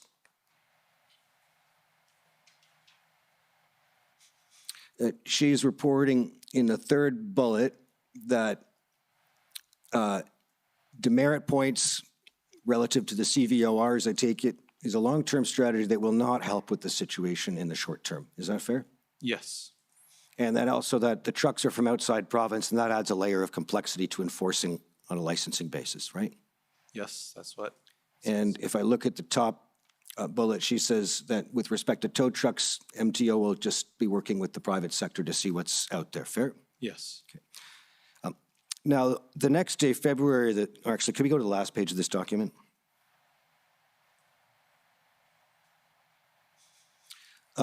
You see there, the second last speaker noted is Jody Thomas, the National Security Intelligence Advisor. Yes? Yes.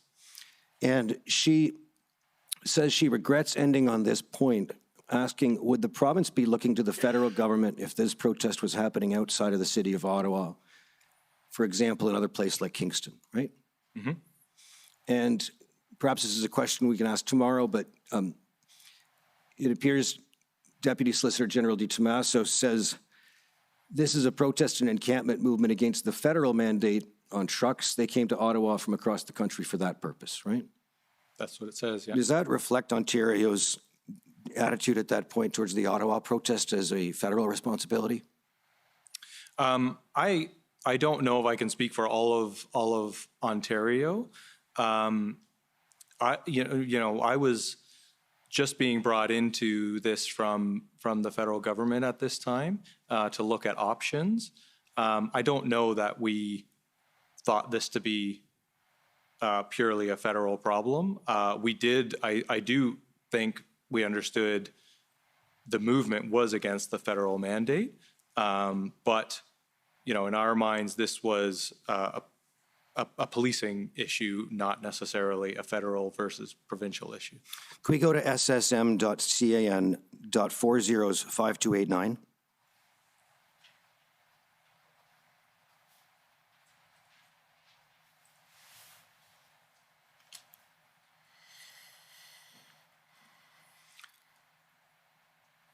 I'm showing you a text exchange from your minister with Minister Alghabra of the Federal Minister of Transport, okay? Are you familiar with these exchanges? No. No. Were you involved in any calls with Minister Mulroney and Minister Alghabra? No. Okay. We just take a look at them a second and scroll down the page. It's clear, though, that assuming that's what they are, that this is Minister Alghabra asking for a call, right? Yes.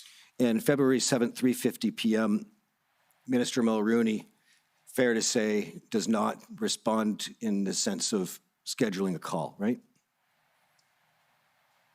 Yep, it sounds like she's waiting for an update. Yeah, fair enough. And if you look at the bottom of the text exchange, you see that Minister Alghabra reports on February 7th at 8:23 p.m. that the Ambassador Bridge is now blocked, right? Yes. If we go now to ssm.can.405290, the exchange continues.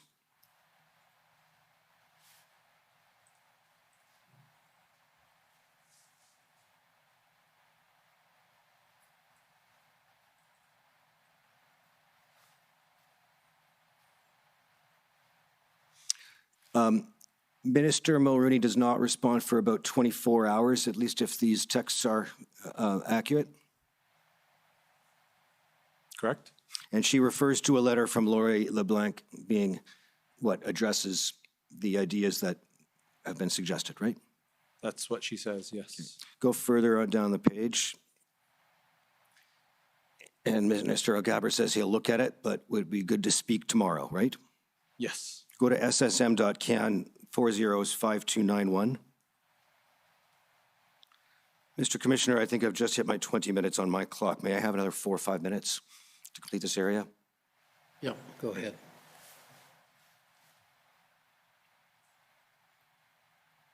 And at the top of the page, you see Minister Mulroney now sends a letter along, says happy to speak once you've had a chance to review, right? Yes. Continue down the page. And you see that by Friday, February 11th, Wednesday, February the 9th, Minister Algaber is again asking, who do you recommend in your office we should reach out to for a call, right? Yes. Okay. And I understand they did speak, and we'll come back to Ms. LeBlanc's letter in a moment. If we could go to,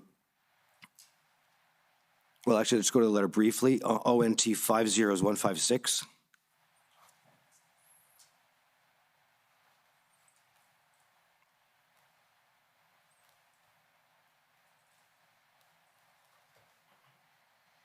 This is the letter of February 8th from Ms. LeBlanc, right? Yes. If you go to the third paragraph on the page,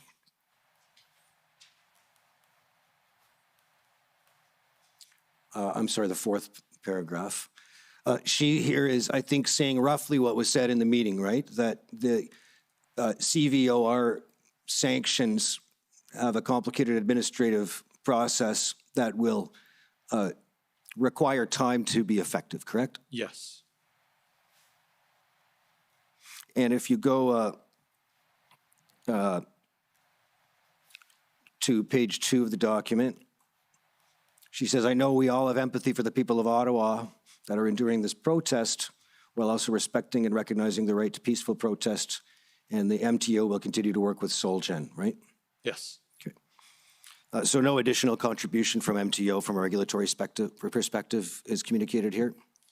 Not here, no, but we did, maybe this isn't your question, but just in case this is helpful, we did, immediately move from this to develop options, which ultimately became later that week, that same week, in the emergency order. Could we go to ssm.can.401001?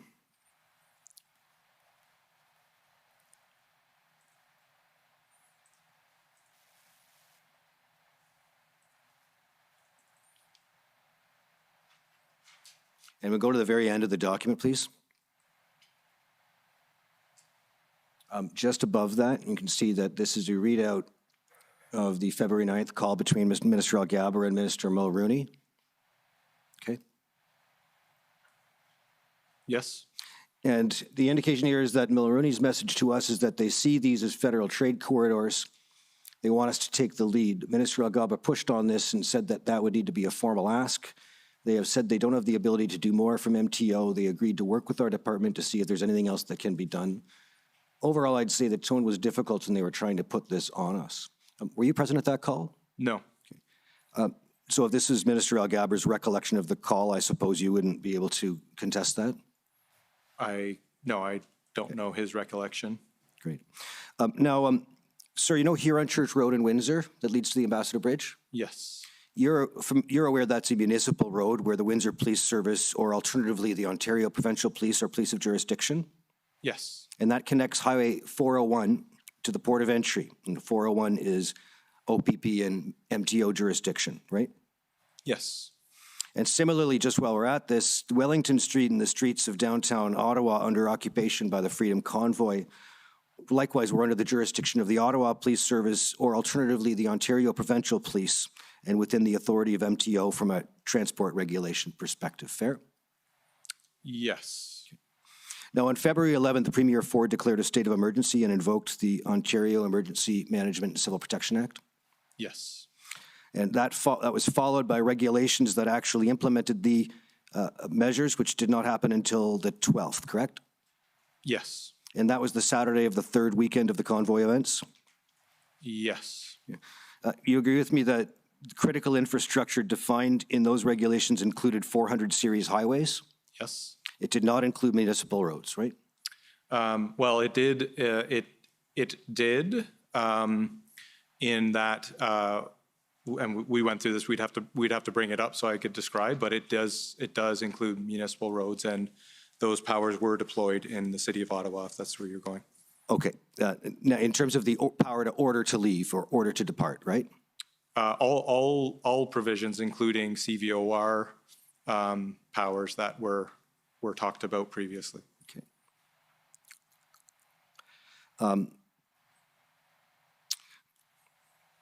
You're aware that on February the 14th at approximately 4:30 p.m., the Prime Minister announced the invocation of the Emergencies Act, right? Yes. And you're aware that the Premier of Ontario that morning had expressed his support for the Emergencies Act being invoked during the First Minister's meeting, yes? I don't recall that specifically, but. Are you aware that the Premier of Ontario has recently reaffirmed his support, saying that he stood shoulder to shoulder with the Prime Minister in making that decision? I did see that in the media. Okay.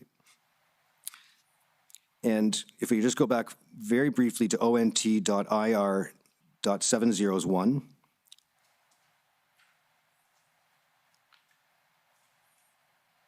Actually, I'm sorry, we just skipped that. Can we go back to ONT 50179? And it's just my last point, Mr. Commissioner, I apologize.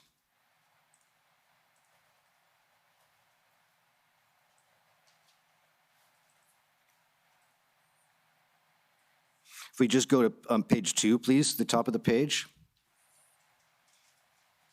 And if you want to look at the header, this is an email which refers to the 10 tow trucks you indicated were sourced for Ottawa when you corrected your witness statement at the beginning of your examination today, correct? Yes. And you'll see if you go down to page 3 in the bullet points, which is an email from earlier on the same day, February 16.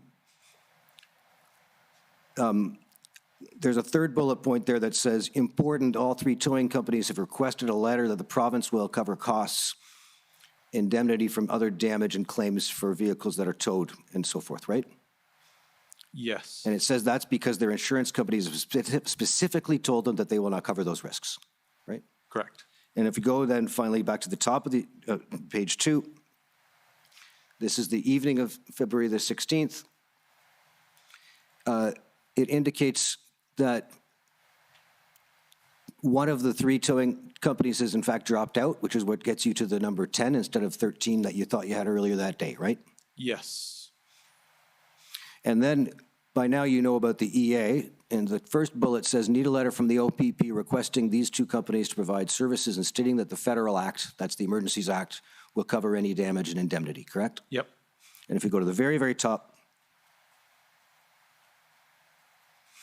you see that Jason Beaupre is reporting that he's told them, being the towing operators, that this letter will come tomorrow and that they are moving tonight based upon him and Steve's commitment and credibility in the absence of that letter, correct?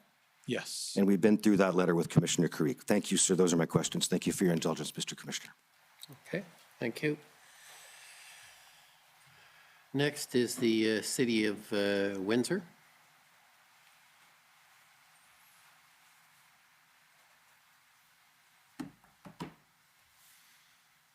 Good evening, Mr. Freeman. My name is Jennifer King. I'm legal counsel to the City of Windsor. Hi. In your witness summary, and you mentioned in your testimony, you state that you're aware that MTO assisted the OPP in identifying contractor to place concrete barriers in Windsor, Yes. and this was at the direction of the OPP. Yes.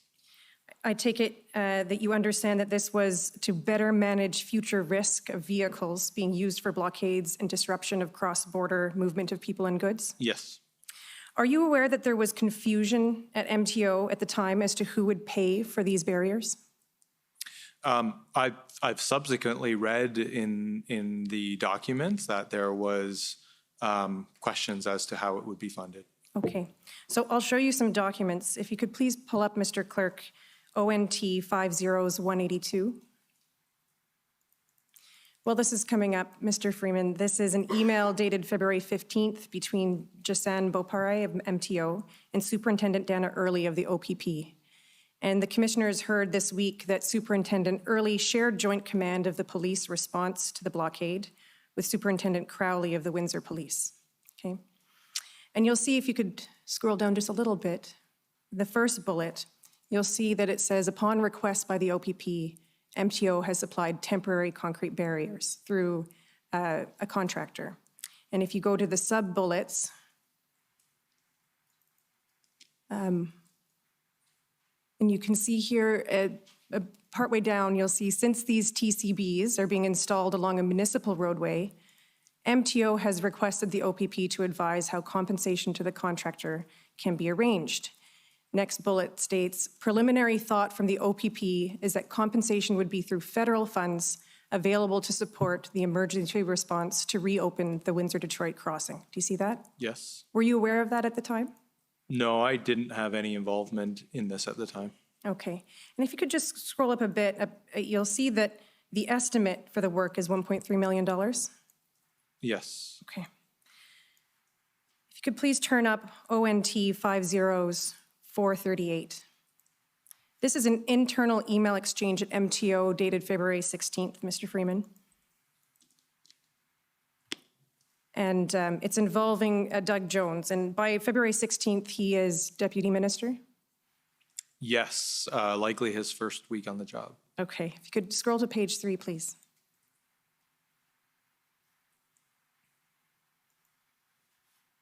Further down a bit, please.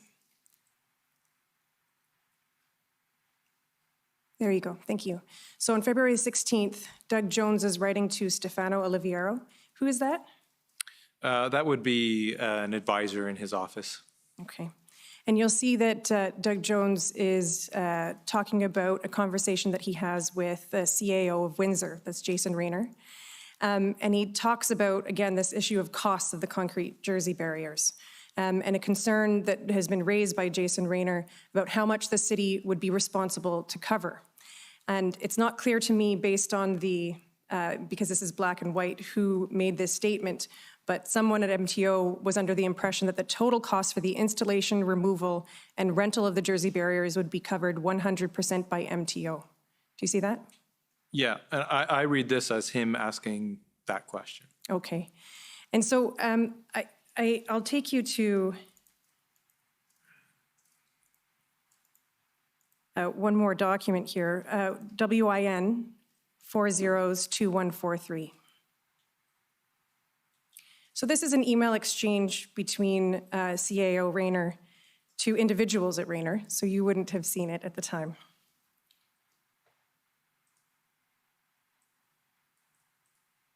Thank you. And if you could scroll all the way to the bottom, Mr. Clerk.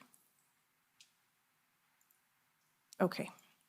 And you'll see here that he's reporting to individuals at Windsor on February the 17th.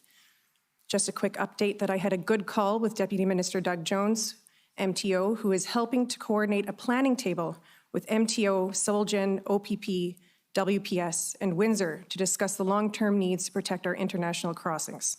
I'll let you know once I hear more. And he continues, the deputy also indicated that he understood but was confirming that costs like the Jersey barriers that were authorized by MTO staff at OPP's request would be paid for by the province. You see that? So if you can scroll up, Mr. Clerk. And you'll see an email from Mr. Rayner to the same group the next day, and it states, it would appear that the new Deputy Minister MTO is finding out just how the province works. He stepped back from both items today that we discussed earlier in the week. MTO will not be covering the cost of the barriers, although he said he would not be surprised to see an application for the province to assist with those costs and others, at some point. No commitment to pay, though, at this time. The argument is that we are the road authority and we approve the deployment of the barriers, so therefore we're responsible for the costs. Do you see that? Yes. The Commission heard from the Mayor of Windsor that Windsor has requested that the province reimburse their costs, including the cost of these barriers, but has not received a response. Do you have any information as to whether or not the province will be reimbursing Windsor's costs? I haven't seen the request and I don't have any information, I'm sorry. Okay. And if further down, in the next paragraph, Mr. Rayner writes, in terms of the intergovernmental planning table proposal, there's no interest at this time given the ongoing situation in Ottawa. I won't take it to you, but the Commissioner heard on Monday from Mayor Dilkens, who testified that he sent a letter in March requesting that all levels of government sit down to discuss working together to protect important international border crossings. It's my understanding that there's been no response from the province to this request. Are you aware of any response to Windsor's request? I'm not. I haven't seen the request either, and nor would I in my current position. Okay. Do you know if the Ministry of Transportation is planning to meet with appropriate agencies at all levels of government to discuss protecting critical border crossings in Ontario, such as the Ambassador Bridge? I'm not aware of what the ministry intends in this regard. Again, in my current position as in corporate services, it's not something that I would be aware of. I do know that the province ultimately did pass further legislation, and I can't speak to who was consulted on that. Okay, so you don't know if the municipality of Windsor was consulted on that legislation? I wasn't involved in it, so I can't say. Okay. I only have a few questions left for you. Do you know if the ministry has an emergency plan pursuant to the Ontario Emergency Management and Civil Protection Act? Yes, we do have. Okay. plans. Which assistant deputy minister at the Ministry of Transportation is responsible for that emergency plan? I expect it would be Eric Deutsch. Okay, and what's his title? He's the Assistant Deputy Minister of our Operations Division. Okay. Do you know if the ministry's emergency plan addresses threats to critical transportation infrastructure like the Ambassador Bridge? I don't know the full scope of the plan, so I can't answer whether it does or not. Okay, thank you very much. Those are my questions. Okay, thank you. Next is the City of Ottawa.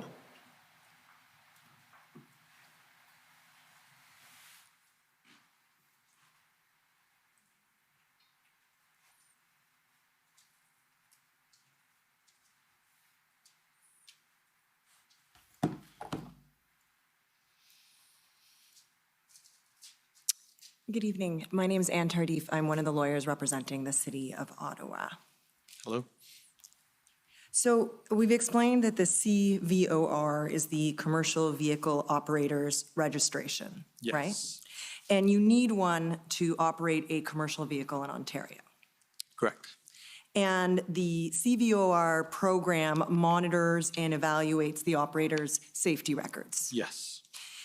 And the CVOR operator, the person who holds the registration, can be either a person or a corporation responsible for the operation of the vehicle. Yes. Right. And I take it only applies to certain categories of vehicles. Yes, over a certain weight, I believe. I have a note here that it's 4,500 kilograms gross weight. Does that make sense? That sounds right, yeah. Perfect. And certainly we've seen in the documents and in your witness summary, reference to a sort of a demerit point system, right? Yes. And I take it the CVOR tracks the operator's collisions, right? Yes. Infractions or Yes, convictions. convictions, yep. Convictions. Yep. And any findings on safety inspections. That's right. And over time, they rack up points until you get to a state where they have so many points that the ministry may issue notice of the intent to either suspend or revoke the CVOR. Correct. The only thing, maybe the only thing I would just add to that is there's other interventions before it gets to that point. That's the end of the process. Yes. Right. And you've talked about the notice requirements, the due process, and the appeal rights that are embedded within the suspension. Yes. Right. And I take it we can agree that certainly some of the large trucks that participated in the convoy in Ottawa had CVORs. They were of that size. Yes. And that at least some of them were involved or were committing or had committed as part of their convoy activities, potentially offenses under the Highway Traffic Act and possibly other statutes and bylaws, right? I would expect so. Right. And if convicted, some of those offenses would end up on their carrier record, right? Yes. And contribute to that escalation of points that we've talked about. Yes. And I heard you explain that that process takes time, and that's why the ministry thought it's not really a short-term solution, right? That's part of it. It's not only that it takes time, it also allows for appeals, hearings, which So I guess that's part of taking time, but it doesn't allow us to take direct, immediate action. Right, you could issue notice of an infraction, for example, under the Highway Traffic Act today, but it would take perhaps several months, if not longer, to get a conviction, for that to be reflected on the carrier record, and you'd need several convictions before you got to the point in time where notice of a suspension would issue. Likely, yeah. Right. Now, I understand that, but you also mentioned, and it was in one of the documents we saw, I can turn it up if I need to, that there was significant considerations with the use of the CVOR for non-roadside enforcement purposes. And in fairness to you, I wrote down that you said earlier today that you didn't want to use that process, the CVOR process, to try and do something else, and that there was concern about affecting the legitimacy of the process. Do you remember saying something to that effect? Yep, something to that effect, yeah. Can you help me understand, or help us understand, what you mean by that? I understand the timing concern, but the other concern, this notion that you shouldn't be using the CVOR process, the normal process, for what you perhaps viewed as an illegitimate or end to which it was not suited. I think it was just as what you've just said there is the legal analysis and the deputy registrar view, the experts in the ministry, was that if we start to use this for something that it wasn't intended for, or we had no process for which, it questions the ministry's thinking that maybe that applies to other actions that we take in the future. So, the next time there's a conviction, there's an action taken by the ministry, have we shown history of constantly using our processes and legislation consistently and, as they were intended for? I think there was a worry of that as well. Was the concern, just so I understand, was the concern that if there was a conviction for an offense, for example, under the Highway Traffic Act, that occurred during the convoy, and that ended up on a carrier's record, and at some point in the future formed part of notice of suspension or grounds for a suspension of their CVOR, was that a concern to the ministry? No. Okay. So it was just a bypassing your normal process that was a concern to the ministry? Yes, bypassing the normal process and using it for something that has never been used in the past or intended to be. What is that something? That's, I think, what I'm struggling to understand.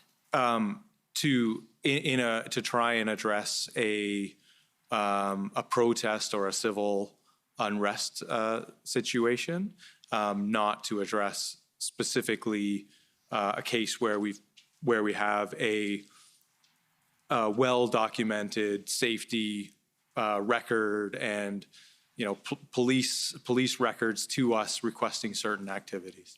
Understood. Thank you. Could we pull up ONT 50111?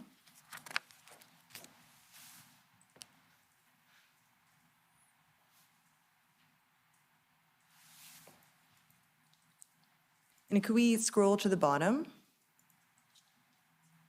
Or, sorry, yeah, just to the top of that email. Perfect. You were taken to this email, Mr. Freeman, but not to this part of the chain. This is an email from Mr., I'm going to pronounce it Beauparai. I apologize if I'm butchering that.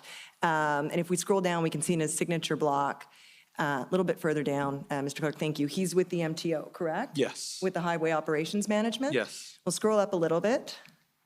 He says, good evening, Chief Superintendent Carson Pardee. So Chief Superintendent Pardee is with the OPP. We heard from him earlier in this inquiry.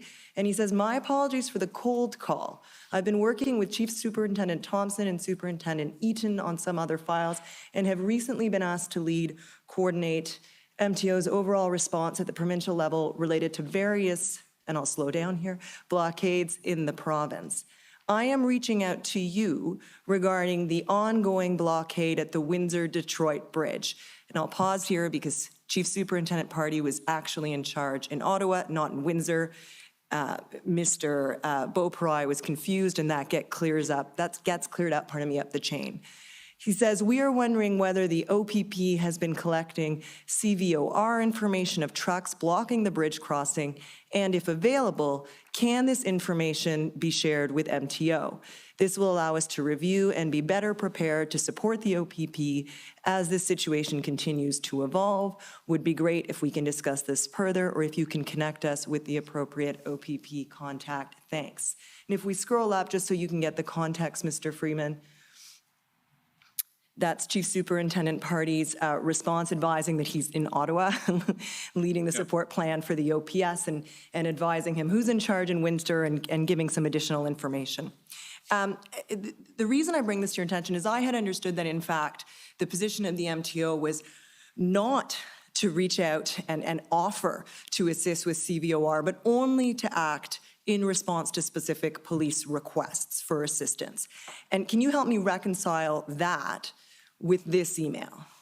I think we were trying to get a handle as to, there was a couple things. The first I recall, there was anecdotal communication we had heard that actually at the bridge, it was mostly non-commercial vehicles. And I think we wanted to know if that was actually the case. We just wanted to understand more.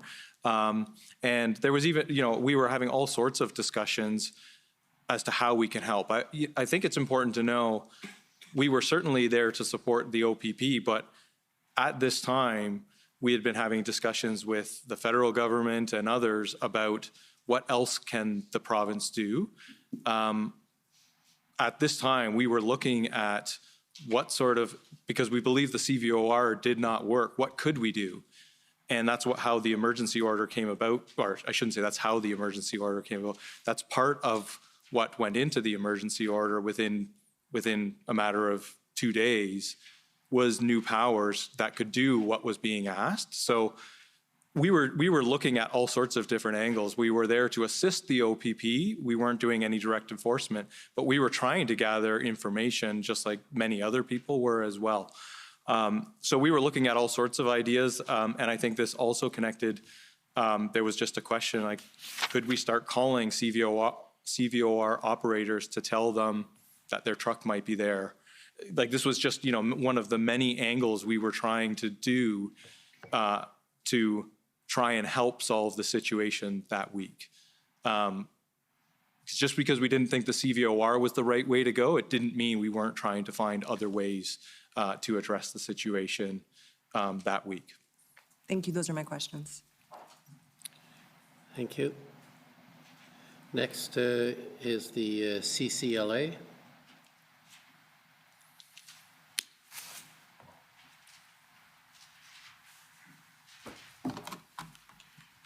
Good evening, Mr. Freeman. My name is Eva Krajewska, and I'm counsel for the Canadian Civil Liberties Association.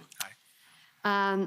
Mr. Freeman, let me just start off with respect to what is the MTO's role in public protests or public demonstrations when they block highways or roads.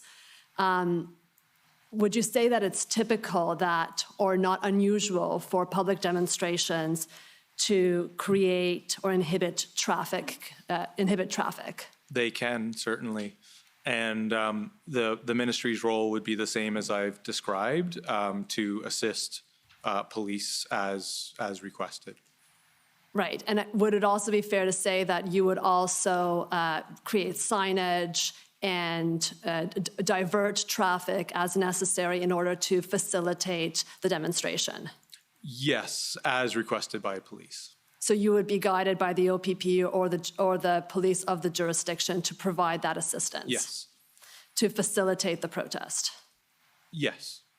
And as would it then be also consistent, we looked at the MTO's plan with respect to the Freedom Convoy. My friend for the Government of Canada took you to the fact that the MTO suspended the inspections of trucks through the convoy. Was that also kind of part of facilitating the protest at the time? I don't know if it was intended to facilitate a protest. I think it was based on the direction from the OPP to not engage in that way. I just don't know if the intent was, as you've described, to facilitate a protest or not. Okay, but other than with respect to direction from the OPP or police forces, the MTO would not take enforcement measures against a demonstration. Correct. And I know many of us have covered the CVOR issue. And if I could just go back to that again, the letter to Michael Keenan that you were taken to earlier, it's clear that the enforcement under CVOR, the purpose is public safety, correct? No, the purpose is highway and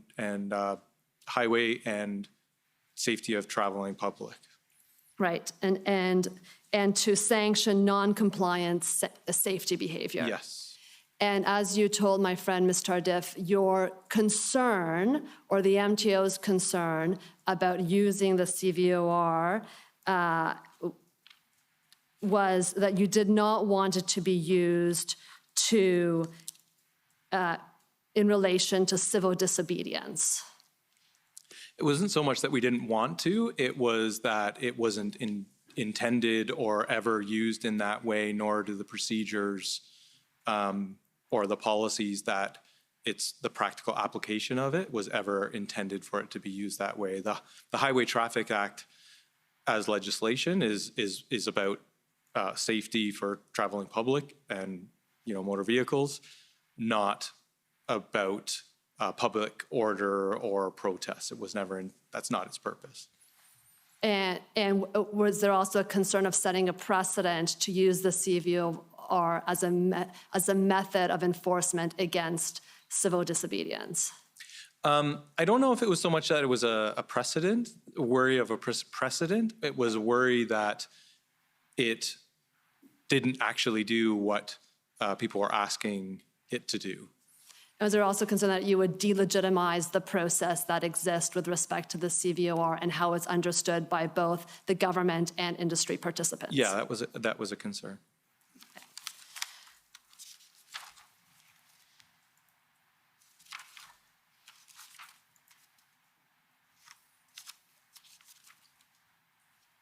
So I'm just going through my notes because some of these issues have already been covered. And my friend for the Government of Canada took you to the fact that the Ontario Declaration of Emergency was declared on February 11th, 2022, but the letters with respect to this, I'll call it the CVOR enforcement under the EMPCA, were not issued until February 17th. And you stated that was an OPP decision as to when to issue those letters, when to issue those warnings? I don't know if it was OPP, but it was a policing decision. It was not an MTO decision. Correct. And Mr. Freeman, did you have input to Minister Mulroney into what the MTO would be requesting under the EMPCA? Did you provide input as to what cabinet should consider before the EMPCA was relied upon? We provided yes. So after we determined that the CVOR was not the appropriate mechanism, we began to develop options that could potentially be used. We did brief the minister on that. Ultimately, we provided input into what the Ministry of the Solicitor General was developing, for which they used. And can you provide just kind of an outline of the options that you provided to your minister and to the Solicitor General? Well, we provided options looking at increased changes to, for example, new legislation or changes to the HTA penalties that could exist, those types of things. So amendments that could be done to the HTA to increase fines or increase enforcement? Yeah. Yeah. Thank you, Commissioner. Those are my questions. Thank you. Next, the CCF.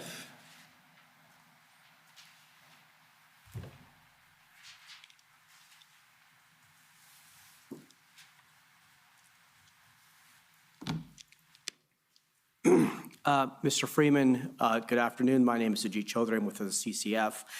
I have some questions for you about tow trucks. Okay. And the legal tools to compel the provision of tow truck services.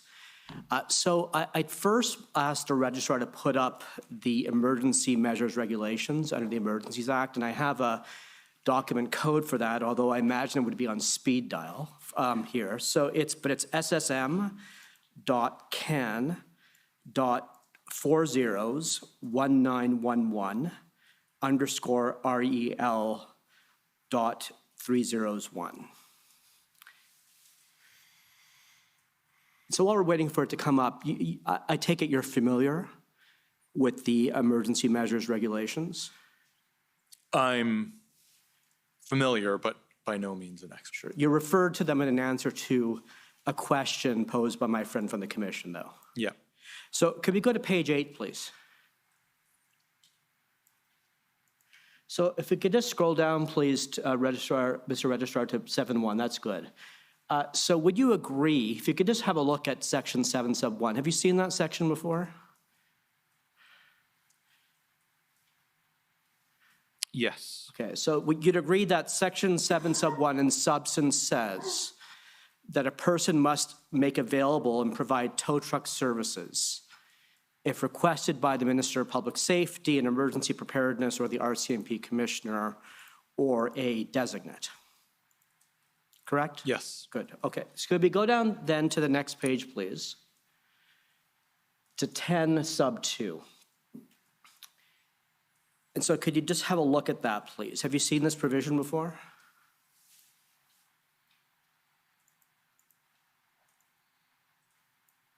Yes. Okay. So would you agree that in substance, section 10 sub 2 provides that creates a criminal offense for a failure to comply with the emergency measures regulations, including the provision we just looked at together, section 7 sub 1, in relation to tow trucks? That's what it appears to do, yeah. Good. And there's sanctions involving both fines and imprisonment under both summary and indictment. Yes. Good. All right. Now, I'd like to take you to the HTA, if I could. And so this document, Mr. Registrar, is CCF 50s, I believe. Yes. Wait. 60s, 10.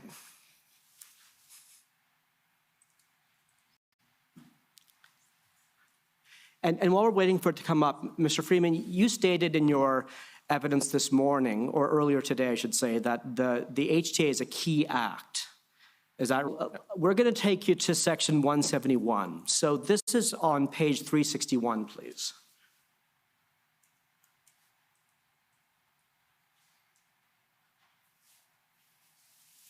If we could scroll down just a bit. Okay, so if we could stop there. So this section is entitled Tow Truck Services.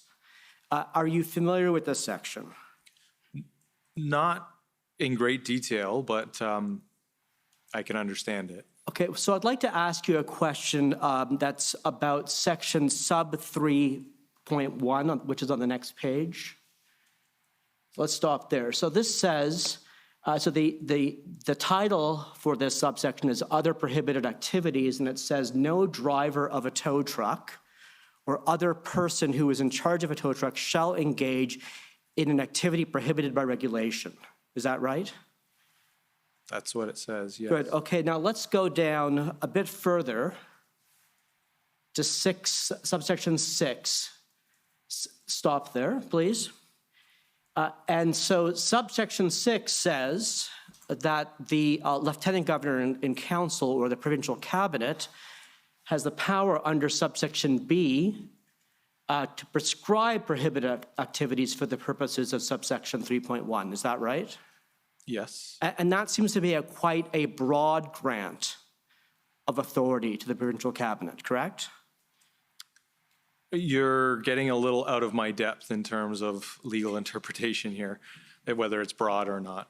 But it says that it doesn't say what sorts of activities can be prescribed. It just says prescribed activities. Prescribing prohibitive activities, yes. Correct. Yeah. Okay. So for the purposes of what's above, but You know, I just want to refrain from trying to interpret this too much here. It's beyond my expertise. Okay, good. And then let's go up a little. I promise you, this is the last subsection we'll look at together. So if you could scroll up, please, Mr. Registrar, to subsection 4.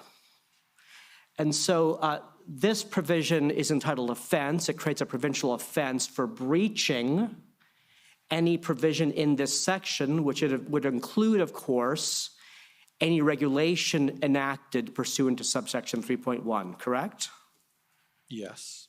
So, Mr. Freeman, I'd like to ask you this. Would you agree that under section 171, at any time, the Ontario Cabinet could have made it a regulation that a tow truck driver cannot deny a tow truck services if requested by a suitable public official, so a municipal chief of police, the OPP commissioner, or the head of the RCMP?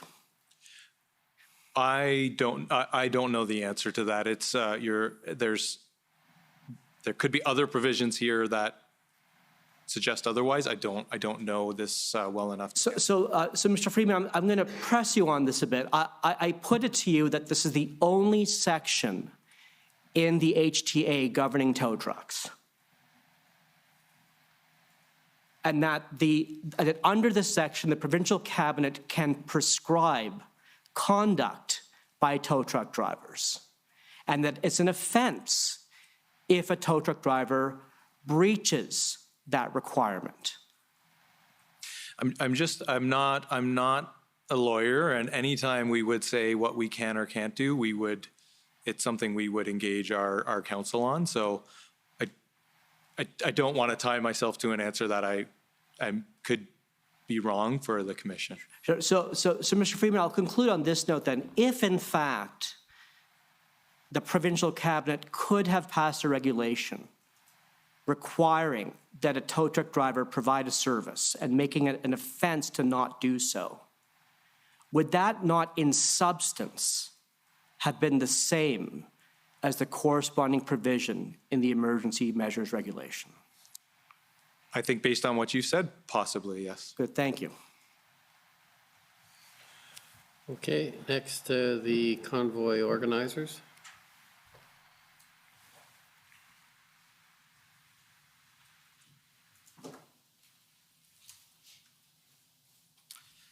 Good evening. My name is Brennan Miller, and I'm counsel for Freedom Corp, which is the organization that represents the protesters that were in Ottawa in February and January of 2022. Just have a couple of questions for you, sir.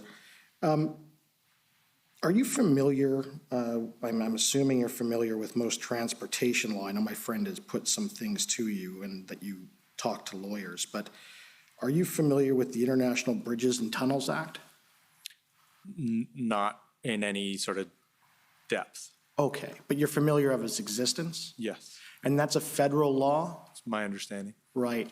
And I understand it that law is governed by the Federal Minister of Transportation. Is that correct? That I don't know.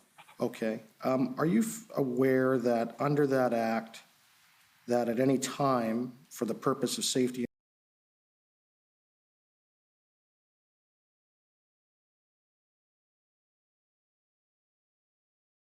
and security, that the Federal Minister of Transport, if the minister is of the opinion that there is an immediate threat to the security or safety any international bridge or tunnel, the minister may make directions, including directions respecting the evacuation of a bridge or tunnel and the diversion of traffic or persons, requiring any person to do or refrain from doing anything that, in the opinion of the minister, is appropriate to do or refrain from doing in order to respond to that threat. So he's permitted to just pass an order to vacate the bridge, vacate the area. Would that have been helpful? Well, so two things. First, without the act in front of me, I can't say that's part of it or not. I don't work for the federal government. And again, police were leading the response, so you would have to ask police whether or not that would have been helpful. Mm-hmm. And this protest, did it started on the 7th? No. It 7th of February? Started, sorry, you're talking about in Windsor. I believe that's the date. Right, and they cleared it on the 12th. 12th and 13th, I believe, yes. Before the Emergencies Act. Yes. And at no time did the minister pass a regulation in order to vacate that bridge. The federal minister? Yeah. Not to my knowledge. Thank you. Okay, next, the Ottawa Residents Coalition. Good evening, Commissioner Emily Tamman for the Ottawa Coalition of Residents and Businesses. We don't have any questions, thank you. Okay, the Windsor Police Service. Good evening, Mr. Commissioner. Tom McRae for the Windsor Police Service. We have no questions. Okay, the Ottawa Police Service.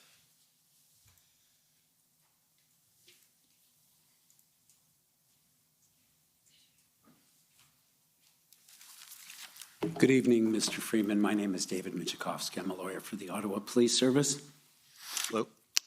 You were asked some questions by one of my colleagues earlier about MTO enforcement officers in Ottawa, and I believe you weren't certain if they were used in Ottawa on the first weekend, so I'm going to see if I can help you.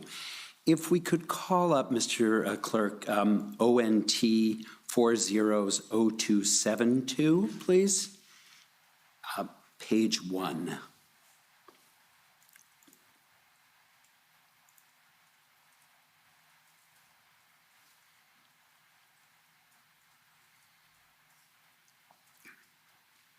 At the bottom of page 1. These are situational reports that the MTO puts out.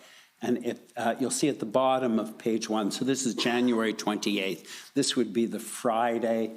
And we see convoy arrived in Ottawa starting at approximately 1. And it says MTO officers will assist as usual practice if requested by OPP. No current request for assistance. And so I'll take you to then the one for the following day, which would be the Saturday. Okay. And if we go to ONT 400273, please, on page 2.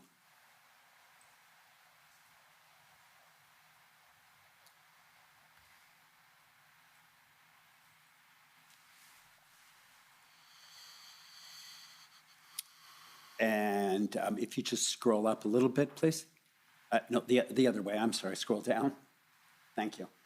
So you'll see on January 29th, so that's the Saturday, convoys to arrive at Parliament Hill. MTO officers will assist as usual practice if requested by OPP. No current request for assistance. Do you see that? Yes. And so as I understand it, and so I believe MTO did have enforcement officers there for the subsequent weekends, if I'm not mistaken. I believe they were as well. Right. In Toronto, we know, however, that MTO was asked in advance of the February 1st convoy arrival to be on the GTA highways by the OPP, partly as a deterrent and to provide support to the OPP, correct? Yes. And so that was in advance. It was the day before, I believe.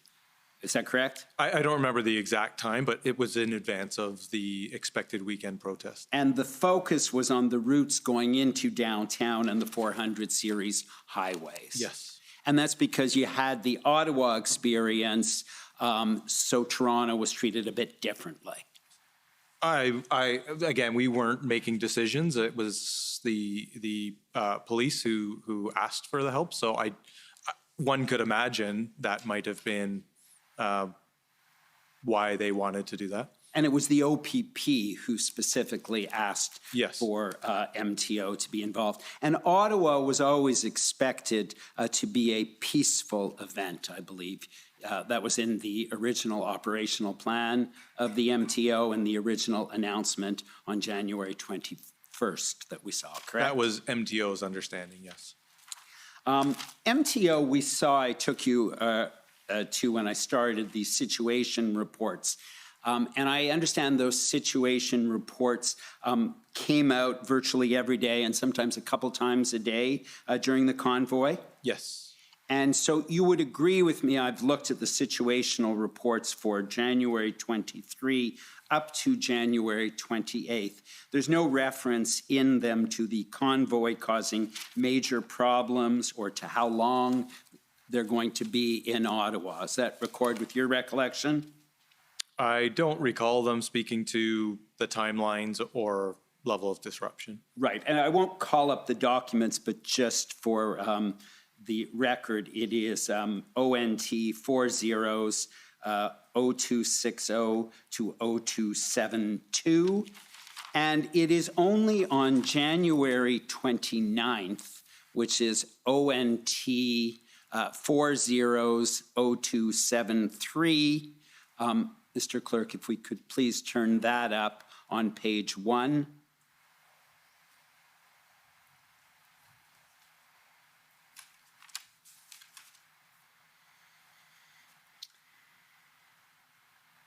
And if we could just scroll down, please. Yeah, sorry, if you can just stop there. Thanks very much. Information received, so this is January 29th. Information received that the convoy protesters may stay in Ottawa for up to a month or longer if their demands are not met. So that's on Saturday when the convoy is already there. And so up until then, I did not see it referenced. So I take it only became relevant on the Saturday when they were already there. Is that right? Well, that, I don't know about relevant, but that's maybe when whatever intelligence the enforcement community at MTO had became apparent. And if I look at all of the operational updates prior to January 29th, all of them refer to the convoy, but don't note any particular concerns. There's a heading on those documents called operational updates and impacts, and there's nothing of particular concern raised in any of them. Is that fair? I would have to look at them, but I don't recall that being the case. And probably consistent with MTO's role for protests is we don't get the same level of intelligence that police do. So that might have been the understanding of those who were involved at the time. Sure. I believe I've used my time, Mr. Commissioner. If I might have another, just a couple of minutes. Sure. Thank you very much. And I know on January 26, and I can call it up if you need it, but on the January 26 operational update, I saw on page 1, and it was ONT 400267, there's mention that one of the convoys there is about 135 kilometers length, but there doesn't seem to be any particular concern noted. Do you recall reading it? It's actually in the third paragraph, I'm sorry. And there doesn't seem to be any concern noted. MTO wasn't trying to stop it on the highway or slow it down or divert it. Well, MTO wouldn't have that role again in a protest situation. Police would be the lead, and we would be there to assist. I don't know in any of these that the level of concern is ever indicated, and I was not involved in these early reports, so I'm seeing them, for the first time when we've pulled them up. Sure. In fact, the operational plan of the MTO says officers will not be involved in the commercial vehicle traffic stops of people in the convoy, correct? That was the direction you had from the OPP? Yes. And MTO, I believe, says in their plans that they recognize the right to peaceful protest, which is what this was supposed to be, correct? That's what we understood it to be. I won't call it up, but there's reference to, and I don't believe you were at the meeting, but there was a tripartite meeting, and it's SSM, can.nsc 402676. On page 2 of 4, one of the issues raised, and I believe it was raised by Mayor Watson, was a request that the MTO, at that point, it was February 10th, get more involved, and noted that the MTO always sets up blitzes on 400 highways, but haven't done so in this case. Is that correct?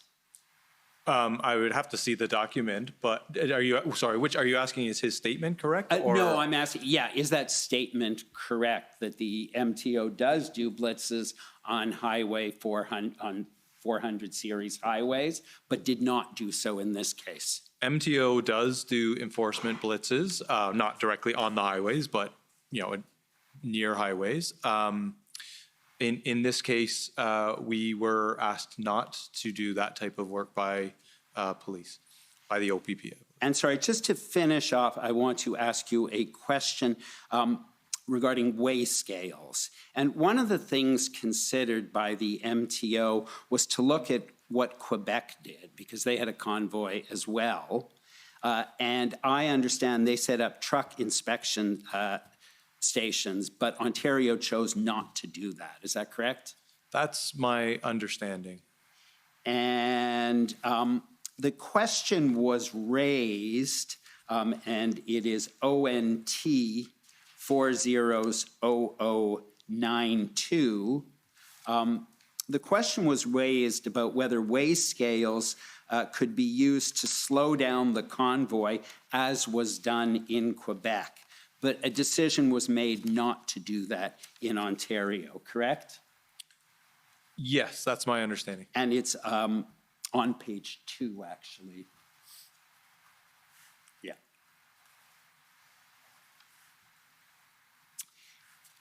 And I understand that under the Highway Traffic Act, MTO officers may stop vehicles and direct them to weigh stations, correct? You have that authority? Yes. And if weigh stations are open, trucks have to stop and be subject to inspection, check for weight, height, length, axles, proper class of license, etc. Yes. Okay, thank you very much. Those are my questions. Okay, next is the Ontario Provincial Police. Thank you, Commissioner. It's Janine Cabersi, and I have no questions. Thank you. Counsel for former Chief Slowly. Thank you, Commissioner. Tom Curry for former Chief Slowly, and we also have no questions. Government of Saskatchewan.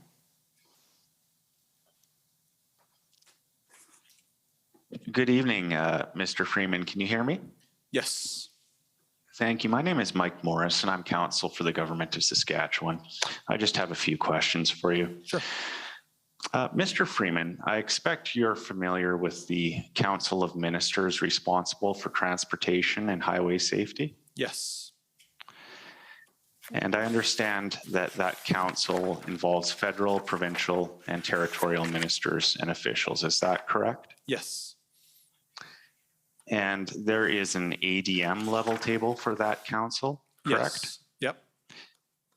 And do you sit on that ADM level table? I don't in my current role, but I did in the role that I was in during the time of the protests. And I'm interested in February of 2022 during the protests. So you did participate in that table at that time, correct? Yes. And am I correct that officials from the Government of Saskatchewan also participated in that table at that time? Yes. And this has been referenced already in your evidence, but I understand that there were meetings of the ADM level table on February 4th and 8th. Does that accord with your recollection? Yes. And maybe just to clarify too, it wasn't a formal committee meeting, but members of the committee were meeting informally at the request of Transport Canada. Yes, my understanding is that the meetings were organized by Transport Canada, and they were specifically because Transport Canada wanted to develop a common strategy to deal with demonstrations on roadways. Is that fair? Yes, it was. That was part of the purpose. Absolutely. And these were effectively ad hoc meetings then, is that what you're indicating? Yes. And they were organized then on relatively short notice? Yes. And then in your experience, such FPT meetings can be set up on very short notice, is that fair? Yes. And can they even be set up on weekends if needed? They add, certainly people can ask to meet on the weekend. Again, I don't know that formal committee meetings would ever occur, but informal meetings I could imagine could be called at any time. And during those meetings on February 4th and February 8th that were set up on short notice and which were ad hoc meetings, you had good participation from the FPT representatives, did you not? That's my recollection, yes. I also understand that there was discussion at those meetings about, of course, this common strategy to deal with demonstrations on roadways, but that discussion was really about what might be accomplished with existing provincial and federal law. Is that fair to say? Yes, that would be part of the conversation as well. You'll correct me if I'm wrong, but my understanding is that there was no discussion of the federal government potentially invoking the Emergencies Act at those meetings on February 4th or 8th, was there? I don't recall it or see it in any meeting summaries, no. That would have been a big deal if there was discussion of that nature, wouldn't it? And maybe to clarify, this is ministries of transportation typically, so something like that might not be raised at that meeting because it's not necessarily a transportation tool, but yes, I would think it would be something we would remember and would report back on. And in your view, would those meetings have been an appropriate forum for the potential invocation of the Federal Emergencies Act to be discussed? And I'm thinking particularly because you have MTO officers that may need to exercise certain responsibilities if the federal law was used and new responsibilities were placed on them. I don't know. I don't know if I can answer whether it's fair or not. Certainly, having time and awareness would be well. But I also know it's this is a very big instrument for the federal government to use, and I don't know that they would start with that group to speak to first. If that information were made available to you, for example, on February 8th, it would have been valuable and you would have been pleased to receive it, correct? I mean, the more information is always better, but I don't know if I would agree that we would expect to hear about the federal government choosing to invoke such a legislation or a tool at that type of meeting. That would be my sense. I don't know. I wouldn't expect to hear something like that in that committee. It might be above your pay grade. Is that what you're indicating? Yes. Okay. Thank you, sir. Those are my questions. Okay. Next, the government of Alberta, please. Good evening. Honolora Yamamoto for the government of Alberta, and we have no questions. Okay, thank you. The Democracy Fund, please.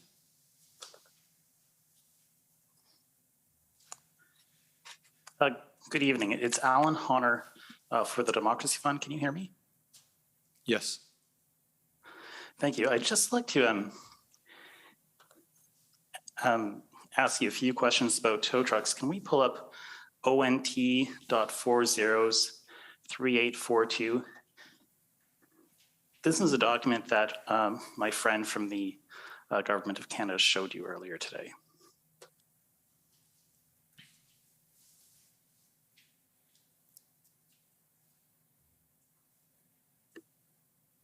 Okay.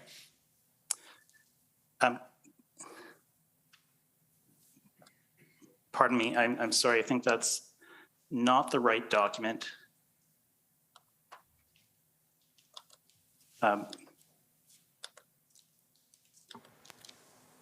403842.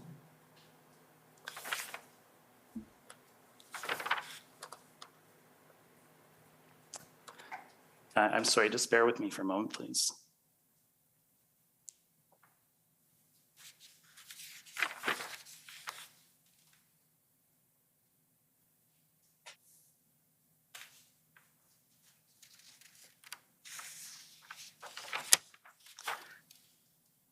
Sorry, that was 3842, ONT 403842? Yes, that's correct. Sorry, can we try ONT 50179? I'm looking for an email here from Jason Boparazzi.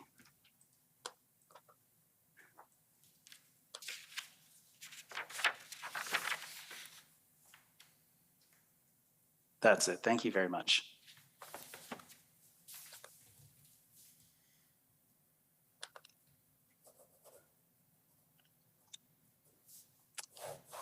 Okay, so as I was saying, this is a document that my friend from the Government of Canada showed you earlier today.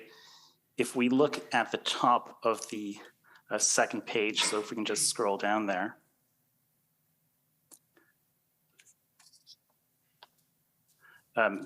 What we see here, and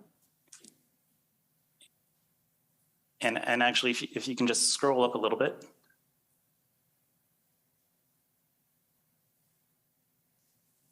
Okay, so you see just up at the top, this is an email from Jason Baravi, and later in the text of the email, he says that the third towing company has dropped out and that you're now down to 10 tow trucks. Do you see that? Yes. Okay, and if you just scroll down to page 3, a little bit lower. That's good. In the first point in this email, which is dated February 16th, we see that the 13 trucks are heavy tow trucks. Do you see that? Yes. So what you're down to now is 10 heavy tow trucks as opposed to 13 heavy tow trucks. Yes. Okay. And would you agree with me that if the companies were being compelled to provide tow truck services under the Emergencies Act or the measures available to them, they would not be able to drop out? That's my understanding of the federal legislation, yes. Right. And so this email suggests, when we read that somebody dropped out, that the 3 towing companies were providing their services willingly. Yes. Okay, thank you very much. Those are my questions. Okay, thank you. The CLA, CCDL.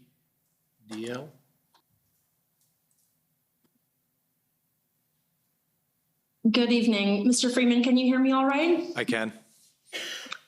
My name is Colleen McEwen, and I'm counsel to the Criminal Lawyers Association and the Canadian Council of Criminal Defense Lawyers, 2 organizations with joint standing. I know I'm standing between everyone and dinner, so I'd like to ask you just a few questions about the role and the limitations of the Highway Traffic Act and the CVOR system. And I know my friends from the City of Ottawa and the CCLA have already asked you some related questions, so I'm going to try to be brief. Okay. You said in your witness statement and have repeated here that addressing protests is not the purpose of the Highway Traffic Act or its associated licensing tools. Do I have that right? Yes. Instead, the purpose of the HTA is to keep traffic flowing and keep the roads safe. Is that fair? It's primarily a safety legislation, yes. Okay. And you identified in your witness statement some of the provisions in the Highway Traffic Act that would make it an offense for individuals to block a highway. And in the interest of time, I'm not going to pull up your witness statement, but you identified a few provisions. Is that right? Yes. There's section 170, subsection 12, which prohibits parking or standing a vehicle in a way that interferes with traffic. Is that one of the sections? Yep. Yes. And then section 132, which prohibits unnecessarily slow driving that impedes or blocks traffic. Is that one? That sounds right. Yep. And then section 134.1, which authorizes police to direct the removal and storage of vehicles or debris blocking traffic. Yes. Is that right? Yes. And of course, you knew at the time that parking vehicles in the roadway was something that protesters did both in Ottawa and in Windsor. Is that right? Yes. And that's why you pointed to these particular provisions in your witness statement. Yes, I think I maybe was asked for relevant provisions, but yes, that's why. These are the ones that are responsive to that concern. Yeah. Yes. Okay. And you'd agree with me that blocking a road can interfere with keeping traffic flowing and keeping roads safe. Yes. Okay, and you told us a little bit today about some of the ways the HTA and associated licensing tools can't be sort of used properly. And for example, you explained that the MTO was concerned about delegitimizing the CVOR certificate system by misusing it in the context of civil disobedience. Do I have that right? That was part of the concern, yes. And the MTO took the position that the scheme couldn't be used to just cancel a CVOR certificate outright, at least not until the emergency order was in place. That's right, not without the due process and the collecting of evidence and following the steps. Right, that's the lengthy process that you sort of several council took you through, and sort of shortcutting that. That's the kind of action that would be a misuse of the CVOR scheme. Yes. Or a misuse of the demerit points scheme for outside the commercial trucking context. Right. But I take it that it's not the MTO's position that the police should refrain from laying charges under the Highway Traffic Act where appropriate, simply because this was a protest. Well, I don't believe we have an opinion on what police do or don't do. That's up to police in the context of the situation that they're dealing with. Right, because that's a policing decision, whether or not to lay charges, whether it's an appropriate situation, whether there are other concerns. That's a policing decision, not a decision that comes from the MTO. That's right. Okay, but so police deciding to lay charges under the HTA, that's not something that would be the kind of misuse that the MTO was concerned about. Correct. And so should the commission understand your comments about the role of the HTA as being related specifically to the suggestion that perhaps the MTO could get involved and cancel licenses or cancel CVOR schemes? So I guess my question is your comment about the limited use of the HTA specifically responsive to that sort of suggestion that was being made perhaps by Transport Canada? They tried to understand the scheme, perhaps by commentators in the media. So should we understand your comment in light of those suggestions? Yes, it was more specific to what MTO should do, not an opinion on what police should or shouldn't do. Okay, thank you very much. Those are my questions. Thank you. Any re-examination? No. Okay, well, I just have a couple of quick questions. Just in terms of the demerit system, you talked about the problem that the regulation of trucks and their CVROR is provincial. Yes. Is there no mechanism for transferring demerit points from one province to another if a vehicle from another province, a truck, incurs offenses of some sort? No, there is. So my understanding is convictions that would happen in one jurisdiction are shared with the home jurisdiction and would go on their record there. What doesn't happen is the points that are accumulated on our on Ontario carrier. There's no, sorry, I'm not doing a very good job explaining this. To really quickly to better answer the question, if there's a conviction that happens in Ontario, another jurisdiction would report that on their carrier's record. So I'm trying to understand what the problem was because of trucks from outside of Ontario. You'd mentioned that was a problem, and I'm not understanding it. Well, so if we took action specifically, we can only take action from a sanctioning action on Ontario carriers, meaning we can only suspend Ontario carriers' CVOR. We don't have the ability to remove or suspend the licensing of an out-of-province carrier. We can, if police make lay charges and there's convictions in Ontario, that would go on their home record. But what that province does and how that impacts their license in that jurisdiction, Ontario has no control over. Does that help clarify? It doesn't. It doesn't. I would expect this. The consequences are probably fairly similar from one province to another if there are an accumulation of offenses. Absolutely. I would think that they would be somewhat similar from province to province, although I can't speak to what other provinces have. The suggestion was more in response to, at the time, there was a suggestion, well, why don't we just cancel their or suspend their CVORs or equivalent in other provinces.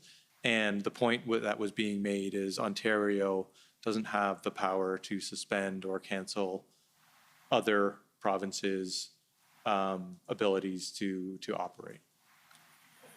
I understand that, but I think I also understood you to say Ontario didn't have that power either, without going through charges and et cetera. So yeah. This is true. I don't know that we were trying to say anything other than that it's, we have control over the Ontario population of carriers. We do not have oversight of out of province carriers. I guess I might not agree in the sense that you have the same oversight. You're supposed to supervise and charge them and make sure that they're behaving in the same way an Ontario carrier would. Well, police would lay charges or our enforcement officers for specific infractions, but the role of the registrar or the deputy registrar in sanctioning them only applies to Ontario carriers. Maybe that's a better way to describe it. Okay, I understand that. Now, one of the things I wanted to also understand is the emergency regulation in Ontario.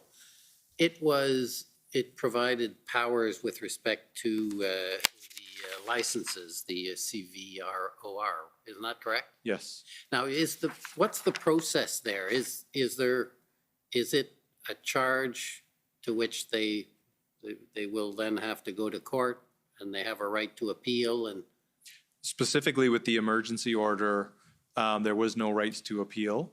It was a direct sanction that the registrar could apply. So it's suspension immediate, which is the difference with a process of. And the emergency order, you said at one point that there was no provision with respect to tow trucks in Ontario's order. Related, I think specifically, I think I was referring to direct that tow truck must comply or any sort of indemnification. Yeah, so there was nothing in the emergency order in Ontario? Correct. And do you know if if your ministry had requested that be included? I don't recall a request on that. Do you know if anyone else requested, any other ministry or police requested? I don't know.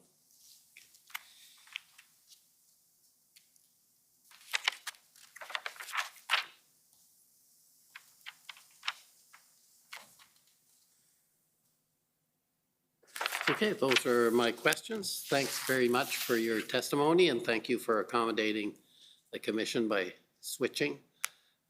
That's much appreciated. So. Okay, thank you. Thank you. So we are complete for today, and we will come back tomorrow morning at 9:30, and we hope well, it'll be a fairly long day tomorrow again, but nothing new there.